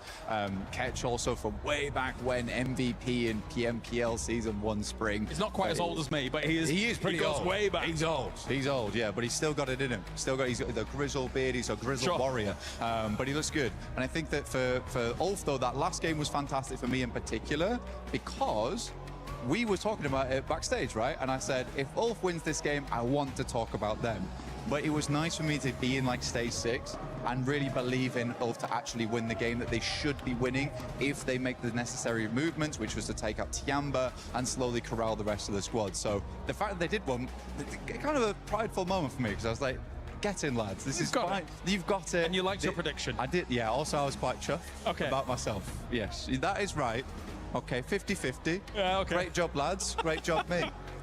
I think as well, you know, controlling that compound, it actually has great lines of sight on the south side. Any vulnerability normally comes from the north, which actually didn't really exist in that game due to the way the circles were shifting. Yeah. So they had to turn all their attention to the east as the next main threat. And I think you're right. They prioritize those threats very well from a compound like that. So good stuff by all so far. Let's turn our attention as well to E-Arena, who has looked... It's funny because I'm a little bit conflicted by what E-Arena's been putting up so far. Because even in this last game, I really appreciate the wide wraps that they're doing, but Fourth Thrive's had like almost zero opportunity to be able to react to the snowball coming down the hill and, you know, crushing them all. It was tough. It was tough. I mean, E-Arena is just a strange team right now where I'm not sure if they're really good at the game or very lucky, which even they, I don't think, are very sure about this point in time. I remember a time when Schweppes, you know, was sweeping aside the competition. But again, I think E-Arena just hasn't quite hit that full stride yet. Yeah. But they do have the massive potential, Caleb. He's been able to win twice on the stage in the past, Schweppes, with, of course, Vampire in the past. But anyway, thank you very much, Blank, for joining me here down on the stage. It is time to head on over to Glitter with an update. Because there's a lot going on in chess today, and a lot of it is very CC heavy. So talk us through what's been going on. So currently the game going on behind us at the moment is Magnus Carlsen, the tournament favorite, playing for Team Liquid against Nahal Sarin for SAUL. Okay. So pretty big game, mainly for Team Liquid. You know, SAUL have popped up across a few games, but not really near the top of the leaderboard. So Team Liquid, I'm not going to pretend like they're near the top at the moment either, to be honest with you. Fair. They're probably lower down than SAUL at the moment, but they're expected to get a win here this weekend, considering Magnus Carlsen being the chess player that he is. And he is up 2-0 at the moment as well. So even if he gets one more draw through the next two games, he'll be progressing to the semi-finals.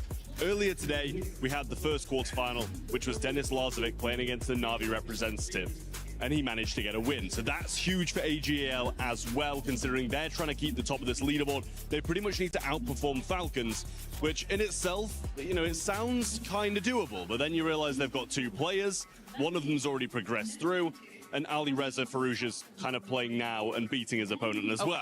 Okay. So Hikaru Nakamura already through to the semi-finals, which lines up a Hikaru Nakamura versus Denis Lazovic, AGL versus Falcons in the semi-final. I mean, to be fair, Denis was trying to almost preempt the when he was practicing, putting the key into the trophy yesterday. So, you know, maybe that's a good omen? I mean, the thing is, he was literally putting his opponent's key that he'd beaten in the winning trophy. So it wasn't even his own key. He was like knocking someone out and then putting them on a pedestal straight away. But yeah, it's been a good one over here in chess. You know, there's so many club championship storylines that kind of lay on chess at the moment, considering, you know, AGL have been knocked out of PUBG Mobile, have been knocked out of several other competitions as well. So Team Falcons have to be outperformed by AGL if AGL want to keep that top spot. But then again, Falcons are in Rocket League as well. So they're kind of in a great position to go far in the club championship this week. And of course, already have managed to secure some points being in the top four.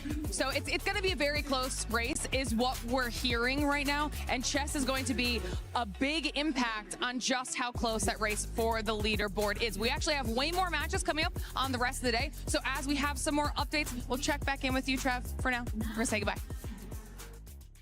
Shout out to the amazing Glitter Explosion and the amazing Trav as well for the Club Championship update. But now going back to PUBG Mobile's esports here at PMWC at EWC 26, we got to talk about Aurora. I would love to see Aurora player stats because there is one player in particular that you're not happy with his performance. You're over here like George St. Pierre, Max. You're like, I'm not happy with your performance. Ooh. That's exactly what it sounds like because for this squad, I mean, they were able to start off hot, but they're just going to keep going down that leaderboard. Yeah, it's not even just Doc, actually. I feel like I kind of want to see more from Reefus as well. That has kind of like been underperforming a little bit. Even Ziol. Ziol, I can give him a pass because he had some incredible grenades early on Rondo. So sure, maybe it doesn't showcase itself in the stats, but in general, I feel like Ziol has definitely also been pulling his weight. But top, it's been the top show. Getting almost 3 average eliminations per game is crazy in a lobby of this caliber. But it's not enough when only one player's putting up those numbers. Niptura, Doc, Reefus, again, Jolly get a pass, but Doc and Reefus, I want to see those guys doing well here in these coming Miramars. Oh, absolutely. We know they can offer so much more than they are right now. I also want to give Reefus a half pass as well, because similarly to Zeol, we did see Reefus have some really cool information scouting off angles, like way across certain areas of the zone, really trying to get as much information as possible for his team. So in that regard, yeah, I do feel like he's kind of pulling his weight a little bit. But yes, overall, I do agree with you, Max, that all of them need to really be stepping up to the plate here. 4th place is okay. It's not far behind first, but we just want to see more because we know that they can do so much more. Yeah, and for me, no pass for Reefus. Okay, Reefus, I expect a lot better from you. You're the only player right now that hasn't gotten one of the international MVPs in that squad, so the pressure is on you. Okay, any passes that I had for him was last year. This is a new year. I want to see more survival time out of him as well. But here we go. We're looking at the overall place. We're talking about Tiamba. We're talking about Flash. We're talking about some of these teams that we need to see more placement points out of. Yeah, I want to ask Max, if he were to be an embodiment of a coach, you pick Team Flash, right? Oh, if I wanted to coach a team, which team I would coach? No, so I think Flash was, wasn't that your They're my prediction, yeah. Yeah, your prediction? Yeah. Obviously being 7th place there, not doing terribly, but come on. 23 points behind. Inner coach, what do you think they need to do to be able to skyrocket up that leaderboard so your prediction is correct? Oh, it's complicated exactly to pinpoint what's going on with Tell Team us, Flash. Max. You're putting me on the spot right now. I didn't prepare a segment for this, but no, Team Flash. I feel like you thrive on this. There was one fight that was versus 4 Thrives that I find interesting. That was actually the one that happened last game that eventually was won by Ulf. And I feel like what happened with Team Flash, they got caught off guard and they didn't find a good way to get themselves back up on their 2 feet and get ready for the fight, which under pressure, that is what you need to be able to do. Flash is a great team, right? If they take a fight they're ready for, when they're not ready for it, they just tend to crumble a little bit. So I don't think it's a gameplay issue per se. I feel like it's more of a mindset issue that Flash need to try and resolve. Yes, we're looking at the second page here. I'm also going to be looking at Hora Esports, Neptura. This squad, I mean, they have the fan base here. They have the support from the fans. But right now, in the second page, knowing Hora Esports, they're not going to be happy with this performance. No, they're not. And I think it's a bit of an odd one, right? Because I think it's hard to say, like Max, right? It's hard to pinpoint what exactly is going on with them. But typically, this is a team that likes to play edge, likes to survive, likes to wait until the last few phases of the game to really start spreading out and taking third-party opportunities. They're very good at those third parties, and we're just not seeing that from them. They try sort of half-heartedly making good on some of these plays, but they get overthrown very, very quickly by these more aggressive players and more aggressive teams, and so they just seem to be a little bit too passive. I know Hora tends to be called passive a little bit more, but this is not a passive team when it comes to those fights, and except for today, it just kind of feels like that's what they're the name that they're living up to, unfortunately. I mean, it's an incredible start from them, though, from the first couple of matches. So, like, obviously, we talk about teams that sort of start out strong, start out weak. I think they started out incredibly strong, but it seems like, obviously, coming into these later matches and everybody's reading the zones a little bit better in these positionings, they are getting caught out on that. So I do agree with you in that sense. But look, it's just kind of that balance of mentality that they're sort of struggling later in these matches, but I feel like even though it's just today, I feel like tomorrow it's going to be like a little bit of a different scene from them in the start. I do believe so. I do believe they have it. They've got the fans to back them up, of course. I'm backing them up. Maybe not for the rest of today, but tomorrow. I was about to say, you're giving them a break until tomorrow. No, these fans, I want to see it. They want to see it coming up in Miramar. I mean, yeah, the thing is, right, is that, okay, if you only had like your typical rule set, sure, fair enough. You can have one day off. We got Smash ruling. You might just have only 2 games there on that day 3, and you just don't know how it's going to go. If it happens like it happened in the Macau Invitational, boy, oh boy, that was crazy. We had 5 teams in the Smash zone at the same time. Eventually, Nongshim Red Force did get the win, stealing it away from Furia, but Smash ruling in play, you just don't know how long you really have, Niptura, so you got to make the most out of the games you're currently playing, because otherwise that gap, it might be impossible to come back from in that final day. Oh, exactly, and there's your point brings up 2 teams to mind for me. The first one we've already talked about, Aurora. I said that they typically are a day 3 team, which makes things very complicated when you get to that Smash ruling. Exactly. What day 3, right? The other one is for Thrives, because again, they do very well, typically, very well on day 1, because day 2, they tend to dip. The momentum just drops significantly, and then they can bring it back up on day 3. Again, what day 3? We could very well have a scenario where day 3 is really non-existent. So for those two teams in particular, that's really scary thought. Yeah, day 3 will still happen, but depending on how the leaderboard is looking, Seven's canceled. and depending on what other teams end up doing, we could end up just seeing 2 games because Smash Rule is in effect. So just to remind everybody, the way that ends up working out is when we end up going to Smash Rule on the last day, whoever's in first place on the previous day, you get plus 10 points if I'm not mistaken, and then that becomes what we like to call the Smash Zone. Once a team is able to pass that threshold, in the next game, if they do end up winning, or whichever game after that, if they do end up winning, they would end up winning via Smash Rule. And this is something that we kind of you were especially hitting on just now, Max, because it could come into play. If a team is too far ahead, I mean, especially with Rondo starting off as well, it could be an easy 10 points for that squad. And later on, we can see teams just readjusting their playing style because all they have to do is just win, baby. But it also adds so much pressure. Yes. Right? We do have to highlight it. I mean, I want to take you guys back to PMWC Season 1, Jakarta, right, in Indonesia. 4 Thrives, what was it, 50-plus point lead after day 1? Like something crazy like that. They just destroyed everyone in those 6 games. And then comes over day 2. They're like, oh, wait a minute. We try and get into the Smash Zone. They get in the Smash Zone very early. Pressure gets to them. Ulf is like, oh, you're crumbling. You're having a bad time. And they catch back up to that team and almost take it away in that last Miramar. But luckily enough, 4 Thrives do maintain that top position. But the Smash ruling is a blessing and a curse based on how you approach it. And for 4 Thrives, I am scared if they do get into the Smash Room once again, how are they going to perform? Because back in that last event, it was looking shaky. They can't afford to shake up badly here back-to-back. Yeah, that team, they ended up pretty much just showing us what we have seen in the past with 4 Thrives, which is the biggest question mark, and that is the mental state of the players, because when things don't end up going their way, they do end up getting into their mind. Yeah. For them, being able to be champions, though, for 4 Thrives is going to be looking different. For a team that's wanting to become champions, none other than Enigma Galaxy, they have had a great start here today, but I know Jackie got a chance to talk to them. Hello everyone, Jackie Powers here, live from PMWC at Esports World Cup, and I'm joined by the legend himself, Ralph, from, of course, Enigma Galaxy. Now, buddy, I gotta get in there and ask, the pop-off moment, Ida's been hot-dropping you every game. It feels like every time we're in Erangel, they're willing to sacrifice their own points to target your team. What's going through your mind in these moments, and what was that like, kind of asserting the dominance of, we keep winning this, and I'm gonna prove it, standing up on the stage?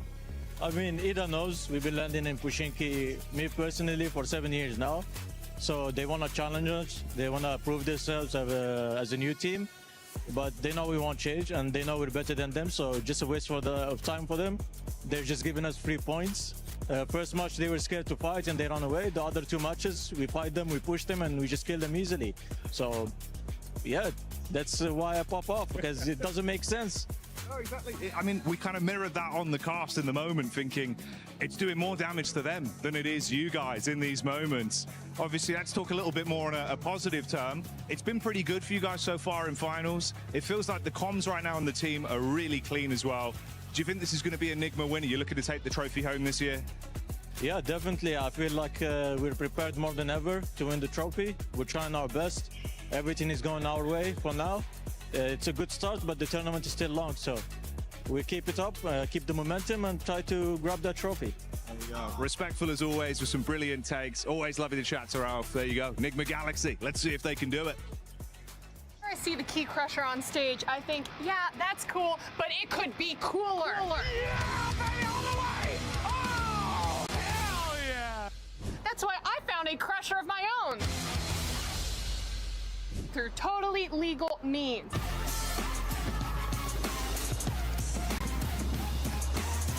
Ah! Now let's crush this watermelon.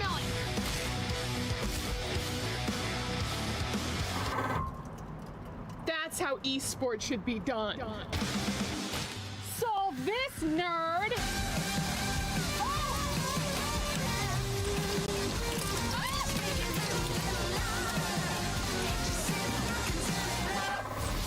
Yeah!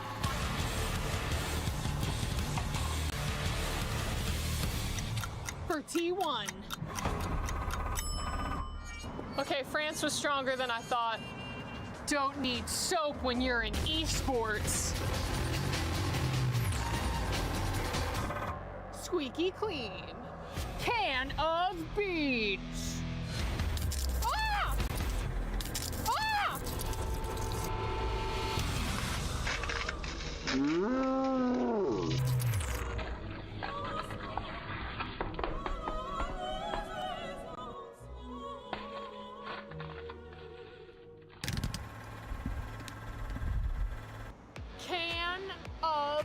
Cola.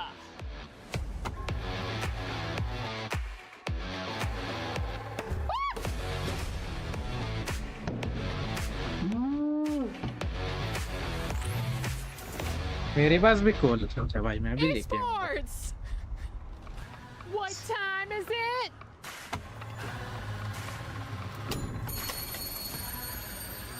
Time to go.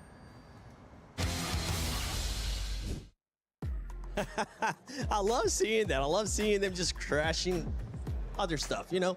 What's one thing, Lace, what's one thing that if you had the power to crush it, you would end up crushing? Besides Max Man's hopes for Team Flash. Damn it. No.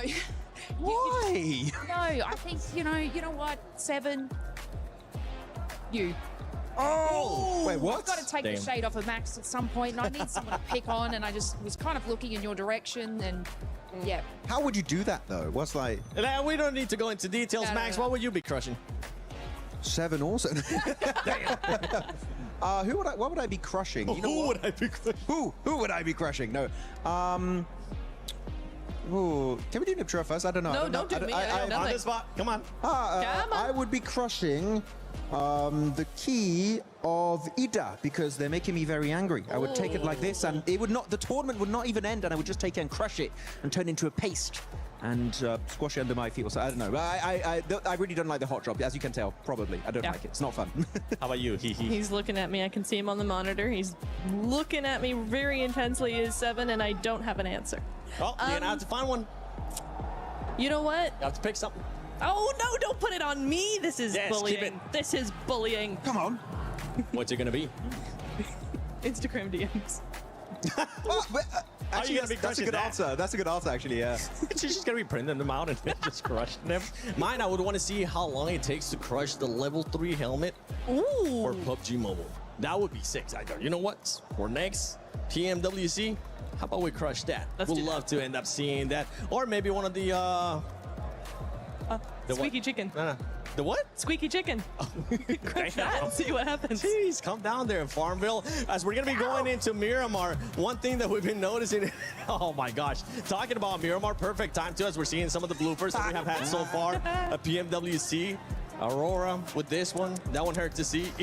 But this was, honestly, ended up working out for EA, especially because they jumped at the same time.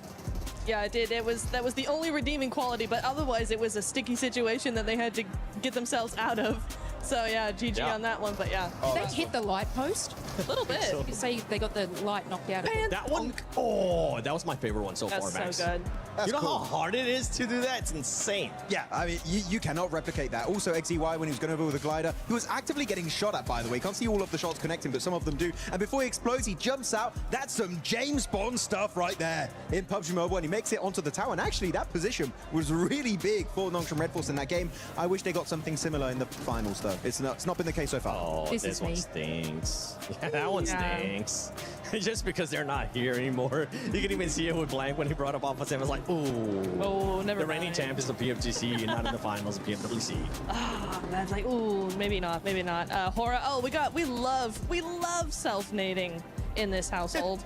It's just so much fun, and it's dumb. But here we go. You do have it occasionally. Here we go, Aleka. I mean, and it's, you know, any team can do it. We had A7, we've had Hora, 721 GS now. Sometimes you're just such a powerful player that you need to be humble भाई ये लोग and highlights he eliminate दिखाते yourself रहेंगे क्या? from the competition. God damn, we have some humble PUBG. Hello कब से wait कर रहा हूँ मैच चालू नहीं हो रहा 7:50 का टाइम दे रखा है इन लोग ने We're just so good at the game that we had to give the other teams क्या प्रॉब्लम हो गई भाई? chance. We're like, okay, time to nade ourselves. You have to intentionally throw sometimes. You know, if you want to give other people, the noobs, a chance, unlike us, they need to be given an opportunity at redemption in these games and get those chicken dinners.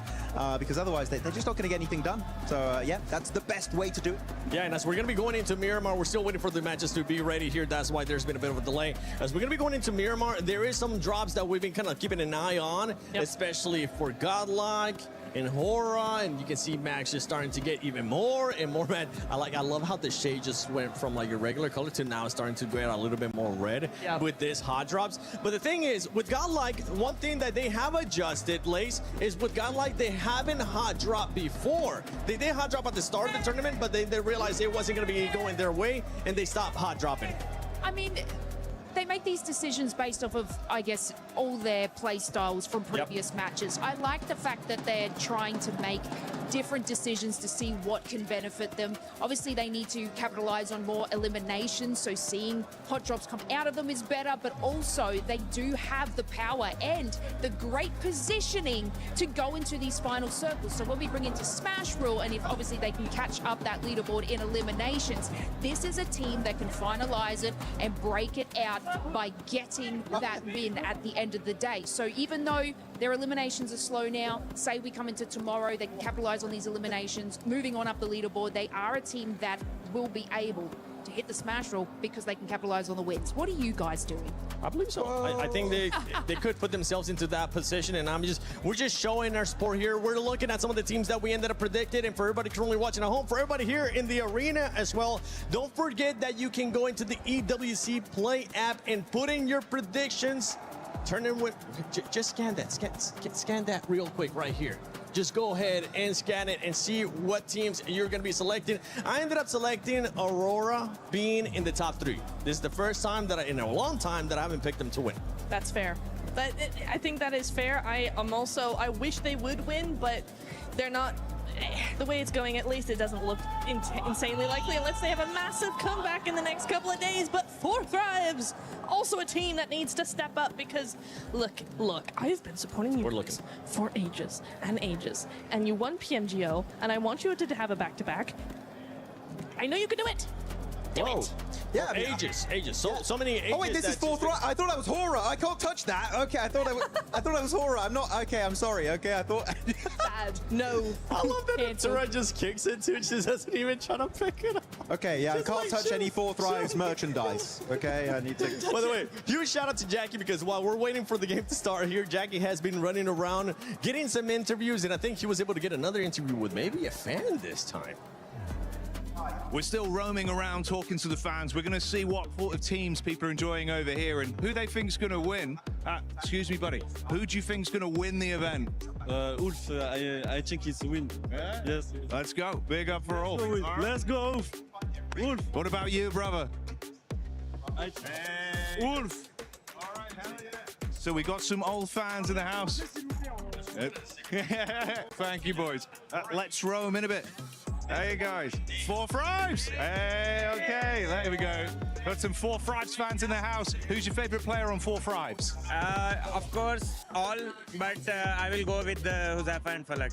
Okay. Yeah. But there's been a lot of fans for Falak. What do you think it is? Is it how he plays the game or just his personality? What do you like about him? How is it played? He's an aggressive player, so and personality as well. Yeah, so yeah. What about all 4 Thrives here in terms of thinking they're going to win it? You a big fan of 4 Thrives? Yeah, we are especially came from Pakistan to support them. We are here for our team and we love them all. They represent our country and represent us. So we are here to support them. Have you guys been getting loud throughout the event as well, giving them your energy? I imagine that. I've been hearing a lot of 4 Thrives cheers. That coming from you guys? Yeah, that's definitely us. We are here to support our team, to cheer them. Good luck with the event. Fingers crossed for 4 Thrives. They've been looking great. I'm going to roam on, see what else we got. Enjoy the show.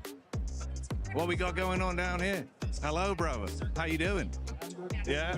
Who do you think's going to win the event? Okay, particularly I can't say anything for the first day because it's going to be a tough competition. It's the EWC man all over the world. Everyone is competitive in this game. So let's wait till tomorrow so then I can say who can win. Okay. I know the game, I know how the game works. So let's just wait patiently. First day is a good day for everyone.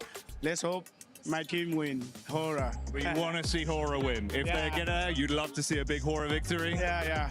I love to see that, but still, I say no disrespect to any team, but I want my team to win. That's the motive of champions. There you go. We're looking for a Hora win over this side. Let's go find out what's going on in the other sides of the arena. Avli, I need you to cover the STC arena today. Ooh, it's gonna be tough. Why? Because I have no interest in doing that. Come on, we need you over there. I'll tell you what, I'm gonna go to the beach just really quick, and if the games are still going on by the time I get back, I'll say a couple words. The beach is 5 hours from here.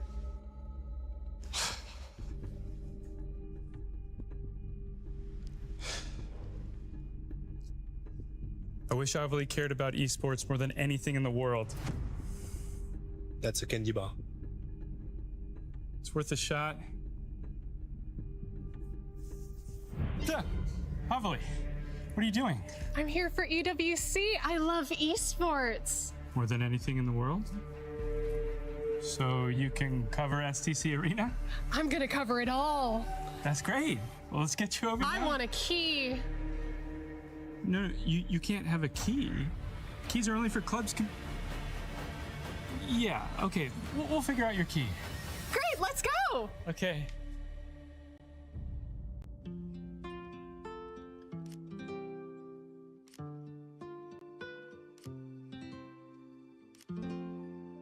Avali, I just want to say you're doing a phenomenal job. Everyone's really excited about your work.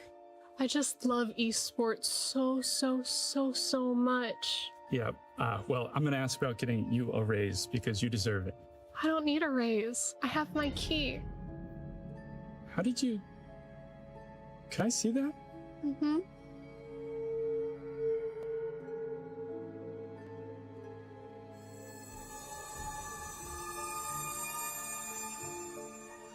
Avali, did you take this from somebody? No. No. No, no, Okay. no, no, Okay. no, no, no, don't do that! We were having such a nice tournament! Why does it matter? We were having such a nice tournament! Okay, it's your key. It's your key.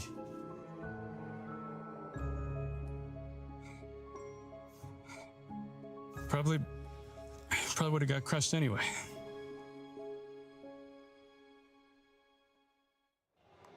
Yeah, I wouldn't want to run into that because that is scary.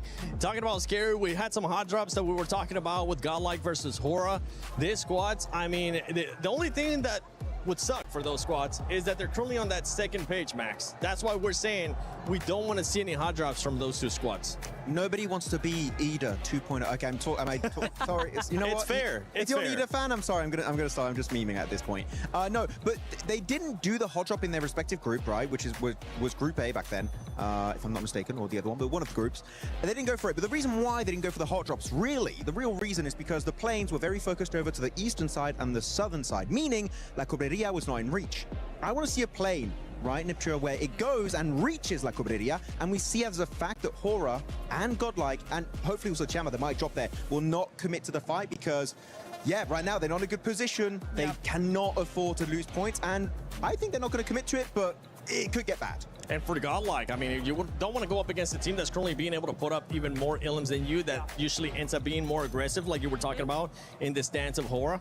Yeah, no, again, yeah, if they were doing much better in the last 4 matches, if they had, you know, if they were top 5, top 6, something like that, and they were feeling really good and looking very confident, maybe you could try to contest the drop, right? But the way it stands, honestly, for either of these teams, I don't think either of them should really try and contest this. It really is down to who had it first and up to the other team to kind of figure out where else they want to go, because I'm not confident that either of those teams would win against each other. I think it's a 50-50. Even if you lose a player, right, it just hurts your potential performances Especially onto on Miramar. So, yeah, I do think that Godlike, talking to S-Power, you and me, right, Seven, we had a bit of a chat with them. He's like, you know what, it's not worth it. They had that first hot drop onto, I believe it was Hustler Crew, onto Erangel in their group stage, and like, you know what, it's just not worth it. Let's give it up. And I think that was one of the best changes in this entire tournament, was from Godlike, and I want to see that bleed into Miramar going into today.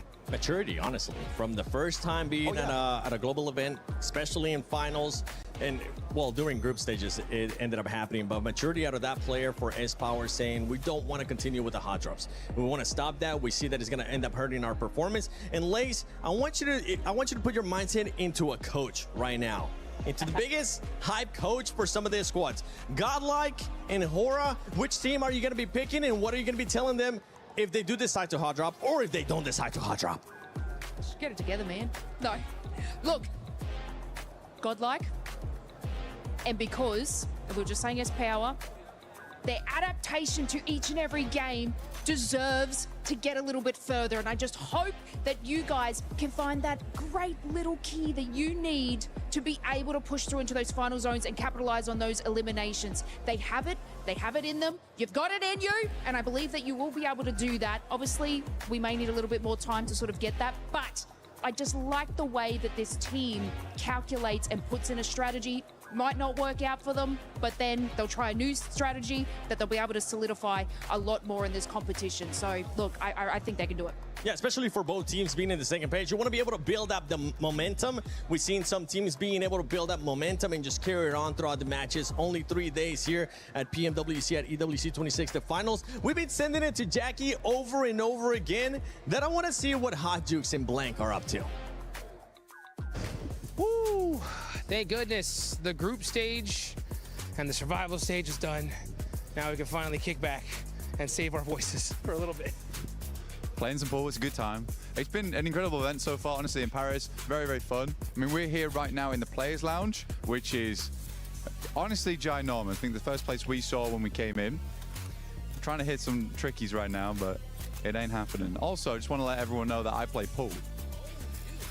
But I don't really, I play snooker. So this is very different for me. It's not the same thing, not the same thing at all. Matter of fact, I've never even seen a snooker table in real life. This is the game to play. I thought it was only one singular game. Yeah, I'm gonna break some rules. Okay, what are you thinking? What are you thinking? I think I'm gonna break the rules in terms of He is looking to take the shot. Will he hit the stripe? Little bounce shot. There we go. Well, you know, we're getting things figured out here. Let's see if I can finally hit one of these things. Okay. So what have you thought about the tournament so far? I mean, for me, tournament's been great. I've really enjoyed it. It's been Calisthenics boy, भाई problem आ गई छे बदाने vomit Thai छे player ने तो game चालू था वार लगा. What the heck? That top 5 is just some crazy stuff. Couldn't believe it. I think everyone I've talked to whilst they've been here saying they're having a really good time. Again, everyone's really taken care of here as well. ये मुझे क्यों नहीं पता था? Plenty of stuff that we're taking advantage of as well. Honestly, that's the big thing.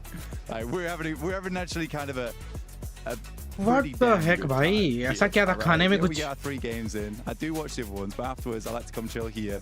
It's a lovely spot. This place is stupid, to be honest. It's ridiculous. Dude, the by far some of the best food I've ever had at an event ever. And this place really does have it all, dude, right? I mean, like every game you can imagine. Manicurist on stage, and dude, that lady's insane. Like, I've seen some of the girls walking out of there, and now she's like booked out for 2 weeks, which is wild. But I might even get a haircut in a second. I love it. I love it here. We're so hyped about you taking the mic back off me as well. Yeah, no, I'm about to get I'm getting ready. I'm getting ready for mine. Yeah. But overall, genuinely, PUBG Mobile is I think PUBG Mobile might be the greatest event at EWC. PMWC, EWC, so good. We're biased as hell though about that, but we do get like 2 good weeks out here to enjoy the vibe. You know, it's been in Riyadh quite a few other times, but even there it's been very, very fun coming to Paris. For me, Paris is good because it's a 1-hour flight as opposed to an 18. But I'll still take the 18 to go to Riyadh. Very, very good time. But it does mean I don't have to get a massage while I'm here. My back is not ruined. Yeah, same thing, Bo. I mean, when I heard that there was massage therapists actually available, I was like, please, where are you at? Because my flight was a whole lot longer than that. But yeah, man, so far this has just been a crazy journey. And the survival stage just finished. It was tough leaving the hotel room this morning and seeing like 10 teams go home. But at the end of the day, someone's going to be the champ. And another team is going to be the not champs. I don't even know what I'm saying at this point. I'm just watching. I saw him shoot 2 different color balls. He really does play snooker here, folks. And that was close. That was close. I like it. Look, I'm just hitting balls in holes right now, okay? I'm playing the equivalent of golf, just with a long stick. I hope that's fine what you did. I don't know the rules. Tell me the rules. Right? That's fine. I got you, bro.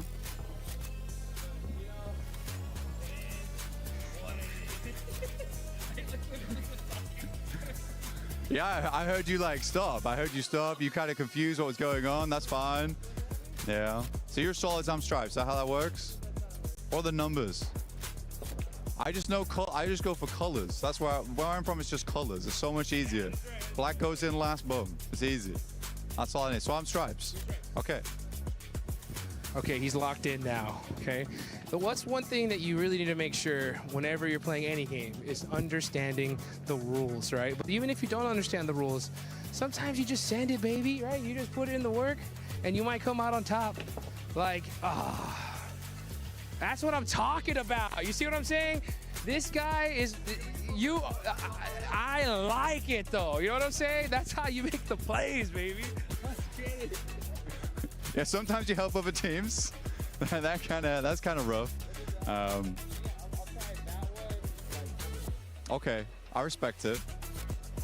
Sometimes you gotta make some difficult shots in your life. I trust you. It's a long reach. It was close though. It was that. I thought you were gonna really ruin that. I thought you ruined that. Okay, like tell me something. 4 thrives. Overrated or not? Hell no, dude. 4 thrives is insane. I mean, they are coming in champions of PMGO Season 1.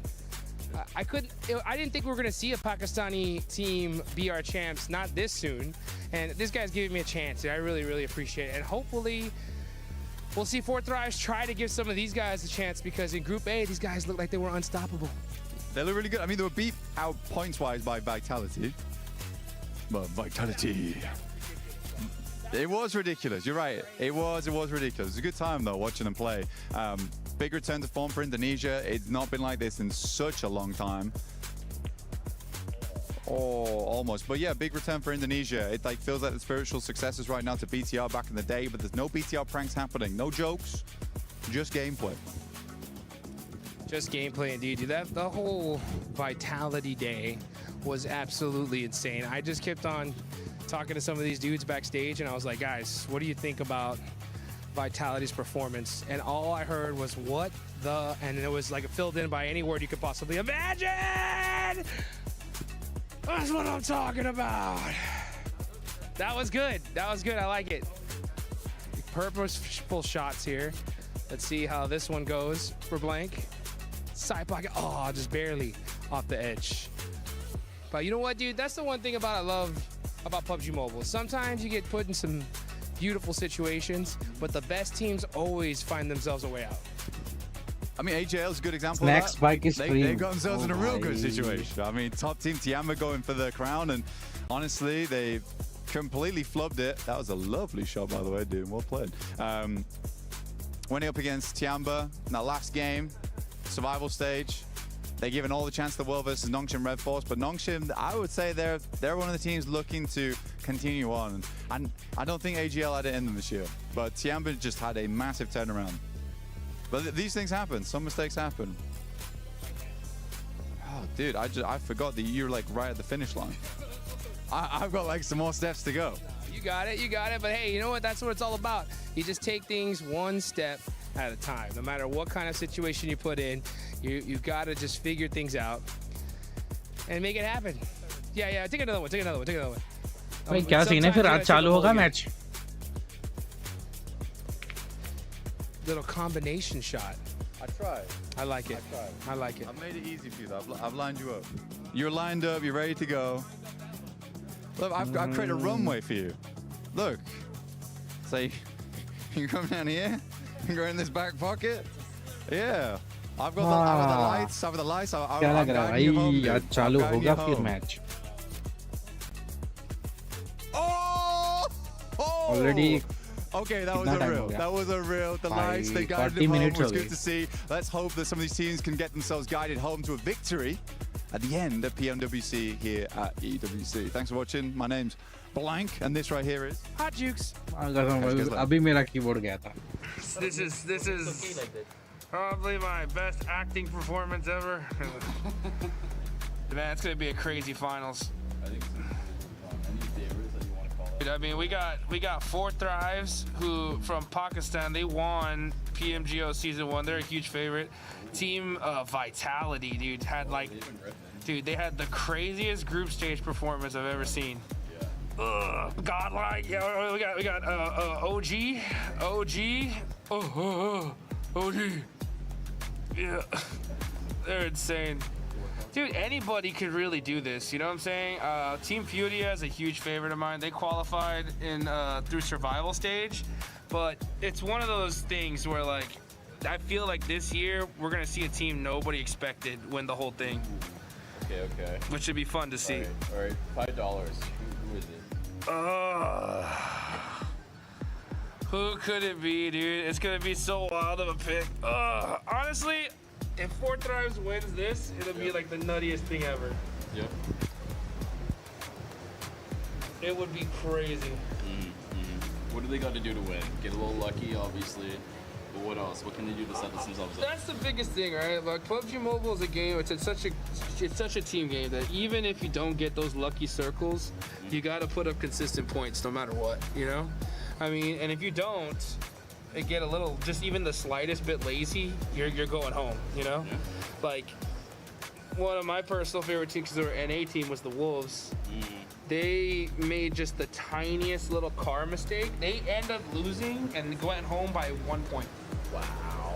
And the margins here are insane. And if you look back at the videos, like, there was one play where one of the players accidentally just drove into a wall, and they ended up getting pretty much flushed because of it. And you just think, like, if just any little tiny mistake was avoided, they could have got that extra point and went. Guys, GG's हो चुके हैं. You gotta risk it, dude. Sometimes the wall looks too juicy. There's those coin flip decisions, dude, right? And you can go left, and if it works out, you're a genius, you know?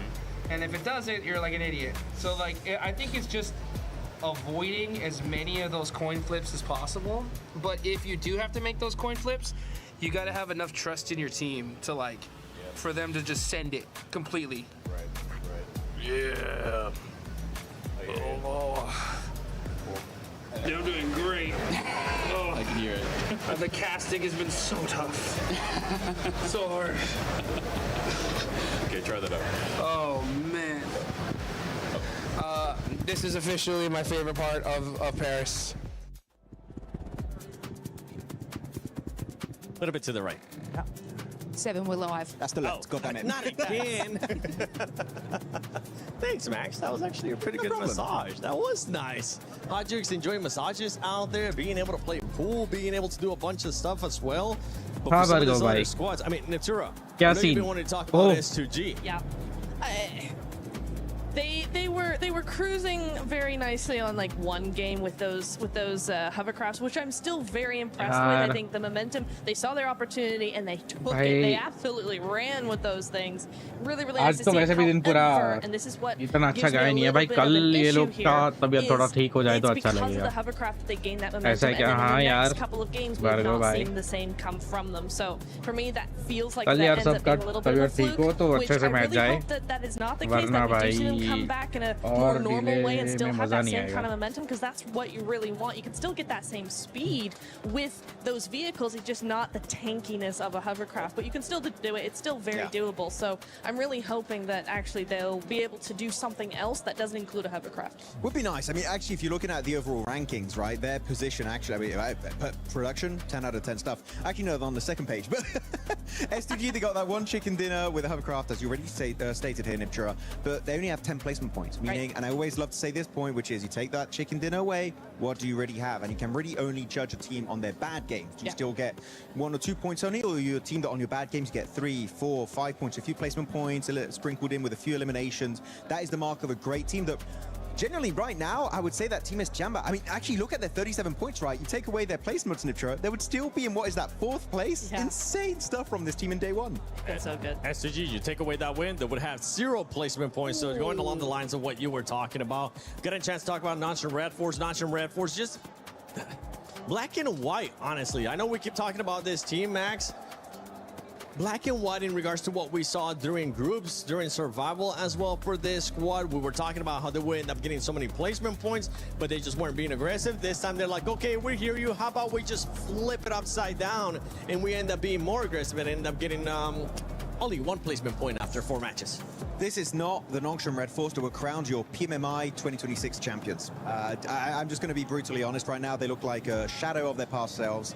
We know they can do so much more, and I mentioned it earlier, right, is that especially they got caught on their rotation on that previous game, which was a while ago now, by actually the side of 4 Thrives outside Potato Hill, and they just didn't have a plan B. They just didn't know how to catch up. And actually, a team that, in my opinion, Niptra, is a great team when it comes to getting a second, like, plan B, plan C, the entire alphabet, right?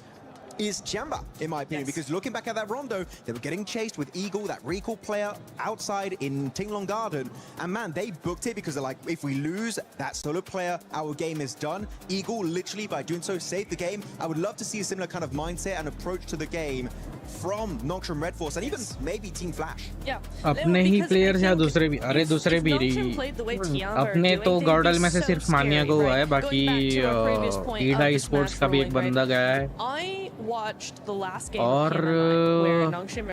टियानबा का मिलू और होरा का no fear इन लोगों को food poisoning हुआ है ईडा ने तो रिप्लेस कर दिया player and rather than fall underneath the pressure of like so many other teams do, quite rightly, this team knew exactly how to play this. It was like they weren't worried at all. और होरा का भी pata nahi, that's all we got to do, and easy peasy.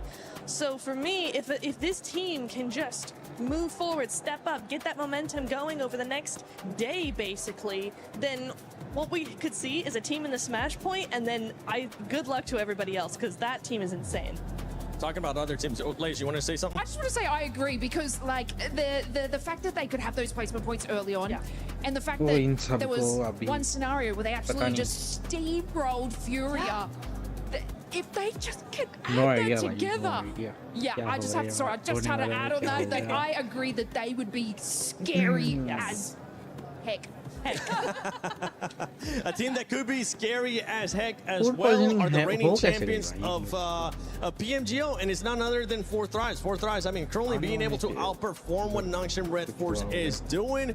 Average placement, the exact same. I would love to see 4 Thrives player stats, though, because for this, I want to see who's currently performing, who's currently not performing. We saw who's Sci-Fi earlier on being able to clutch it up for the squad, and I feel like he's currently being the standout player when we usually end up seeing Falak.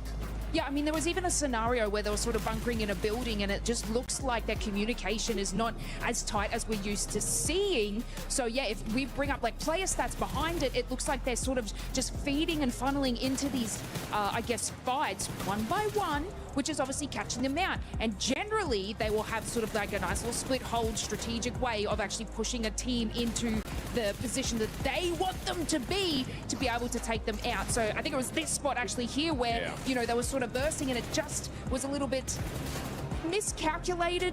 Still a great sort of, I guess, push from them, but it just isn't as fast-paced as 4 Thrives when we used to see. Yeah, I fully agree with that, and also we kind of saw that when you were pointing it out. Max, the one we saw where 4 Thrives just decided to coexist with more esports, it ended up hurting them in a big way, because we saw, who was it, No Fear, that ended up actually clutching up that 1 versus 2. For 4 Thrives, I would have loved to see them being a little bit more aggressive, making them back off and not just waiting the longest time when they actually have to just fight. Usually we tend to see 4 Thrives being a little bit more aggressive as we're looking at the player stats, and it's actually Falak that's still putting up the numbers. Yeah, I mean, he had some crazy good grenades, but actually, I wouldn't fully agree about them being more aggressive. I feel like they're aggressive enough, especially in the early game, right? They love to do it. They were going for it in Pachinki. They even were chasing down Nongshim Red Force at some point, clearing out the entirety of Team Flash. I feel like the issue is sometimes they linger too long on their splits, like that a 2-2 split inside Fairy Pit, which I liked it. But then you saw Sleepy from Hora, and Sleepy is a very sleepy, sneaky man, okay? He spots you with a mini 14 or even like ARs that pretty much are just, you know, long-range AR snipers. And he's just gonna tear you down. He did that on Falak. They were able to get the reset, but it really goes to show that a split like that, if you're holding on for too long, you are going to be showing a bit of a kink in your armor. I'm not really too scared for 4 Thrives. I feel like they're a team that don't really have a big ego. They're willing to change and iterate when they need to do so. So I feel like it's fine, but it's definitely been a rougher opening day than maybe a lot of people were expecting. No, I do agree that they are not they're not in the woods yet, right? No, it's fine. They're not in the woods. They're okay for now, but yeah, it's just that I know the other teams are going to start really playing a lot harder and a lot faster in the second day, and so for them in particular, they really need a good first day, and so far we just haven't had that from them. I kind of agree with both of you, right? Where you're like, they need to be more aggressive. Max says they don't. I think they need to be more aggressive in their momentum, right? Not in getting the elites, not in getting the fights, right? But they need to be snappy. We're not seeing this team be snappy in their rotations. They're not being snappy in their pushes. Their splits are very slow. Yes. They need to slay those rotations. No, I'm sorry. They do. I agree. They do. They actually do. They really do. They need to be really like Enigma Galaxy that we've seen. Like, who else have we seen? EA have been very quick. If a player gets knocked, they are all over it immediately.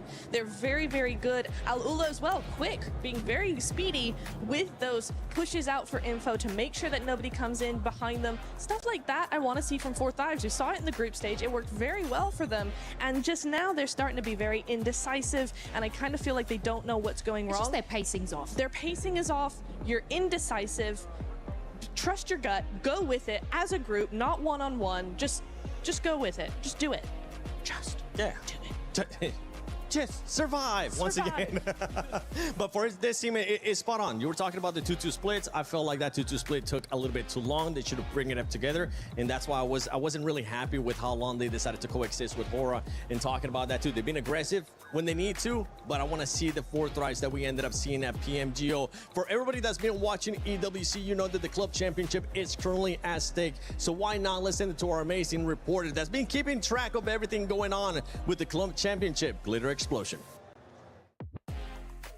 SCC Arena to check in with Ginny about what's going on over here, what's going on with CC and the fans, really. It's a really good time right now. This is our second game where we have the French crowd absolutely cheering out of their minds. Starting off today, Gentlemates had their game, which was in that lower bracket, and they needed to win in order to be CC eligible, which now they are because they ended up in the top 8. Okay. Same thing for KC. They were second on the second game that we had here in the SCC Arena way back when EWC has just started. So they need another top 8 finish. If they win this game, they'll make it happen. But same old. Vitality Falcons already qualified. Of course. And Twisted Minds playing later today. All right, so then that means we've got way more competition still coming up around the corner, and it could be massive for our leaderboard at the end of it all. Of course, we'll check back in as we have more information.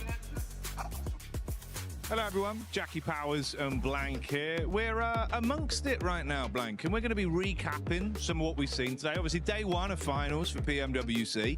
We've had 3 games played, all with a very different sort of aura to them, mate. Yeah, absolutely. I think it's been a good day today. Tiamba's done very, very well so far. All been able to get that win over on match 4, I believe it was, which is very cool to see, because I really like Ulf as a team. Fortunately, it has been a bit of a rocky start for them. Their star player, Eren, hasn't really been stepping up to the plate as much as I might have liked him to. But Scarface, though, he was doing great. Yeah, Scarface came out swinging. Obviously, talking to some of the fans as well earlier today. Oh, really? A lot of love, mate. You can see everyone's very excited. There's actually quite a big representation of the old fandom here. Yeah. So that's been kind of cool, getting a different vibe on it. I don't know, it feels like, you know, you've got a lot of Godlike fans, very loud, very energetic for them. Oh, yeah. But the old fans are there. It just feels like they've been a bit more reserved. They're kind of waiting. They were saying, we know they're going to do well. We'll just wait until they pop off. We're ramping. Exactly. Yeah, we're just ramping. We're just ramping it. I do think the loudest fans today, though, of all of them, have been Enigma Galaxy fans. True. They have come out in force. I was surprised by that, but it's good to see them here. They're all giving them a lot of love, which they deserve right now. Coops is doing fantastic. Yeah. I think Ralph's also playing a damn good game. I mean, on that match we watched, I think it was match 2, where he came out with the M249. Great shots over towards Ida. Ida in the bin, by the way, absolutely. I think that one's a cut storyline already. Like, they're just basically throwing themselves at Enigma Galaxy. I think 3 of us at this point from the team here, the talent team, who spoke to Ralph and asked him similar questions. Yeah. And when I asked him about it, you could see that look in his eye where he's just like, I don't know why they're doing it, but it's giving us points and we're going to take it. But you're spot on, mate. Nigma as a team, they've looked great. And honestly, you're right. The fans have been bigging them up and saying, look, I'm pretty confident we're going to win this one. Yeah. He also said himself, I think we're in a good spot. Comms are good. I reckon we can win this year's PMWC. Yeah. You think it's a bit amazing as well, because Coops said it before, he's dodged quite a few events so far with the team. And you really do want to see Coops with the squad. And now they're all together. It does feel like they're a well-oiled squad despite that. So you imagine there's been a lot of scrimming going on in the background, making sure he's been part of the team even when he's not been at events to ensure it's happened. But Coops has just had these awesome moments so far, alongside with Lord a lot, which is great to see. But I will say, one of the teams I've been sort of astonished about, let's put it that way, is Flash. Because we had some really nice moments with Flash, but it was match 3 today.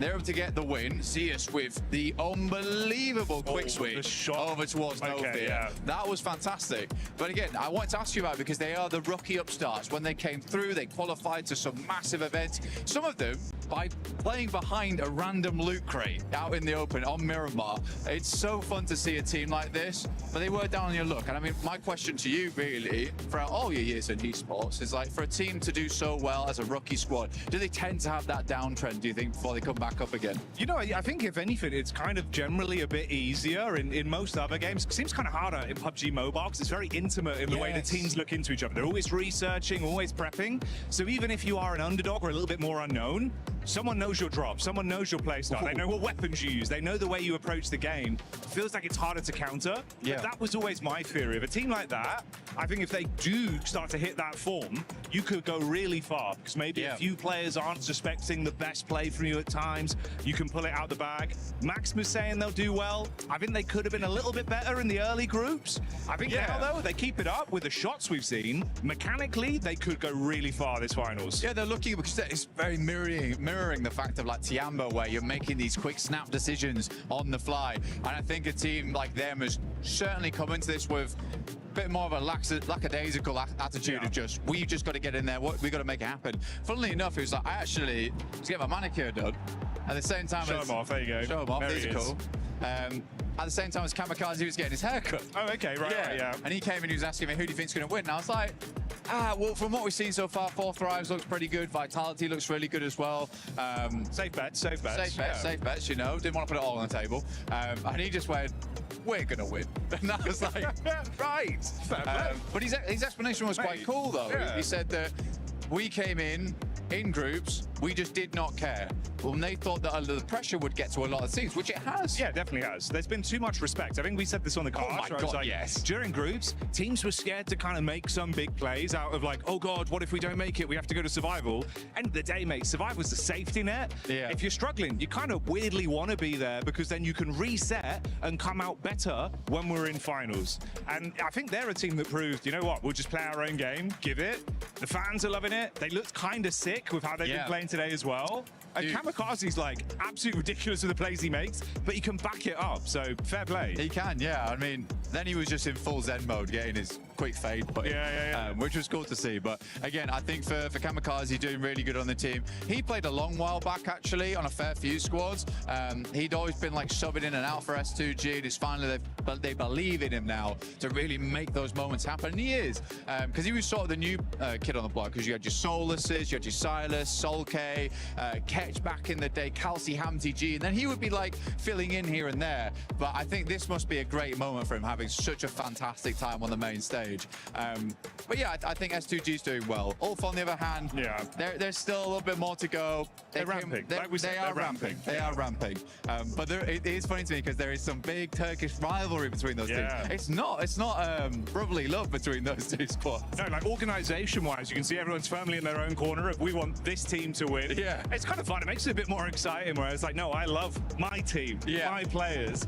I think that's cool. I did also like to throw it in there. We had the pop-off moment with Ralph earlier. Oh, bro. The fans loved it. You could see we loved it. It was like, dude, this is what I want to see. There's a lot of personality in PUBG Mobile. And I think PMWC seems like one of the better events for it, where people get into that mindset of like, we are superstars. And they absolutely are. Best of the best in the game, biggest stages, most lights on them, and they're living up to it. $3 million prize pool. You've got to bring your best. So we'll find out how it goes here in the finals.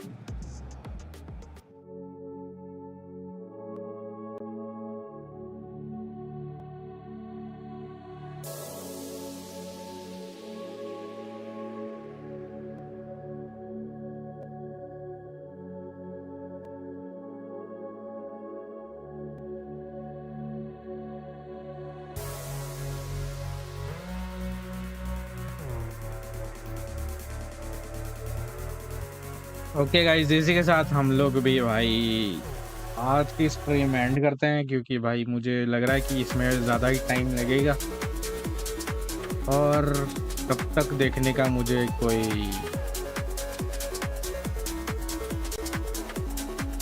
मतलब wait करने का मुझे कुछ समझ नहीं आ रहा भाई। Wait करूँ पर फिर बहुत ऑलरेडी मैं 1 घंटे का वेट कर चुका हूँ और हाफ एन आवर का वेट नहीं कर पाऊंगा। उससे अच्छा आप बंद ही कर देते हैं। कल और परसों 2 दिन है अपने पास, देखते हैं क्या होता है। तब तक के लिए बाय बाय, गुड नाइट।